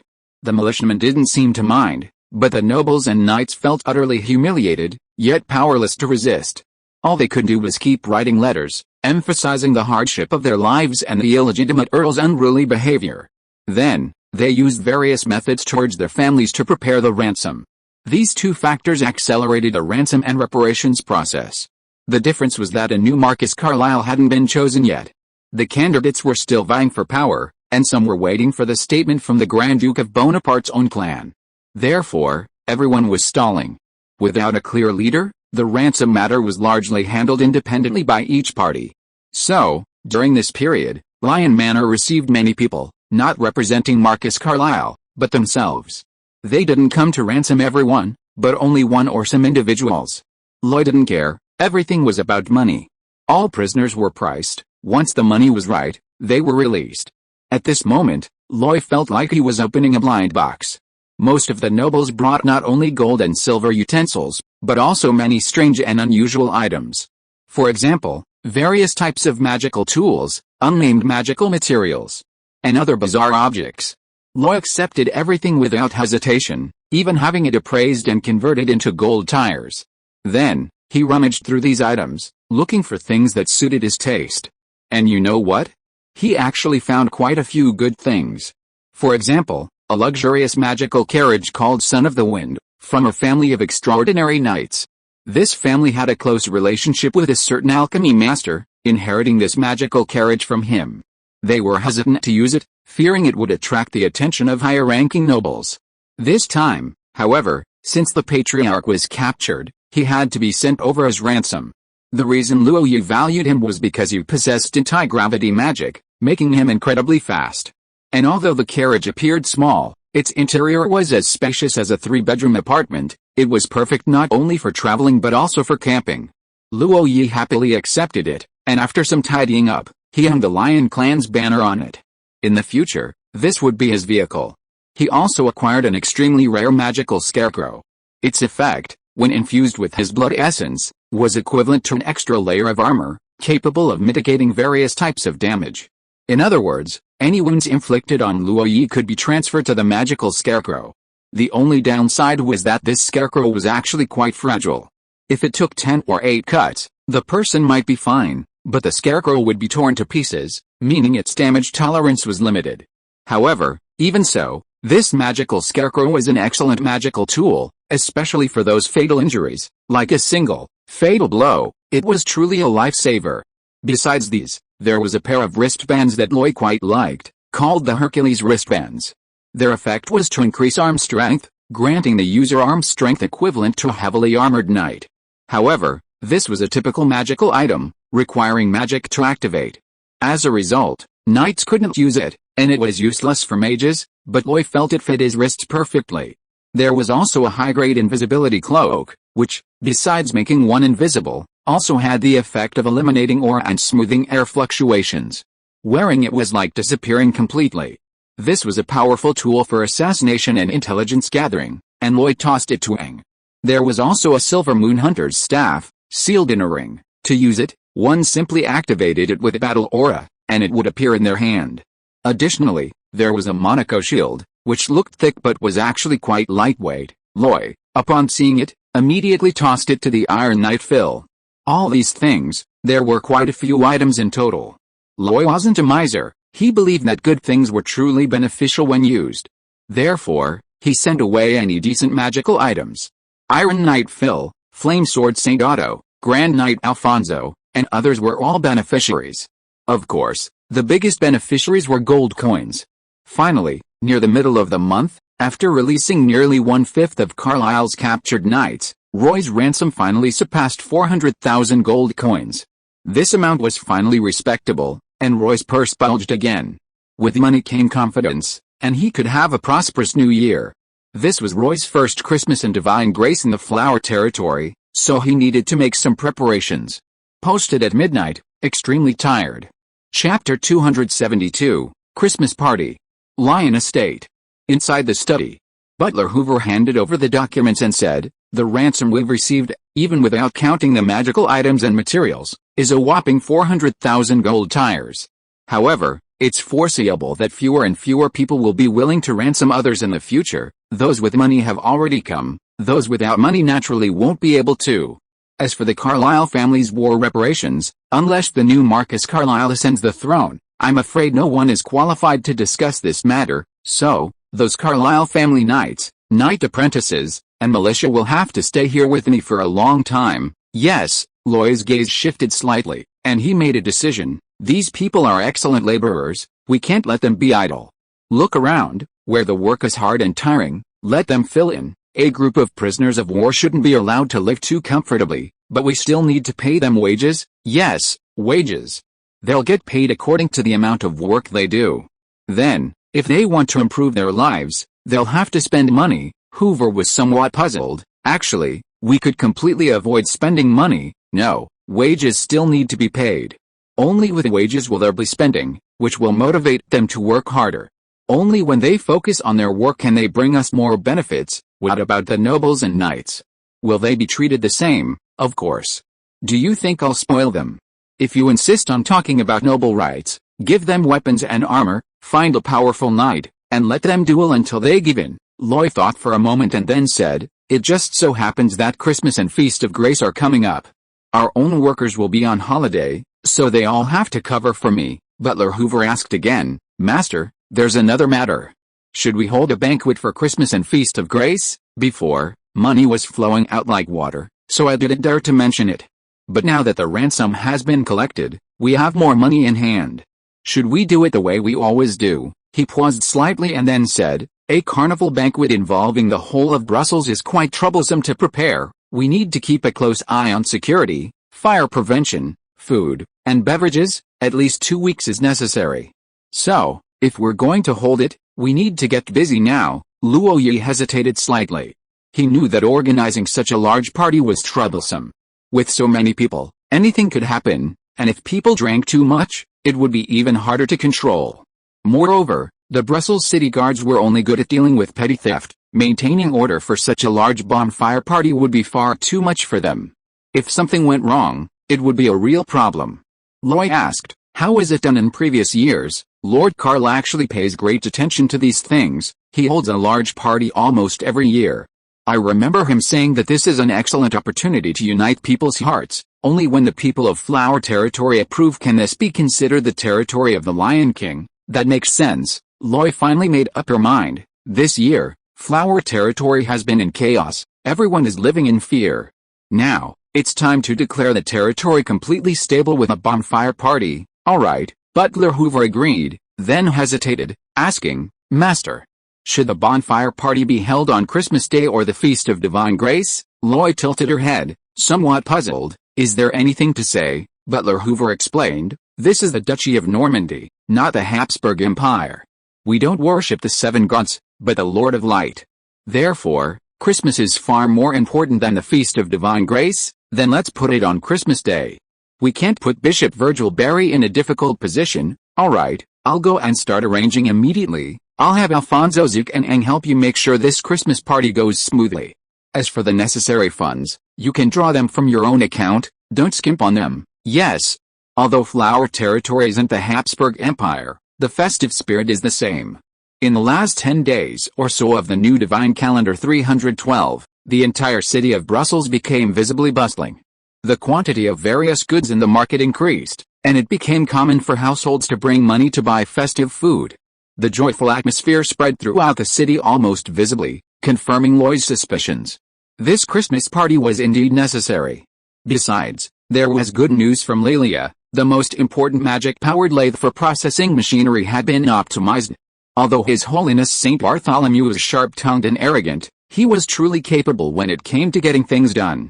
He not only helped Lelia complete the iterative update of the magic-powered lathe, simplifying the complex magic-powered control system, but also finalized the production process. This was extremely important because it established a standard. Subsequently, The machine factory used the standard as the primary basis for production, determining the process requirements and precision for each part. Immediately after this process was finalized, Imperial Ambassador Lord Robin Waters, on behalf of the Habsburg Empire's military, issued a production order, 10 first-generation magic-powered lathes, due after the new year, plus specially trained operators.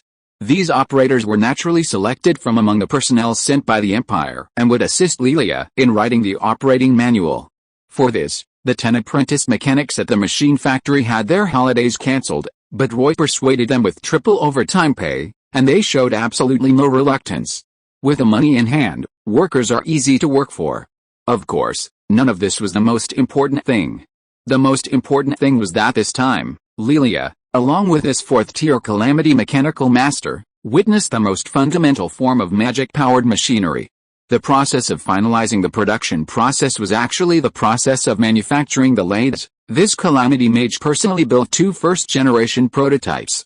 He used Dragon's Breath to smelt steel and purify impurities, he used freezing to rapidly cool it, ensuring its quality, and then he used blazing rays to cut it, obtaining the required main outline.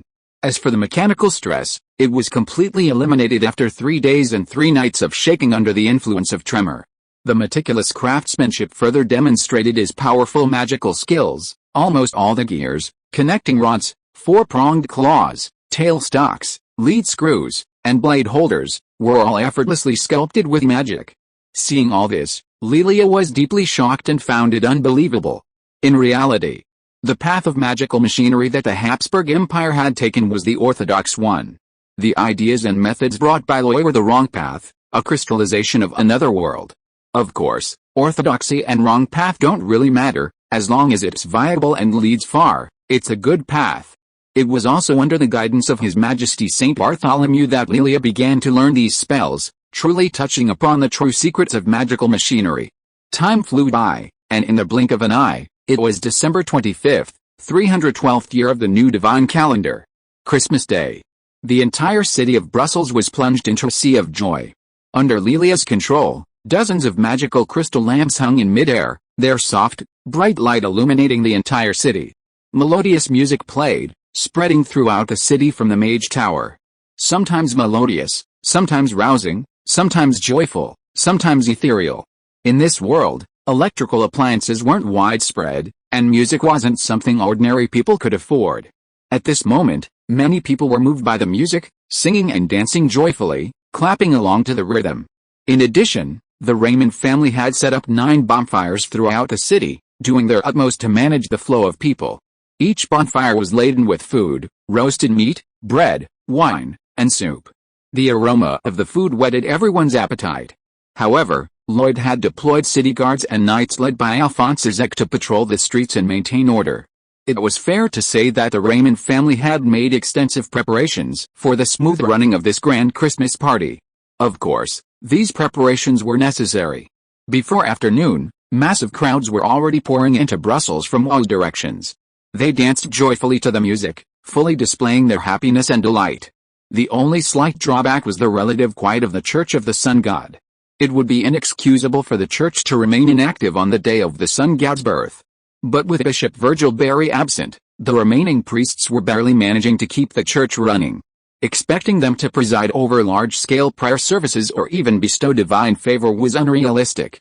In fact, after unifying the beliefs of the old world, the sun god rarely bestowed divine favor, seemingly consciously maintaining a superior stance. It wasn't until the rise of the Seven Gods Church, and the Sun God Church's power to resist almost nothing in the Habsburg Empire, that the Sun God Church was forced to bestow divine favor and vie for believers. But that only applied within the Habsburg Empire. Outside the empire, the Sun God Church remained aloof, and even using faith to interfere in secular affairs was commonplace. In Flower territory, only the anomaly of the Red Dragon Virgil was encountered, otherwise, Loy would have faced a major headache dealing with the church. As for Lion Manor, a grand banquet was also held. Almost all the nobles received invitations, and if they wished, they could come and drink and dance. Of course, Loy wasn't suitable for such a scene, his overwhelming aura made it difficult for everyone to enjoy themselves. Meanwhile, at the top floor of the Mage Tower, Loy stood by the window, feeling the rushing wind and watching the bustling, joyful city, a sense of satisfaction welling up within him. Lilia walked over, squeezed next to Loy, and also craned her neck to look outside. "What are you looking at?" "The lights of thousands of homes," Luoyi replied with a smile. "Actually, I don't like being a lord, it's exhausting. But seeing these lights, and the joy of countless people, makes all this busyness worthwhile." Second update revised. Chapter 273, Breakthrough to the Fourth Tier. The joyous atmosphere of Christmas lasted for 2 full days, only slowly dissipating as the year drew to a close. In comparison, the atmosphere of Divine Grace Festival was indeed lacking, and no one cared much about it. However, Roy still cared quite a bit. Because, on December 31st, the last day of the new Divine Calendar 312, the various magical weapons, items, and potions he had purchased from the Empire finally arrived. The Habs Empire's emphasis on the flower territory was beyond doubt, and the delivery man was an old acquaintance of Roy's, the mage Memnon, who was proficient in special magic and had helped Roy set up the communication magic circle. Of course, this mage was willing to take on this task because of his granddaughter, Christina. Roy had also seen this female mage with Lilia. She was very young and beautiful, with a face full of collagen. But unlike Lilia's intellectual beauty, she was a fiery temper, quick to anger. She had come to the flower territory with the Empire's team to participate in the construction of the mines and the blasting mining. Yes, mining by explosion. Predicting the explosive force and carrying out targeted blasting, she could shatter rocks while ensuring the stability of the mine. This was her job, but not her passion. Her true love was guns. All sorts of magical firearms. She wanted to become a truly master gunsmith, customizing magical weapons for powerful magic gunners. She wanted to engrave her name on every weapon, letting all magic gunners know of her exquisite craftsmanship. Unfortunately, her idea was good, but it remained just an idea. Her family didn't want her to go down this path. However, none of this mattered to Luoyi. She only cared about the items brought by the mage Menon. With a silver angel rapier in hand, Luoyi casually swung it a few times, and streaks of swordlight flashed past, as if exploding suddenly before her. The whistling sound of air being torn apart was continuous, as if the air itself was being sliced open. Even without much effort from Luoyi, the sound of tearing silk could be heard. Also a replica of the silver angel rapier, this one truly lived up to its reputation as a magical weapon of the inherited level. Its power was extraordinary. With this weapon, Luoyi felt much more at ease. A swordsman without a suitable sword would have their strength reduced by 30%. Luoyi then tried the Frost Ghost Rapier and the Rapier Flame Sun, and the effects were completely opposite.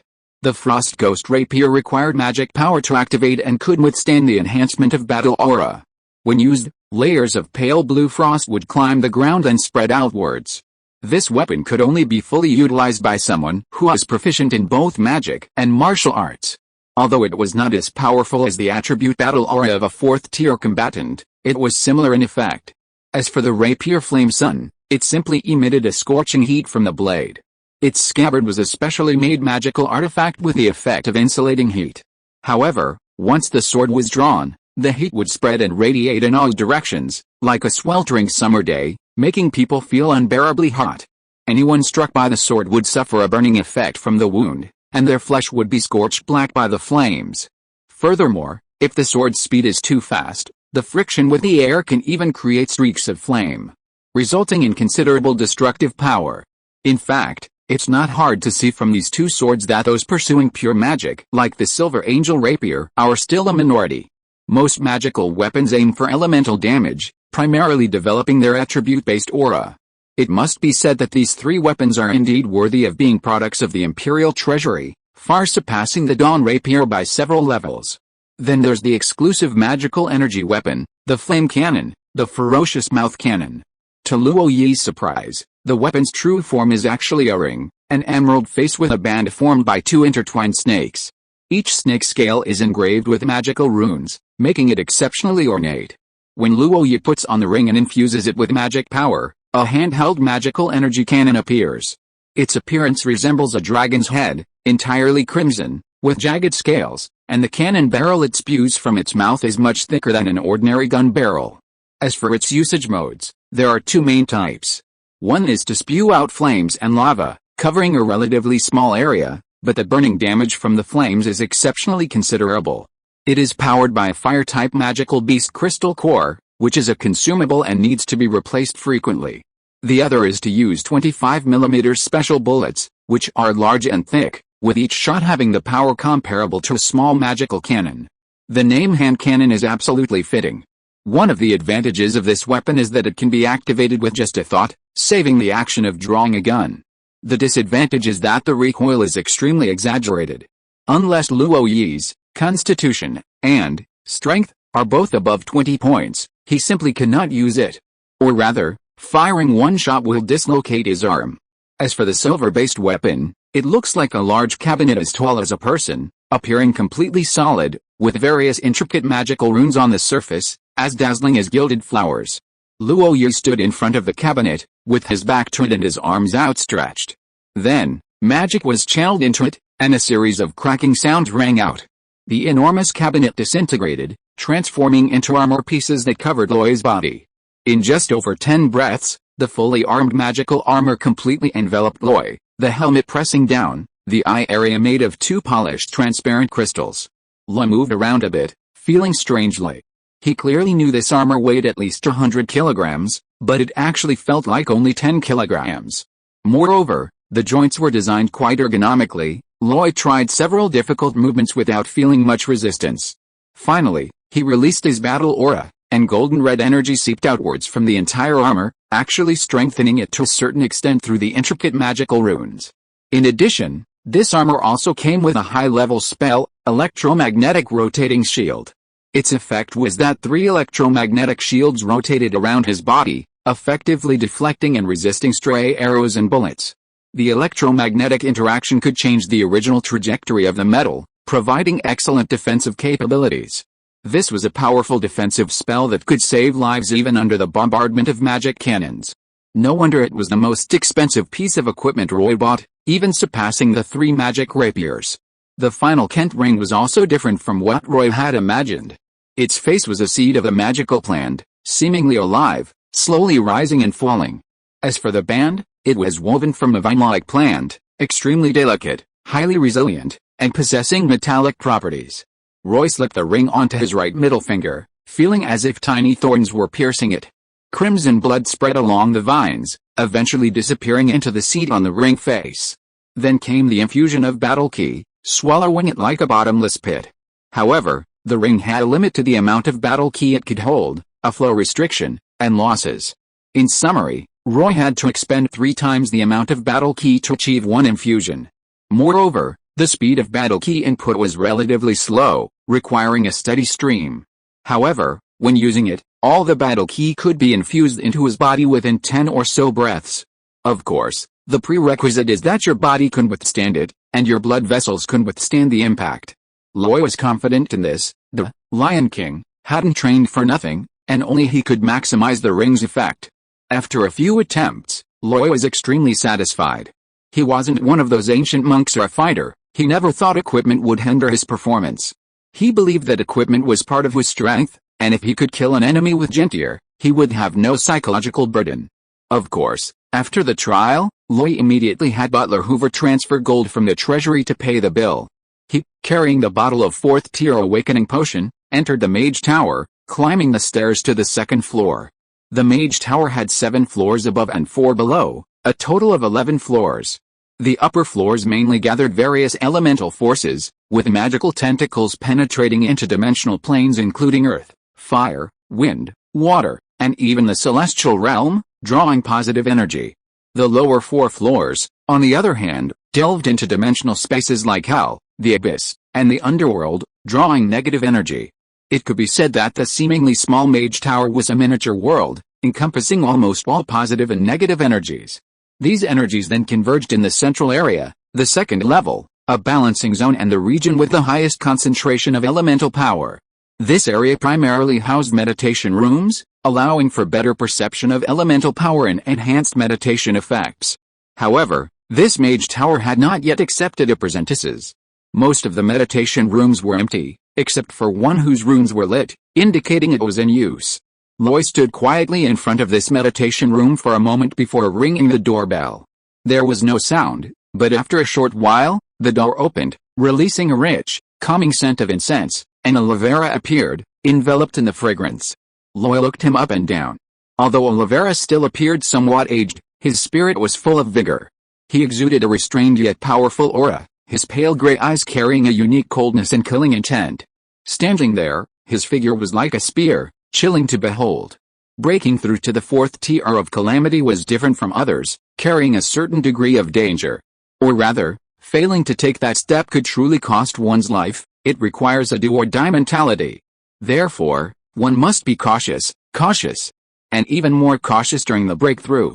Oliveira wasn't actually here before, he chose another place and constantly adjusted his state. Until the mage tower was completed, Loy called him back. There was no other way. Although warriors don't directly control elemental power like mages, battle aura is actually a variant of elemental power. The high concentration elemental environment inside the mage tower is conducive to breaking through realms and is also safe enough.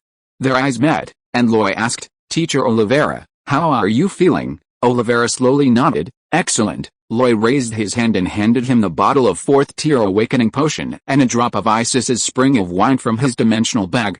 Then break through. Break through to the fourth rank and become a calamity, Oliveira. I'll wait for you to come out, and we'll go to the Kingdom of Sardinia together to settle our score with that person. Oliveira accepted the gift, remained silent for only a moment, then suddenly laughed. A cold person suddenly laughed, a laugh that was unusually bright. "Luo Yi, don't worry, I won't fall behind." With that, he turned and left. Luo Yi watched his back, watched the door slowly close again, stood at the door for a long time before finally stepping away. That night, the last day of the new divine calendar year 312, Luo Yi seemed very anxious. But this night was destined to be anything but peaceful. Second update. Chapter 274, Grand Duke Carlisle's attack. On January 1st, 313 of the new divine calendar, at dawn, past midnight, a new year had begun. A cold wind howled through the air, its chill amplified by its height atop the mage tower. Loy was sleepless, restless, pacing back and forth in his room.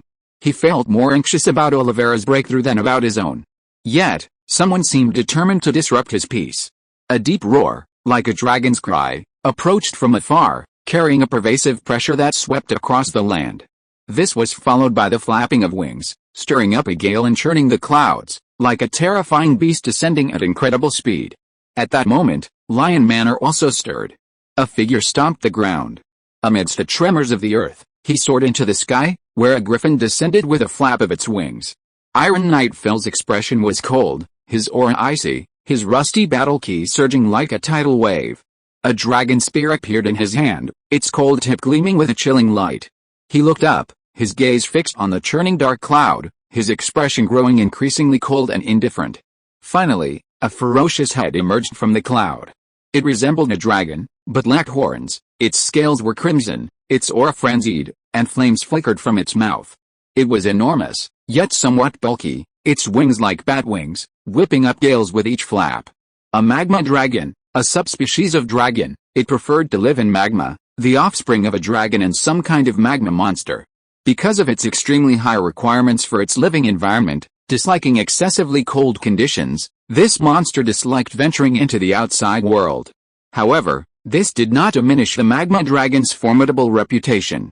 In fact, while this subspecies of dragon could not compare to a true dragon, it was terrifying in environments like volcanoes. Of course, what was more noteworthy at this moment was the person sitting atop this magma dragon. The man, with his flowing white hair, also wielded a dragon spear, his aura ferocious, making him appear like a warrior of the gods. It was none other than the guardian of the Carlisle family, the Pale Knight. His gaze met that of the Iron Knight Phil, and the void seemed to resound with endless booming. He spoke, "Last time, I didn't unleash my full power. Shall we fight again?" The Iron Knight Phil, of course, was fearless. He urged his griffin forward, laughing loudly, "If you want to fight, then let's fight." And so, the two terrifying magical beasts, each carrying their master, charged through the air, rapidly closing in and colliding directly. The clash between the fourth-tier Calamity Knights seemed to unleash a mushroom cloud, the violent shockwaves spreading outwards, creating endless ripples. Boom. Boom boom boom boom boom. After the first boom, there was a second, a third, a fourth, like continuous thunderclaps. but they were also rapidly receding into the distance. Only the winter clouds above Brussels remained, dispelled to reveal the bright moon, casting its dazzling light. Beneath that moonlight, a blue wind swept in. Wind, though shapeless, reveals its form through color. Strands of it, like hanging ribbons, descended from the heavens with a piercing whistle. Within that blue wind carried a figure, face obscured, wielding a sword, commanding the wind as it moved through the world. A fourth-tier swordsman, another fourth-tier swordsman, and a swordsman who had awakened wind's attribute battle key. Of course, Roy Roy, the guardian of Lion Manor, was also the flame swordsman Otto. Beneath the sky, a pair of fiery wings suddenly unfurled, transforming into a sea of fire that blotted out the heavens, as if to ignite the very sky. Flame swordsman Otto, sword in hand, stood in the center of the inferno, his head slightly raised, his expression solemn, yet a smile played on his lips. Swordsmen always loved battle. If they could, they would most like to use their swords to make the world's strongest bow down. Therefore, at this moment, Otto hesitated almost without hesitation. His fiery wings flapped, carrying him into the sky, spinning like a giant fiery drill, colliding with the azure wind. In that instant, it's hard to imagine how many times the two clashed. All you could see were tornadoes of wind and fire swirling across the dark sky, going back and forth. Until one final collision, the two separated. One occupied the eastern sky, flames blazing, the other occupied the western night, howling winds. So you're Otto, the flame sword saint.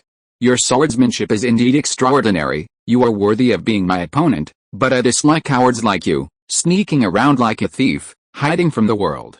Killing you would only tarnish my sword. How, words can never outweigh a sword, as if you gained some great advantage in my hands just now, then let's fight again, come on, I'm not afraid of you. Today, if I don't beat you to pulp, I'm not a fourth-tier calamity, you spew filth, you truly disappoint me, as the saying goes, words are useless when opinions clash. The next second, the azure wind and the burning fire collided once more.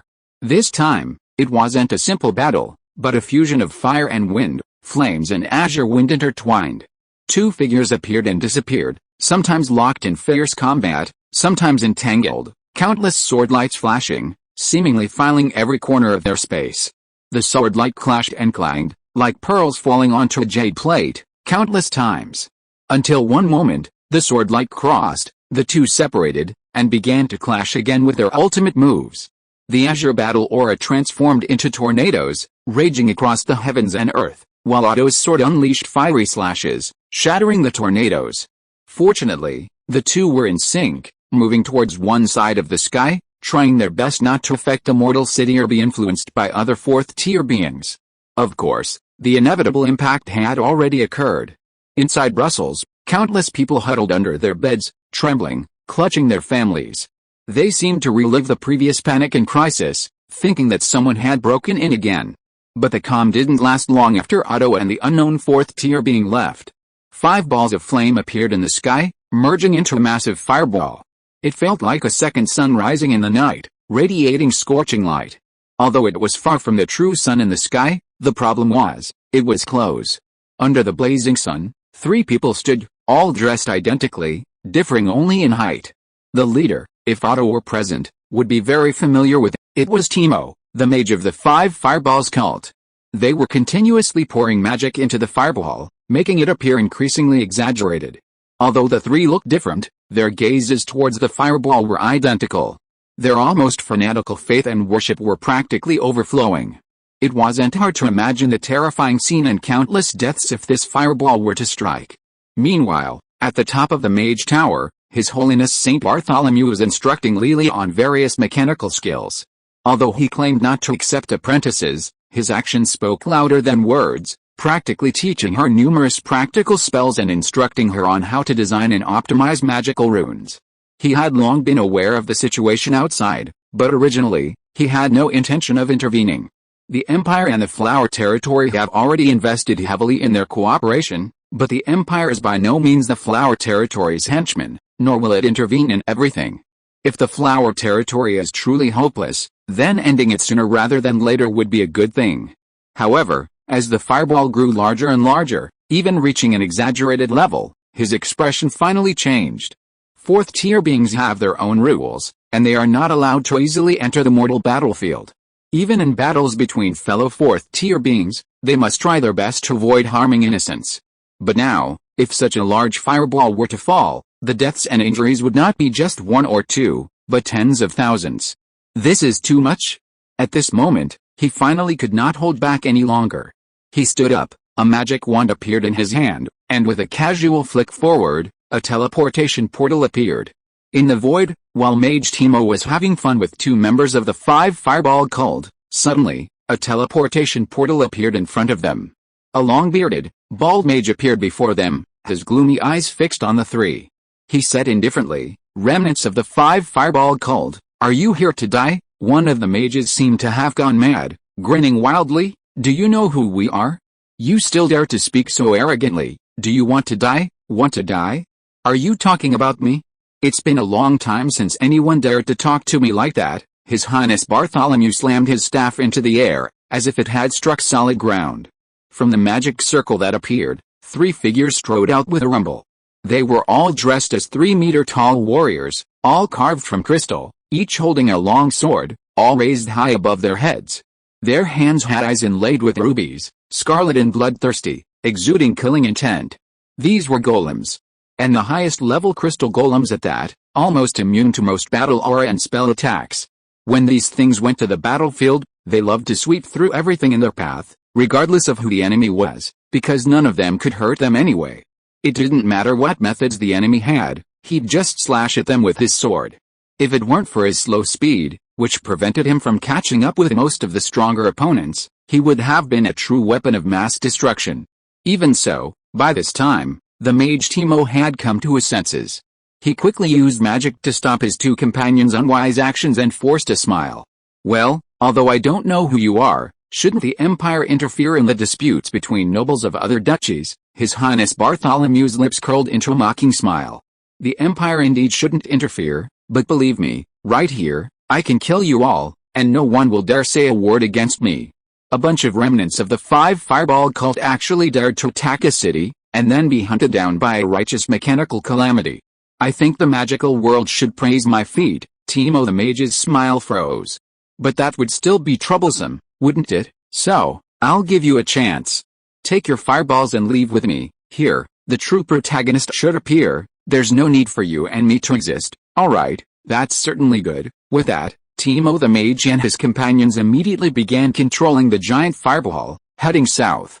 They had used too much force when creating the fireball, making control extremely difficult. But they dared not make the slightest mistake, because the gloomy old man's gaze had never left them. As the fireball receded into the distance, silence descended, and finally, the protagonist appeared. It was a spaceship pulled by numerous magical crows, its shape resembling a crescent moon, with many thin lines connecting the crows at its 4 corners. The crows flapped their wings, carrying the spaceship, and rapidly approached. This was the renowned moon-shaped spaceship of the Carlyle family, and only one person could appear in it, the true head of the Carlyle family, a synonym for brutality and bloodlust, and a powerful figure in the Bonaparte Empire, Grand Duke Carlyle. But at this moment, Roy was also consumed by rage. Standing atop the Mage Tower, without a word, he pulled out the newly acquired flamethrower. Then, without hesitation, he activated it, charged it, and fired. 3rd update delivered. Chapter 275, Anger Takes Action. On the Festival of Divine Grace in the new Divine Calendar 312, Loy encountered the calamity of the festival in Auckland. The Bloody Mary pirate gang's massacre and plunder of Auckland showed Loy the madness of this world. Then, today, on the Festival of Divine Grace in the new Divine Calendar 313, he was in Brussels, hoping to peacefully welcome the new year, but trouble struck again. It seemed that the Festival of Divine Grace was his unlucky day, never allowing him to pass peacefully. But Loy was no longer the same Loy. Now, he was a powerful earl, controlling 3,000 square kilometers of land, and a 3rd-tier transcendent being, having cultivated 3 sacred techniques, capable of fighting against natural disasters. Now, he felt little fear at this sudden attack, but rather boundless anger simmering within him. He had finally managed to win over some people's hearts through the Christmas party, only to have it all destroyed in just a few days. Olivera had finally obtained a bottle of awakening potion and was in the process of breaking through, when he ran into troublemakers.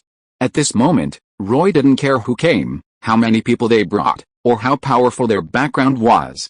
He only felt that if he didn't vent his anger, if he didn't beat up the troublemakers, the rage in his heart wouldn't be vented. So, he acted almost without hesitation. The ferocious cannon appeared in his hand, the cold metallic texture stimulating his nerves, but his palm was burning hot. Bang! A shot was fired, sparks flashed, and the smoke from the 25mm bullet filled the air. Even with Roy's physique and strength, he couldn't help but take a step back.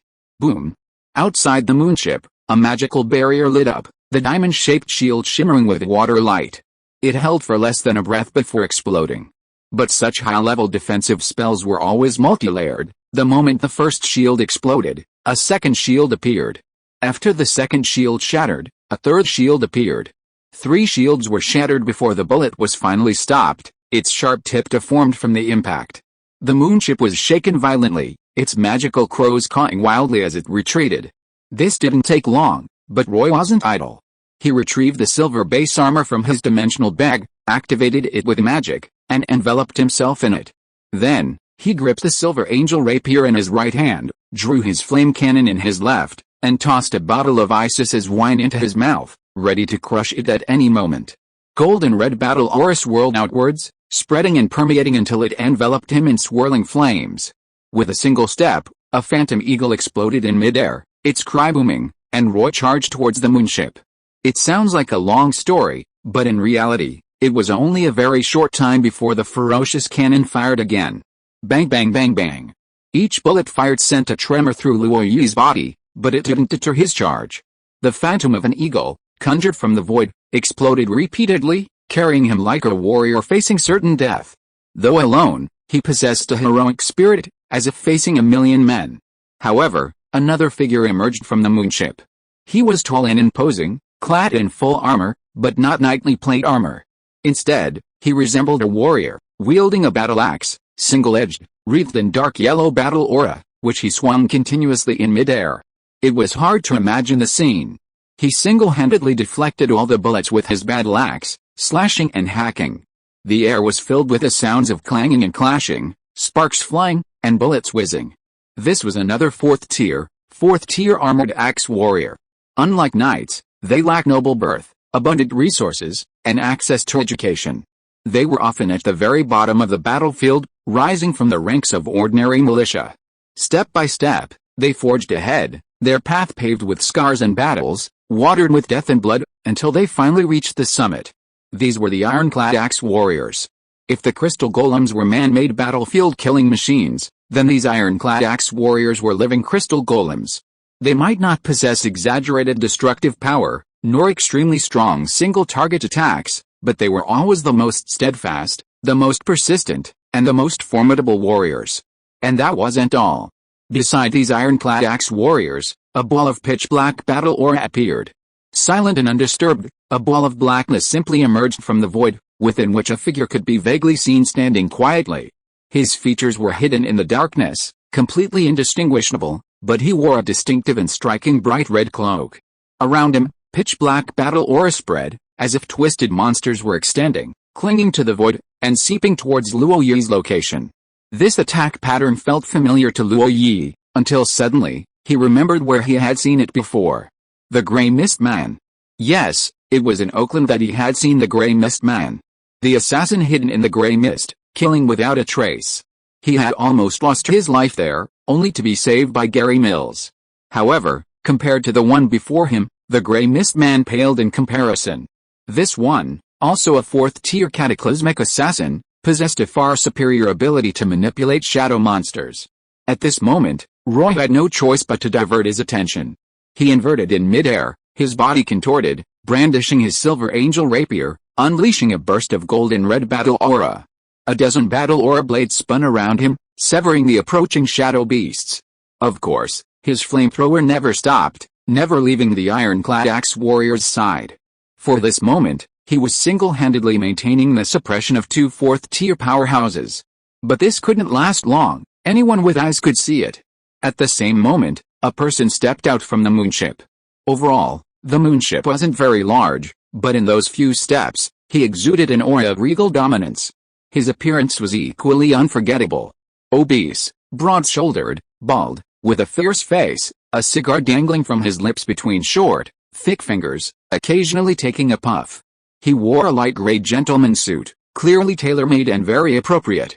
Yet, on him, it gave the impression of a ferocious beast draped in human skin. This man bore a striking resemblance to the deceased Marcus Carlyle. Or more accurately, Marcus Nolan Carlyle had been imitating him from beginning to end. Imitating his clothing, his movements, the brutality that emanated from his very bones. He had only learned a fraction of it, yet the nobles of the Norman Duchy feared him like a tiger. But in reality, he had only learned a fraction. The man before him was the true master. The Bonaparte Empire, Grand Duke Carlyle. At this moment, he lightly flicked his cigar, gazing at the fighting Luo Yi, and grinned widely.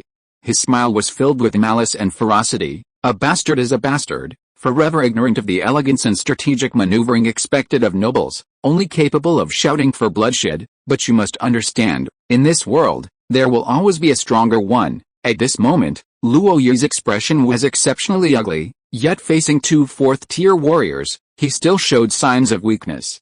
At this moment, the two fourth-tier warriors also ceased their conservative tactics. The armored axe warrior stepped forward for the first time, drawing all firepower, engaging in direct combat, and acting as a meat shield. The Calamity Assassin, on the other hand, completely disappeared into the darkness, controlling countless shadow beasts, intending to engulf Luo Yi. He himself was more like a venomous snake in the night, just waiting to bare his fangs. At this moment, Luo Yi felt the threat of death. He took a deep breath, preparing to fight to the death. But just then, within the mage tower, an aura suddenly surged, like oil being poured into a raging fire, burning fiercely. The light of battle aura spread, even overflowing from the mage tower. Then, tiny sparks of electricity began to flicker on the golden red light. Crackling. Rumbling. The sound of tearing silk rang out. A bolt of lightning streaked through the air, moving with unimaginable speed and an unpredictable trajectory. In an instant, the lightning struck the dark battle aura. Boom. A deafening explosion erupted, black mist billowed, and countless shadow beasts were paralyzed by the lightning. Then, a sword light relentlessly pursued the lightning, tearing the shadow beasts apart. But this was not the end. The lightning spread, chasing the figure in the blood-red cloak, constantly shifting and maneuvering under the sky, relentlessly fighting. It felt as if the chase would last until the end of time. With a fourth-tier assassin gun, Luo Yi's pressure suddenly lessened. He looked at the streaking lightning and couldn't help but burst into laughter. Teacher Oliveira, you did it. You succeeded, a fourth-tier thunder swordsman. I never expected you to awaken lightning-type battle aura. Oliveira didn't answer, but at that moment, lightning suddenly exploded, more than 10 times more intense, sending the assassin flying. This was his response. At this moment, Luo Yi no longer hesitated, and, Divine Sigh, Behemoth Heartbeat, was activated directly. A heartbeat like a pounding drum resounded, and ripples in the air spread outwards, bringing a significant boost to his physique. At this moment, Luo Yi's figure suddenly accelerated, closing in on the armored axe warrior.